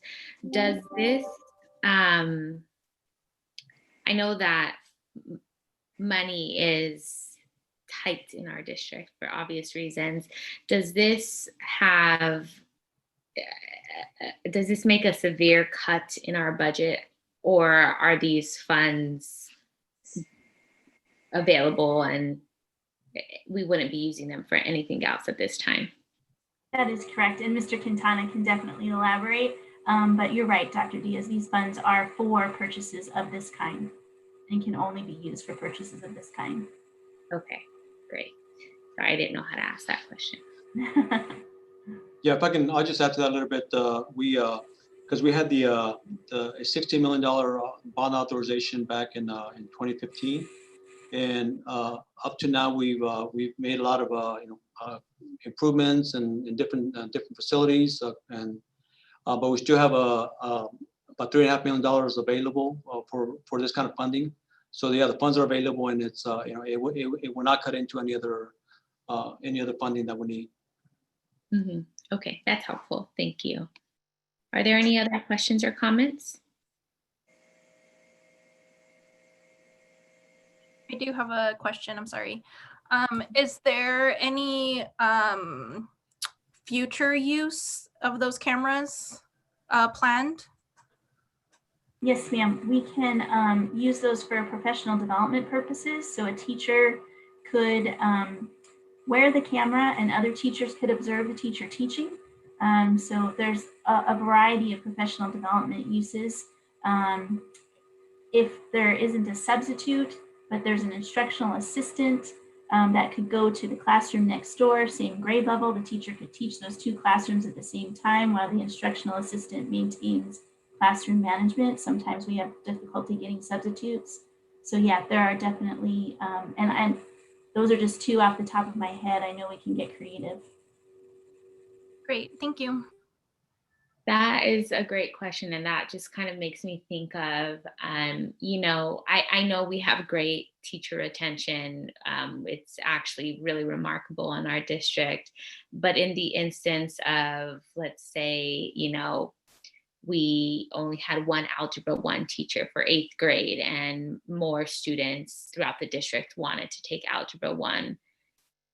Could there be a scenario in which we have this concept of an instructional staff at, say, Bethune, and the live instruction is happening at Garfield, but the kids at Bethune could engage in that Algebra 1 and have access to that same teacher?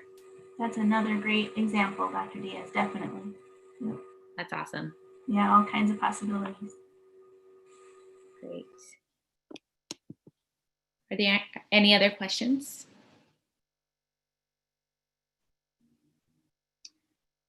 All right, all those in favor say aye. Aye. Aye. Those opposed say nay. With that, the motion passes and we'll move on to item F3. Thank you, Madam President. This next item, we're requesting approval for extended paid leave due to the COVID-19 pandemic that Dr. Victor Diaz is going to present information on. Thank you, Mr. Quintana. Madam President, members of the board, members of the Phoenix Elementary community. Very excited to bring this item to you this evening. District administration is recommending the board approve paid sick leave benefits due to the COVID-19 pandemic. We're recommending that the board consider this benefit because federal benefits under the Families First Coronavirus Recovery Act, the FFCRA, expire on December 31st. And approval of this benefit would allow the district with increased ability to manage outbreaks and assist in maintaining the district's workforce to meet student needs. There would be conditions to this. And what this really comes from is, you probably read a lot about this, heard a lot about this in the news around the holidays. The December 31st ended the CARES Act, the FFCRA, other pieces of legislation. And there was a lot of fighting in the Congress to figure out what we were going to do after January 1st. What was lost in that were these leave packages that the federal government had created in light of the coronavirus pandemic. The one that we most saw being used in our district was if somebody tests positive for COVID-19, they receive 10 days or up to 80 hours of paid sick leave. So effective December 31st, those benefits ended. And so what we're recommending is that the district change our benefits package to create this paid leave option so that when we do have staff members who test positive for COVID-19, they would be in line to receive 10 days of paid leave. They would not have to use their sick time or their PTO. There's a few details in terms of the different regulations that we have on there that we put inside the packet for you. And this would be a one-time benefit, which is in line with what the federal government had set up for folks in last year. So once you use your 10 days, that's the one time you can use that benefit. So I'll be happy to answer any questions, and the administration recommends approval of this exciting way to make sure that we continue to support our staff, even though this federal benefit ended. Thank you, Dr. Diaz. Can I please have a motion to approve item F3? So moved. And may I have a second? I'll second. Is there any discussion? Dr. Diaz, I have a question. I appreciate your presentation. I'm just wondering if after the inauguration, there are additional benefits put into place by the federal government, and how that would, if we can then keep our district sick days and use the federal money, how that works. Yeah, Dr. Vink, Madam President, members of the board. One of the conditions that we've placed in before you is that if a state or federal authority enacts legislation that extends benefits granted under the FFCRA, we would actually void this policy, or excuse me, it's not a policy, this change in benefits, because it would be replaced by the federal aid.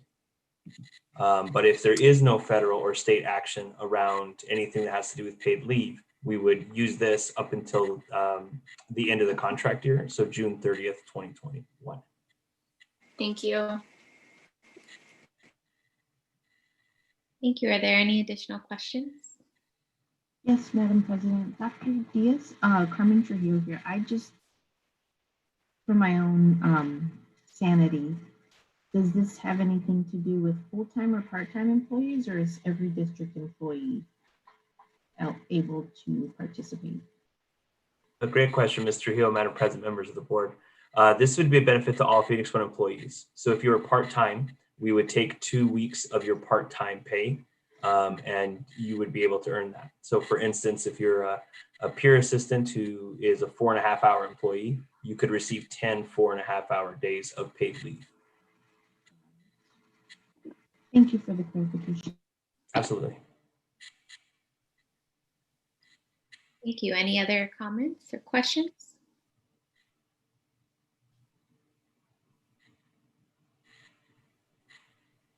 Hearing none, all those in favor say aye. Aye. Aye. Those opposed say nay. And with that, the motion passes, and we'll move on to item H1, board reports and requests.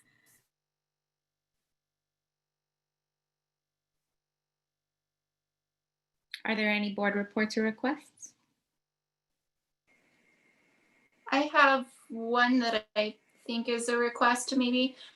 I believe in past board meetings, I heard something about the board having more training or more information about performance-based budgeting before going into the process. And I just wanted to make sure that that was something that was going to happen. And I can't remember specifically what it was, but I think there was something regarding training or more. Does that sound right?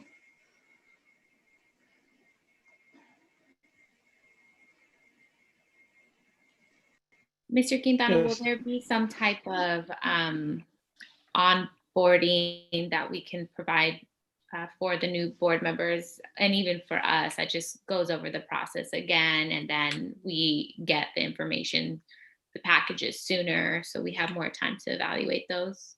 Right. Yeah, we can definitely do that.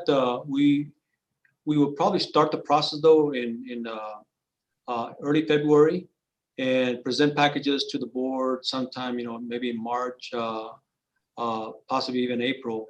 So in the meantime, we can provide some kind of training, between basically now and maybe through mid-February. So we can figure out what the right time frame is, whether that's a retreat or working session, work study session, whatever that the case may be. I can talk to Dr. Weeks about the best way to do that. Thank you. I'd have a request.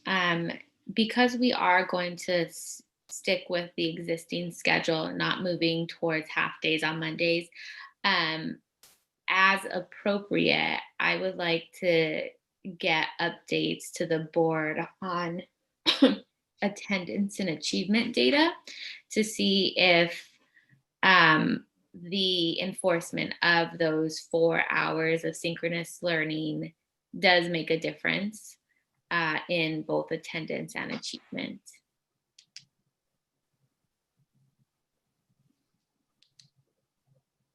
That is appropriate. We're happy to provide that information. Mm-hmm.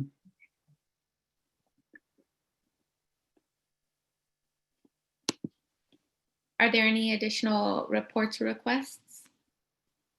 I do have one. I'm not sure if it's appropriate to ask here, but I'm curious if there's any efforts to conduct a task force or something around the anniversary of, I believe it's Emerson is going to be 100.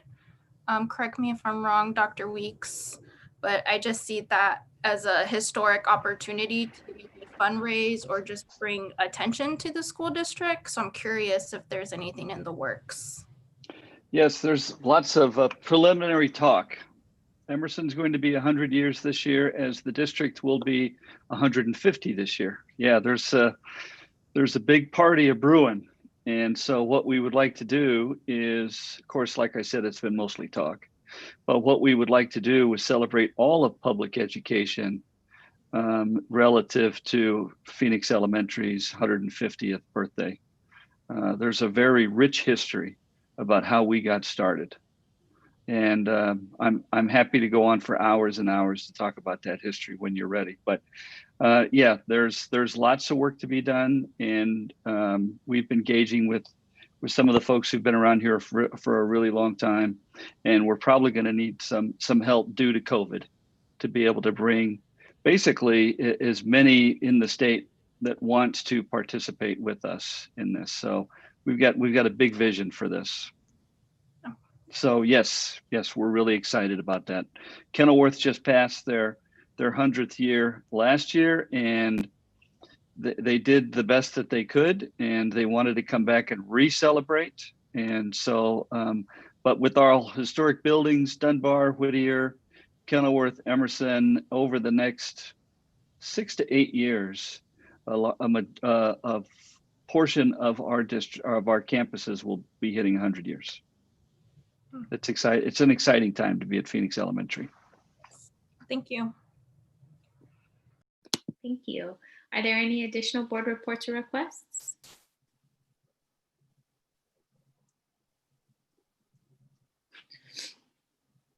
Okay, hearing none, we will move on to item H2.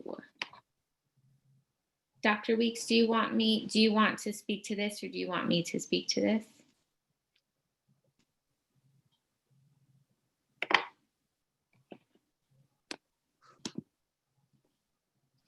Dr. Weeks, you're on mute.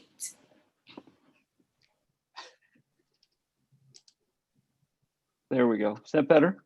Yeah, there we go. It's probably better if I was on mute. So discuss and take possible action to amend the board approved metrics for transition to distance learning model to the hybrid. We spent a lot of time talking about this.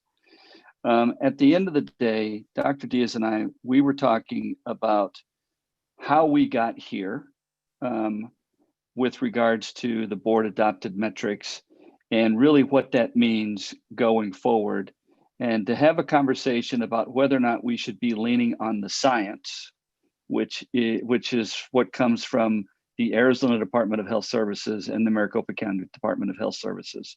Our metrics currently are more restrictive than what the county and the state is recommending for hybrid learning.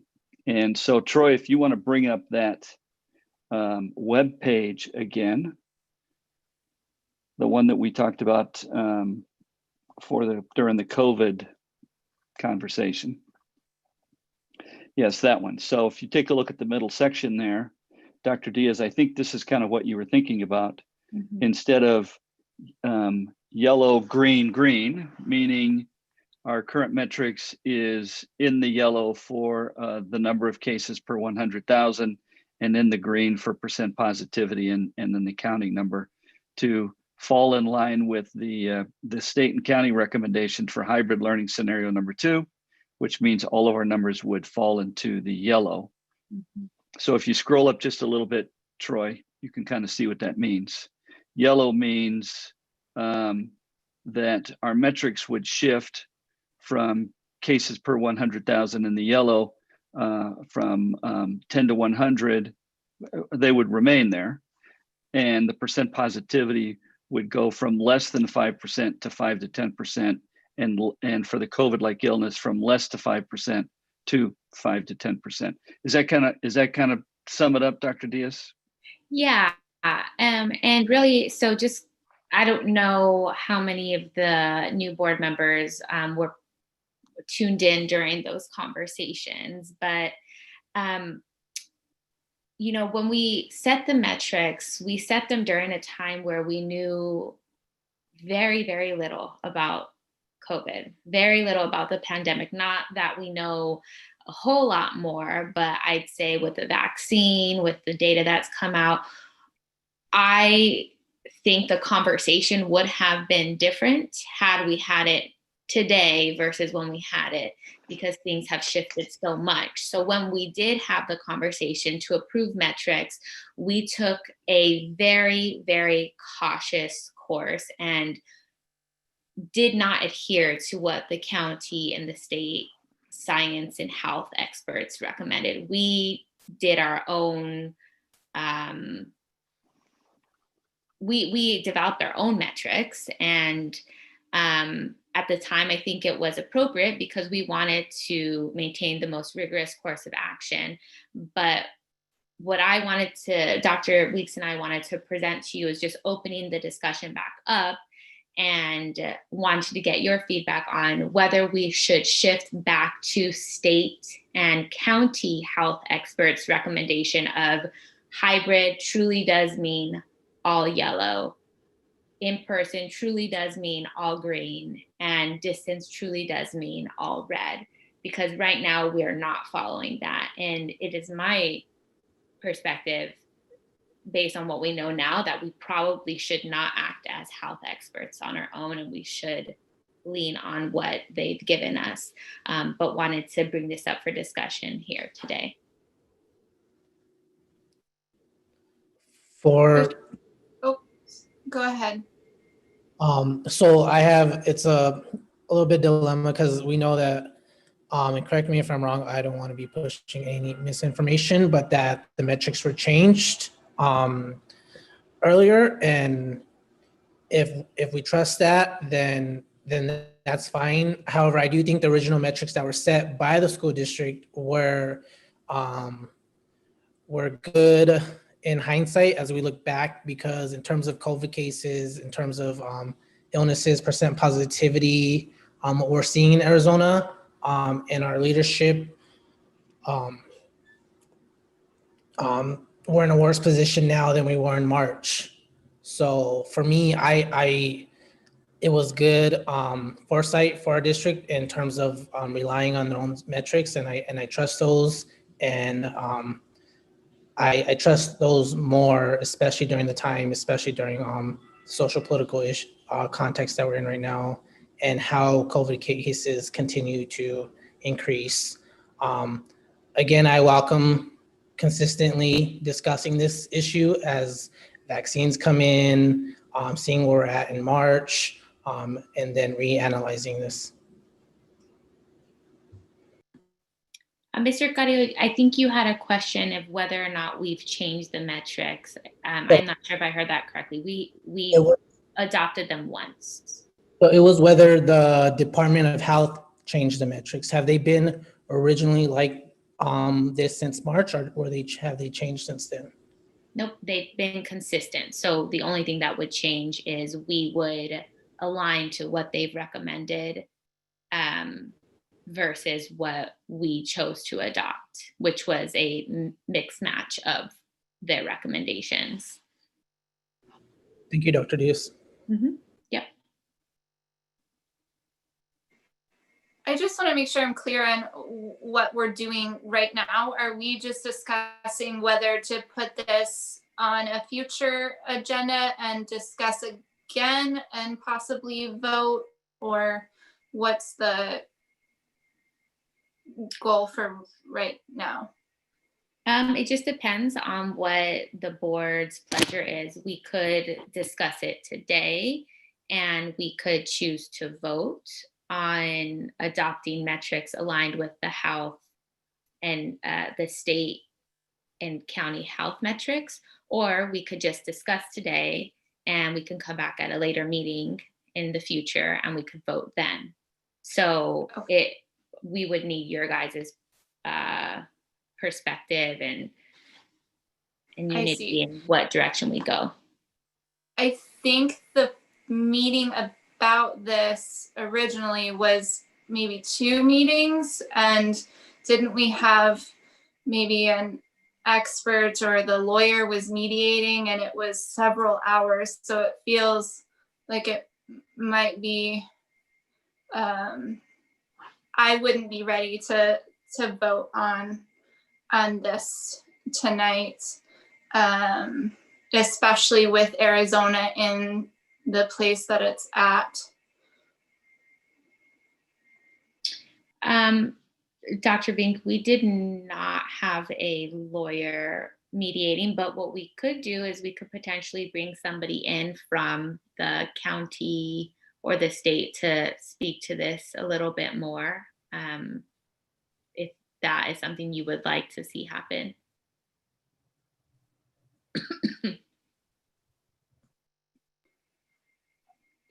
I'm open to that. I think all of the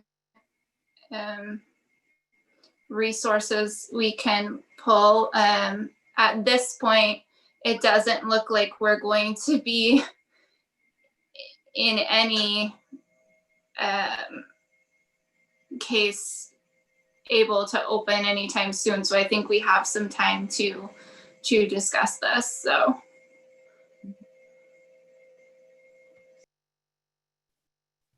I have a question for clarity. When we're looking at the metrics in front of us by the county, are we taking that information just based off of the individual zip codes, or are we basing it off of what the whole district would be? So it's based off of the zip codes where each of our schools reside. So we still do look at individual zip codes and the zip codes as a whole, but the metrics were approved specifically for those zip codes where our schools are. So if I understand correctly, if 85007 was in the yellow, then we would open the hybrid, but well, you're on the right track, but that's only if we approved it per the county. So if 85007 was in all yellow, we wouldn't open it based on what we currently have. If 85007 was yellow, green, green, we would open. And if 85006 was all red, they would stay closed. But in order to open as a district, all of our schools have to meet all of those zip codes, all of the 6, I think they are, need to be yellow, green, green. And until that happens, no schools open. Based off of the metrics we have now. Yes, that's correct. So if we were to in the future change this, all of those zip codes where our schools reside would have to be in all yellow before we could reopen. Okay, thank you. Mm-hmm.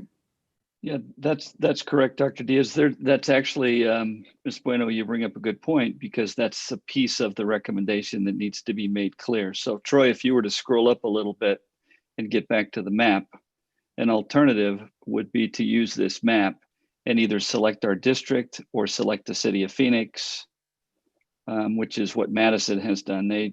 Their metrics follows the city of Phoenix, and they've built their metrics around that. An alternative to having each individual zip codes hit, let's say, yellow, yellow, yellow, maybe we would want to specify that we would use this map for Phoenix Elementary. And Troy, you want to click on that? And then when this map pops and says that we're ready for hybrid learning, then following the science, following the health metrics from the county, what is down below on the page really aligns to what's happening here on the map. That's the way they've kind of spelled it out. So that would be an alternative to having the single zip code method that we have right now. Right now you have the 6 or 7 zip codes, and they have to all be in alignment, kind of like the stars have to align. In this model, it's district specific, where the county has kind of done an assessment of our district for us, and they've said, okay, we think you're ready for hybrid learning. So that's a very good point, Dr. Diaz. We would want to make sure that however we do this to change the metrics, that we want to be clear as to what tool we're going to use, to determine this. Yeah, so I think we would be voting on 2 different items. One is the boundaries that we are checking, and then the metrics. So do they stay the same? Do they go to what the health experts have recommended?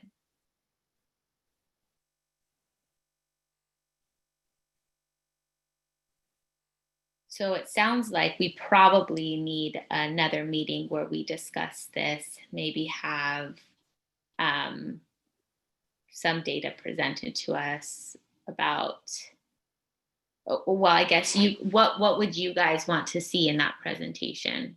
What would help you make an informed decision? For me is again echoing Dr. Ving's sentiments. Having an expert come and explain those metrics, and then also just if we do choose to go with the county metrics, is seeing what does the hybrid model look like, and what are the choices parents have? Would they still have that choice to keep their kid at home if they so choose?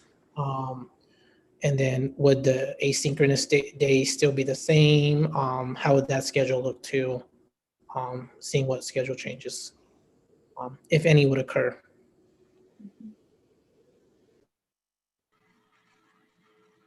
We can certainly do that, Mr. Correa. We've brought that information to the governing board. It's been adopted. The hybrid learning model has been vetted and adopted, but you may or may not have seen it. So it might be a good idea to bring it back to the new board members to show both the health plan along with the hybrid learning model plan, so that we're all on the same page. Mm-hmm. And then we're back to making a decision based on the metrics. Would that be helpful?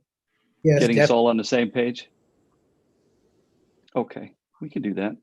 And then we're a little tight on county health experts these days because they're out running around doing other things, but we'll see if we can't find somebody from the county to come and explain this and how school districts are best leveraging this. What is best practice for this? Mm-hmm. And then just for the benefit of the new board members, you're going to see this language from time to time where it's going to say, discuss and take possible action to do this or that and the other.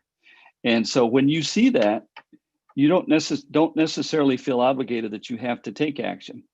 It's that the administration would like you to talk about something. And then if the board so chooses to take action on whatever it is we're talking about, and then when we do that, we typically create our own action item that provides clarity to the board's decision. So this is kind of an open-ended kind of a dialogue with some possible action. And of course, Dr. Diaz, to your point, you've kind of recommended that we bring this back for further discussion at a later date, which is absolutely appropriate, happens all the time. Mhm. And I just want to make sure that there are no additional requests for the presentation. I think it's important that before we come to that presentation, we have everything that you guys need or would want to make an informed decision either way. So thank you, Mr. Carrillo, for your points. Are there any additional ones? Madam President, this is Carmen Trujillo. My request would be, I'm glad we are going to get on the same page, but I would like to see what resources and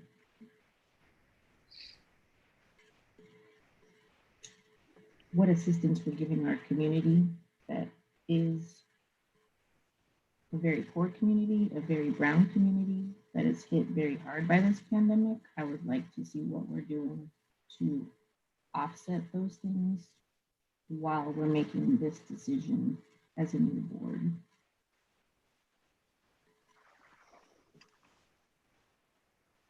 Thank you.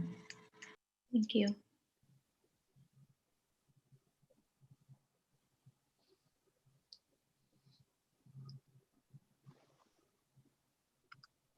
Is there anything else that we'd want in the presentation? So far I'm hearing should we move back to, or should we move into a hybrid learning environment? What does that model look like? So we have that, so we'll present that information. What resources do we have per Mr. Hill's comment? We'll look for county experts, or I don't know if somebody from the state or even the university might be able to lend their expertise, but somebody to speak to, what other districts are doing, I think would be helpful. Any other points that you'd like to be in the presentation, or any other specific elements? Madam President, Carmen again. Do we have more information on community input that we were seeking the last time we had this conversation? Do we have, I'm not remembering if we have those scheduled or if we have held any that since the last few meetings, but that would be the next thing that just popped into my head is feedback. So from our parents and our teachers. Only because I think we said we were going to have a community forum and have that voice be recognized.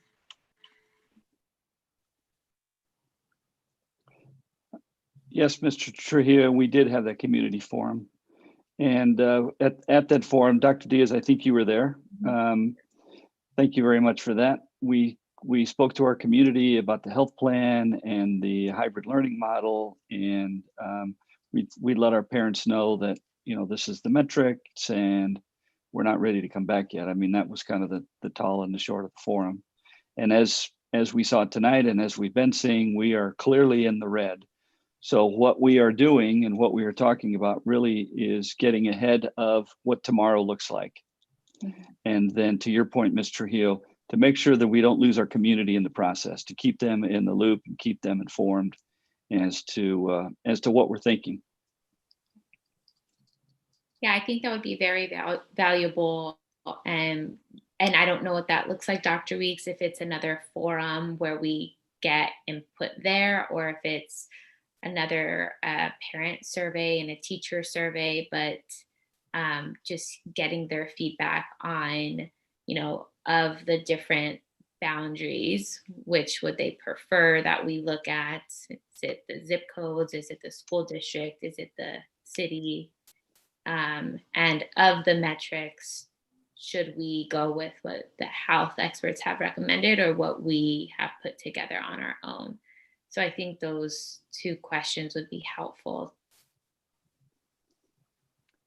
Yeah, which it's probably time. I mean, I want to thank Dr. Vic Diaz for the work that he's done talking to our community, our teaching, our employee community with regards to the vaccine. That's really what's top of mind for most folks, right? How do you get tested? Where can you go get vaccinated? And then of course, the latest piece of information is how are you going to get the second vaccine? Everybody's getting the first shot. What are you going to do about the second shot? So there's lots of work and lots of mixed messages and some poorly crafted messages sitting out there that we'll do all that we can to try to help clarify for those folks in our community, which is what's vitally important to us. In the meantime, we'll keep working on this kind of deep dive into whether or not we want to adjust the metrics, and at the same time, keep providing information to folks about where they can go get the shot, should they choose to do so. Because not everybody's going to choose to get the shot. And so, but for those who want it, we want to make sure that they've got ample opportunity and multiple ways to be able to do that, either through a closed pod with Phoenix Union or one of the open pods at State Farm or some of the other big locations they've got cooking. Well, thank you to my fellow board members and Dr. Weeks for engaging in this very proactive discussion. I love when we're able to do that. We have time to really get what we need, make an informed decision, and have a good discussion on this. So thank you very much. Are there any other comments before we shift gears? All right. I just had one question. Sorry. Dr. Weeks, has there been any discussion, or is there a way that our pods could provide the vaccine to the adults and the families too? The adults in the families, not the adults and the families. You mean the families of our students, or the families of our employees? Yes. So I don't know if Dr. Vic's still with us, but I guess all of those things.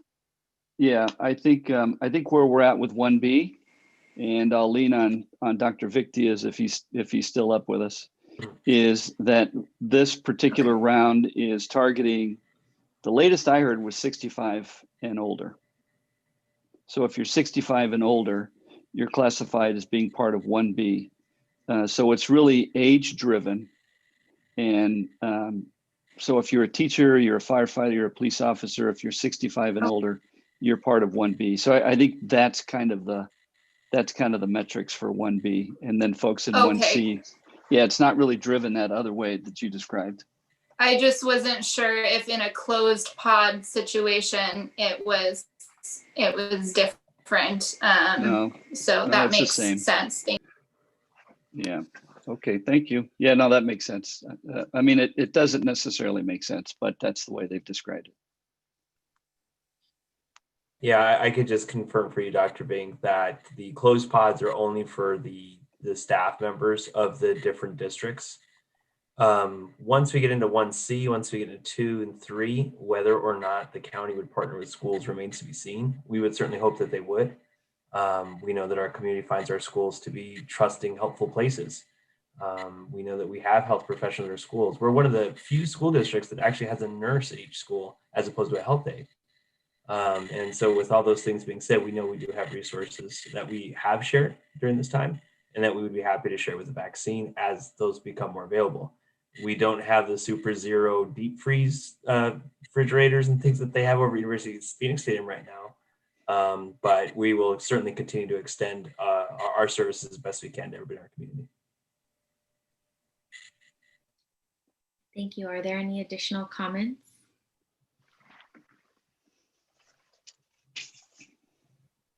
All right, hearing none, we'll move on to item H3.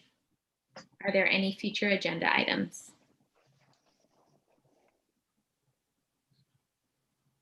I would like to ask Dr. Weeks if he could follow up on that public comment request about the Human Service Campus. Yes. Ms. Bueno, was that you speaking? Yes. So that caught my eye when I read that, and I will reach out to you because I just figured that would be of particular interest to you. Yes. Thank So you. let me find that email, and I'll send it to the whole board, and then Ms. Bueno, you and I can kind of talk about it more because it caught me off guard, just like it caught everybody else off guard. Okay. Thank you. Mhm. Thank you. Any other agenda items?